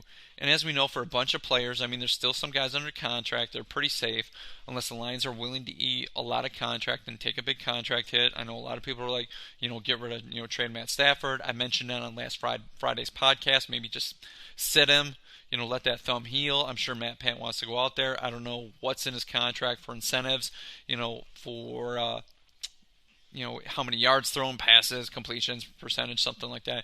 I'm sure there's some incentives in his contract that he can hit. Same with some of the other players. Everybody's like, oh, get rid of Trey Flowers. Trey Flowers, I don't think you can do that simply by where his contract is at, the hit that it would take. Maybe the year after, but not this year coming up. And there's other guys that are just like, it is a contract year. You think everybody's kind of thinking Kenny Galladay is going to be back now. He just didn't want to play for Matt Pat. All of a sudden, he's going to be healthy enough to play. I still think Marvin Jones. I don't think he's at the end of his run, or Danny Amendola. I mean, they may not come back to Detroit. Detroit may not want them back. They might want to go in a different direction. But these guys have got to put some, kind of a little more stuff on tape, simply because they are getting a little long in the tooth. They got to show, hey, we're still out there. We can still play. Sign us in once again a 1 year incentive laden deal, maybe a couple years, something like that. That's what those guys are there for. A lot of those young offensive linemen are there. At this point, guys like Joe Dahl, those guys, if they can get back on the field. Ibushi, we all know what he can do. Crosby, he's another guy that needs to get some good stuff on tape. Hal Vaitai has looked utterly terrible. This has got to be one of the biggest, bust free agent signings. This guy needs to get back on the field and show some stuff. I mean, I think a few episodes ago we talked about it with Logan, how his contract up front really is not that bad, but once it hits a certain year, that's where he starts to get paid more. And I think this is going to be one of those times where we're going to look at this and it's like, okay, we're going to eat what this guy got and get rid of him, because that guy's been utterly terrible. I mean, they have Taylor Decker signed. I mean, he's not my favorite player. He's having a decent year. I will give him that. Ragnow's really come around. Guys like Jonah Jackson. At this point, do you try to get Stenberg on the field to kind of look a little bit at him? Once again, just a fourth-round pick. Nothing's really invested in the guy yet. But still, guys like that, try to get him on the field. Guys like Deshaun Hand, this guy might want to try to get back on the field a little more to show a little more what he can do. Those other defensive tackles, Danny Shelton, Nick Williams, all those guys that haven't really done that much this year. Danny Shelton has a splash play here or there. Nick Williams, that guy's been on milk cartons a whole lot. That whole linebacking core, you can brush them out with a broom. Like I've said it before, I'm sorry Jalen Reeves didn't work out or fit in Matt Pass scheme. I don't see him coming in, with a new coach, and they're like, hey man, this guy can play. This guy's going to be a starter. I think he is what he is at this point. A few like Miles Killebrew, those guys, they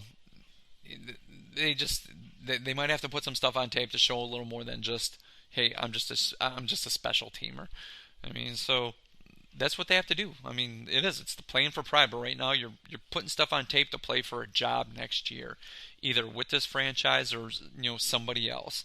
Because I think when a new coach comes in here, they're going to be looking to go in a completely different direction, at least with the defense. So a lot of those guys in the defense may be looking for a job next year, so they got to put some tape out there. So yeah, playing for pride, playing for this is my job. I love football. I can still play. This is what I can do. So it's got to be a big 5 weeks for these guys. Everybody knows it. We've all heard it before. It's the bad thing about being a Lions fans. How many times at what point in the season, by this point in the season, we're here, oh, they're out there playing for pride. And, they win one of those games you don't expect them to. And everybody's like, oh, gosh, if we would have lost it, you would have had this draft pick instead. At this point, you can't help it. They're pros. They don't want to lose. They don't care about next year's draft pick because chances are they won't be here anyways. So, yeah, they're going to go out there and play hard and try to win. And even if, if Daryl Bevell does go 5-0, I don't think he's coming back unless the offense looks miraculous and they're just throwing up 40 points a game. And Corey Unlin, he ain't going to be back unless this defense all of a sudden becomes the steel curtain. But that's not going to happen either. I mean, they might have an uptick or two, a little bit more energy, but I can't see any one of those guys come back. And the only guy I can really see come back is maybe Coombs, the special teams coach, because we all mentioned how good the special teams has been this year. That guy may be sticking around. And if new head coach is pretty wise, unless that guy's looking to give one of his cronies a job. Look at this guy. This guy's really got the special teams working for Detroit. Yeah, Matt Prater's missed some field goals, but that's not on him. I mean, special teams is more like making sure blocking assignments are there for punting and field goals and extra points. Kick coverage, kick returns. That's what those guys do. Okay, and this guy's done a lot for this team, and this would be the only coach really on this team I would look to keep. So, once again, the play for pride, we got it. That's what's left out there. So, I'm not happy about it. I know you guys aren't either, but where this team is right now, it's once again, it's another reset, sorry to say. another thing that kind of caught my attention this week so far was after the announcement that that Matt Pat was let go. Herman Moore went out there to, put something, either, do a little video or whatever it was, Instagram, saying how the Lions should really look at Chris Spielman, as a coach, because he's old school, want to put up with it, hold people accountable. And this may be one of those things, I saw his point. It's like, I think Chris Spielman would make a great coach. I don't think he has that, let's see, his brother Rick, GM in Minnesota, so obviously it runs in the blood. Everybody's thinking, no, we did this with Matt Millen before. You can't just take a guy out of the booth. Well, San Francisco did it with John Lynch, and I realize, that's a little, I don't know if I want to say a little different per se, but still, part of it's mentality as well. That's what it is. A lot of these guys are, are former players. There's people out there pining for Louis Riddick to come in and be the GM. He sounds great on the 4-letter network, and everyone's like, "Oh, get him in here, get him in here," and it kind of worked out, for the Las Vegas Raiders as well. Gruden was a coach. He went to the booth. He was doing the quarterback thing. Yeah, that team is missing a little bit of talent. Yeah, I realize they just got run by Atlanta. But still, where that team is, what they're doing, even their GM, his name escapes me right now. He used to be on the NFL Network, and it kind of, it annoys me. I can't remember his name. It could work out if Chris Spielman. If I want to call this guy the GM, I don't know if I'd want him as the GM, but this guy with no head coaching experience, I can't. I don't want to go that way. Like everybody's like, well, like I said, Matt Millen and John Lynch, but Matt Millen was in a little different position. He was kind of given the keys to the whole castle. He was president as well, and it's often remarked how he talks about it in interviews. Matt Millen does, how like he was handling stuff with like HR and people like days off and stuff like that, and he's like, I don't care about that. I just want football. But that's not what he was hired here for. So if you're a GM, you're not worrying about all that stuff too. You're really looking at players. You're looking at getting the right ones on the field, development stuff. That's what the GM does. Where Matt Millen was given a lot more than that. And there's that famous story I heard not too long ago, after Matt Millen was hired. He walked into Ford's office and goes, I've never done this before. And Ford was like, you'll learn. What? That's not what they should be doing at this point. This team, they have a great fan base. Me and Derek, everybody knows I've been a fan a long time. Derek's been a fan. Derek's been a fan utterly through a lot of lean years, so I'm surprised he hasn't jumped ship. Because I know a lot of people who would and say, like, okay, I'm done. But for what Derek has seen with this team, for the amount of futility and only a good year here or there, I have to give kudos to Derek for hanging out. I really do, because I am utterly amazed by that. And I know we get on shows and I'm like, dude, don't bust on my fandom. We kind of go at each other, but I really got to hand it to him for sticking around. So I don't know if giving Chris Spielman that position, it really works for this team. This team, everybody's like, no, they need somebody with head coaching experience. But what are you looking for? Are you looking for just a retread? People are calling for Urban Meyer. I've heard, get Urban Meyer in here. It's just, I don't know if I want Urban Meyer, because he's going to bring that college offense. And everybody's like, well, look at Kingsbury and look at Kingsbury down in Arizona. Well, you're right. But for every game where Kyler Murray and that offense is throwing up some points, they went out to New England, and that team not that great, and they pretty much shut down Kyler Murray. And once again, that's Bill Belichick doing a great scheme. He's a hell of a head coach. But still, that type of offense can be really hit or miss. And Urban Meyer, sure, people, I'm going to give the guy props for what he did, and, I'm not here to talk college football, but I don't know if I'd want Urban Meyer. Everybody's like, give him everything, full control. Are you kidding me? Everybody knows that pro football is so much different than college football. People are calling for Nick Saban, and Nick Saban's a hell of a college coach, but I can't see guys like him coming back to the pros. It's no different than John Calipari in basketball. Pros, you're not out there getting the top picks every year. You don't get the first 7-8 picks like you do in college. College, it's a lot of recruiting, but once you have it established, guys are flocking to come to your school. It's just like those 5-star recruits are flocking to come there. Same with basketball. Calipari, your 5-star recruits are coming for you to coach them. That doesn't work that way in the pros. These are grown men with contracts. you know? And that's why I don't really want Urban Meyer. I really don't. I know on last week's show I mentioned Lincoln Riley. I'm not really pining for Lincoln Riley either, but if they were going with a college coach, that would be the guy I'd want. But I still don't want a college coach. Everybody heard what I took last Friday. I wouldn't mind Robert Saleh out of the defense coordinator for San Francisco. But then people were like, well, Matt Patricia had a better resume than Saleh did. But still, he's that fiery coach that Derek pines for. Even I sort of pine for. That stoic look on the sideline that, Matt Pat thinks he's Bill Belichick, never waver. And I want the team to know I'm the captain of the ship and I never show nervousness. But it's okay to jump up once and, really pump your fist when something good happens, when a big play happens. I mean, smiling off the field. If that's the type of coach Matt Pat is, fine, whatever. But I think this team needs some energy. I mean, so lifeless every once in a while. And I'm not a big rah-rah guy. There's a difference between being a really emotional coach, like somebody like a John Gruden, head coach, where you're emotional. Even a Dennis Green at some point. I wasn't even the biggest fan of Dennis Green, but that guy was an emotional coach, and he had some good teams. He didn't get him to the Super Bowl, but still, I mean, he did. But then you see those guys you hear rah-rah, and like teams just kind of tune them out because once again they're growing. It's all about how it comes across, what you're doing, and I think Robert Saleh can be that guy.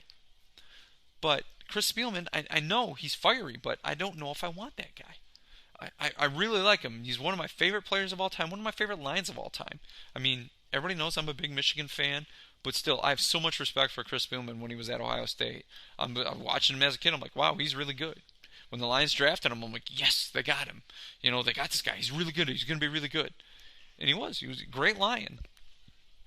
But I don't know if I want that guy in the GM position. I mean, maybe if it was one of those things he was kind of groomed, I could almost live with it. If he was already kind of in a position like that, in a front office position, I would be okay with it.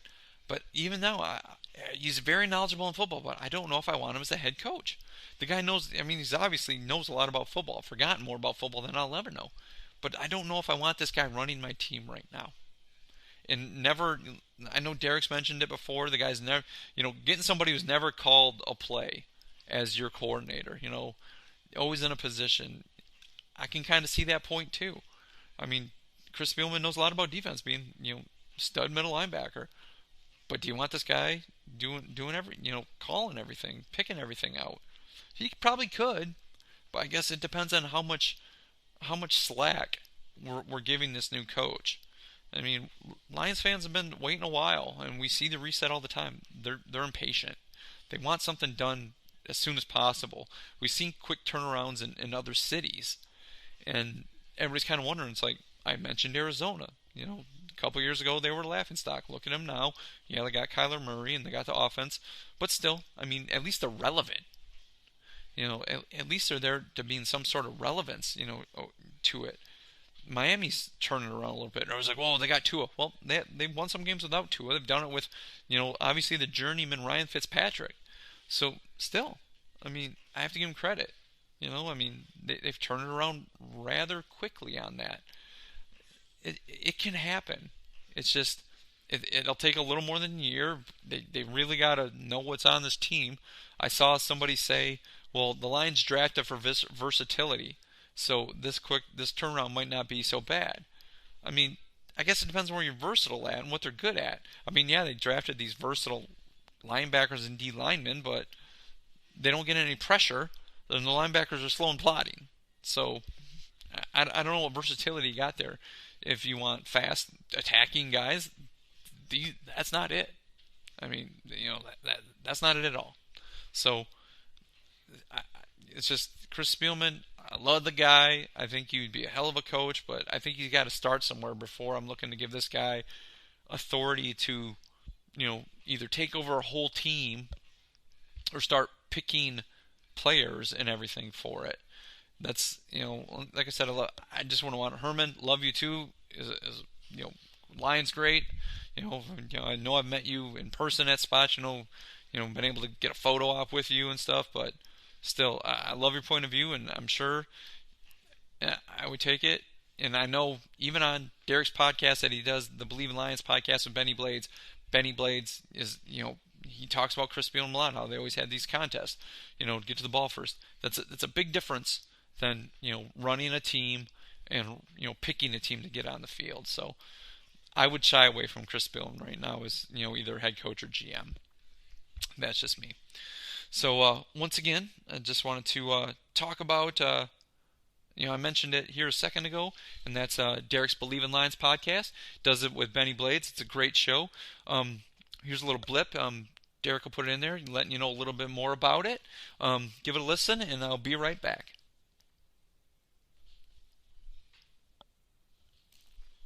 Welcome back to the Detroit Koolaid, everybody. This is Griff coming at you here on a Friday. Once again, me and Derek doing our solo shows once again. No, we don't hate each other. Just this time of year, we get busy, and it's where we run into each other. I'm sure me and Derek will be back talking to each other next week, arguing with you guys, waiting to pull your hair out, waiting for the catchphrases and the buzzer. And I know Derek likes doing that, and I try to give you as many catchphrases as I can, because I know that's kind of my thing too. So I know some people think they're not that great, but I like doing them. And once again, I mean, you'll hear them all again. They'll be back. So once again, if you like us, hit subscribe. Tell your friends. Give us a listen. And our show's growing little by little each time. It's just it's a fun thing me and Derek do. So yeah, if you like us, leave us a review. Every little bit helps, and keeps us going. So just second part of the show, once again, just wanted to mention about the Bears game coming up. And it's near the end of the season. Like I said, the Lions are playing for pride. They're going to Soldier Field. It's Chicago, so crappy weather. Yeah, it can be that way. I'm sorry, I haven't seen the weather report in the city of Chicago for Sunday, so I don't know exactly what the weather it'll be.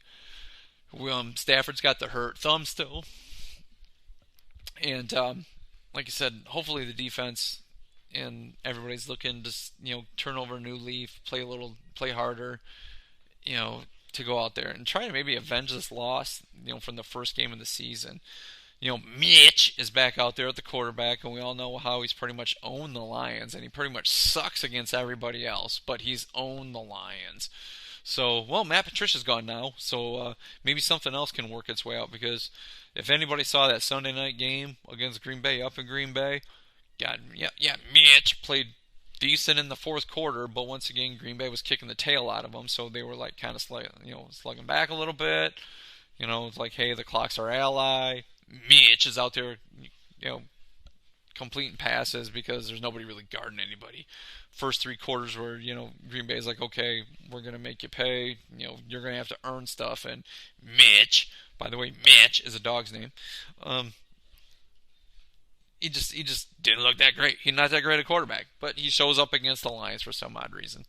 So, as we've seen before, I can tout the players that they got. The run game is still, Montgomery's back. He's, good running back. They still got Allen Robinson. Their offensive line, I believe their offensive line is pretty decent.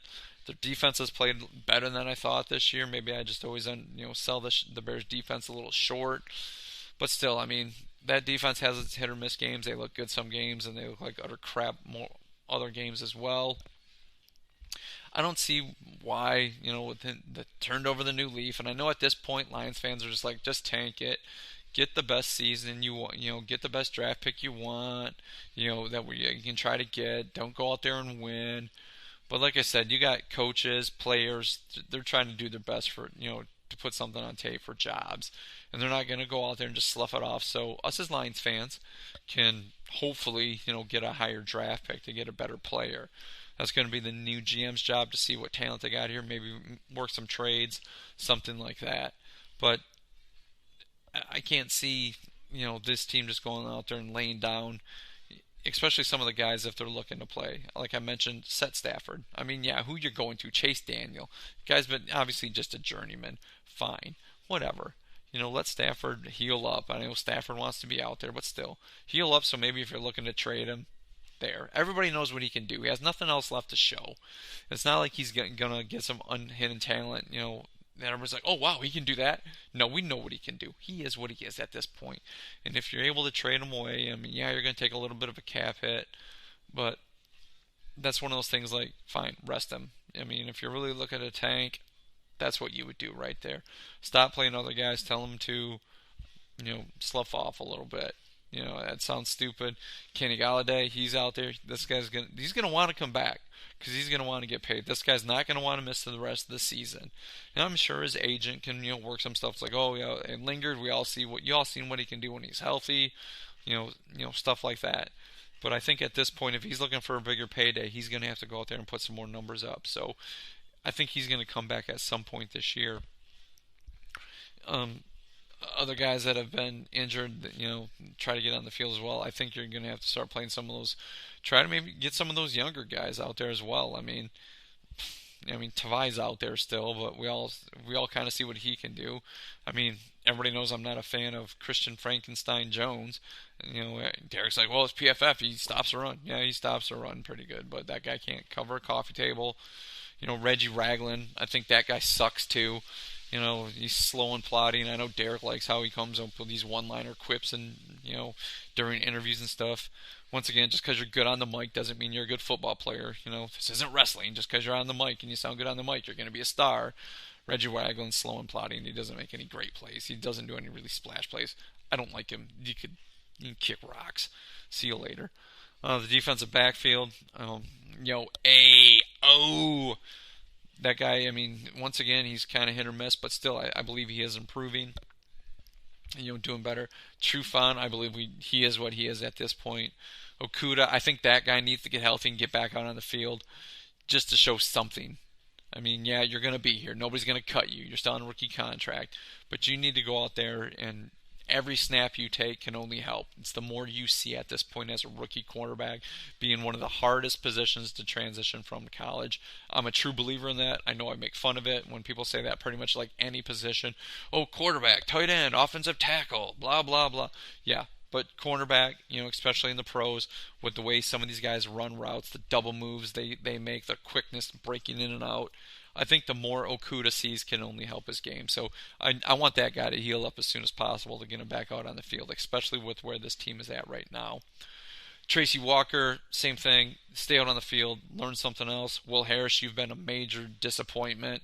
Everybody's kind of like, it's the guy we got for Golden Tate, the draft pick. You've been a major disappointment, missing tackles and, not playing all that well. He being maybe another guy you want to get on the field, see exactly what he can do under a new regime, or at least interim coaches at this point. Jared Davis, I don't want this guy back. He is what he is. Yeah, he's fast, and yeah, he can blitz, and that's what he's okay at. But if you're not going to use him that way as a middle linebacker, that guy needs to be a read and react. You want middle linebackers like a Chris Spielman, like a Mike Singletary, you're not going to get a Butkus or a Nitschke, come on. Really, Joe Schmidt, former Lion, great. The guy doesn't get enough pub because he played on the Lions, and he was on some great Lions defenses, but he also played against, Lombardi's Packers, and everybody knows how I feel about that. Packers don't get calls or anything like that, simply because the trophy's named after their former coach. But Joe Schmidt was a hell of a linebacker. Those are guys that you're looking for, what you want them to do. Read and react quickly, make plays. That's what those guys do. And Jared Davis just doesn't do enough of it. So you can put him on the field, okay, get him out there. He is what he is at this point. I don't see this guy busting out into anything new. Like I said, I mentioned some of the young offensive linemen as well. Do you put Stenberg out there? Joe Dahl is your career in Detroit pretty much done? Crosby, is your career in Detroit pretty much done as well? Or do you still have a little more? Hal Vaitai, you're utterly terrible. Go work at the bowling alley with Brandon Pettigrew. See you later, buddy. I don't know why the Lions signed you. You're just a big freaking waste. Quintez Cephas, get him on the field some more. Let's see what he can do. I think at this point, getting Hawkinson some more snaps, that's always a plus. Second year, he's improved.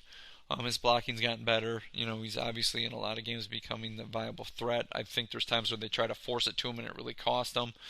But there's times where, he's obviously, he is what he is. I'm still not happy with it. He's the number 8 pick. Still don't like tight ends taken that high. Still don't really like tight ends in the first round at all. But he's really improving. Swift, this is a guy, if I mentioned in the last show, if the guy's going to get healthy. I think the more snaps he sees, better, but you're going to want to tread lightly with that guy because once one concussion happens, they seem easier to get. Carry on. Get that guy in the field more. Peterson, we all seen what Adrian Peterson can do. He is what he is at this point. The guy's got old really fast during the season. He's aged a whole hell of a lot this year. and fine, put him at the number 2. Whatever you want to do with him. Jonathan Williams, obviously that guy had trouble hanging on to the ball. He fumbled in the game against the Texans on Thanksgiving, so that guy's not going to be around. He's just there right now. So just get the young guys on the field at this point and go in Chicago, get the stuff on tape. I'm not saying lay down, but at this point, neither team, I guess technically the Bears have a little more out there than to play for than what the Lions do. But this is a big play for pride game. But I don't know what it is. Mitch Trubisky just shows up against the Lions. And, God, I really don't want him to go 0-5 down the stretch. But I don't know. They just don't seem to play very well in Chicago. So, but still, I think this team's going to have a little life without Matt Pat in their ear or on the sideline. So I'm going to pull an upset on this one. I'm going to have Detroit win this one. I'm going to have them win this one 24-20. Detroit goes into Chicago, pulls an upset with Darrell Bevell as the interim coach and maybe Corey Undlin actually calling the defenses as opposed to trying to do Matt Pat's scheme of, don't attack anybody, let the cornerbacks cover for, 45 seconds and have the quarterback go through his read, 4 or 5 times. So I'm going to pull the Lions in the upset on this one. I'm going to go Lions 24 and Chicago 20. So that's what I got for this Friday. I'm glad everybody listens. Me and Derek should be back together next week. Once again, hit subscribe if you like us. Tell us your friends. And as always, drink it in, man.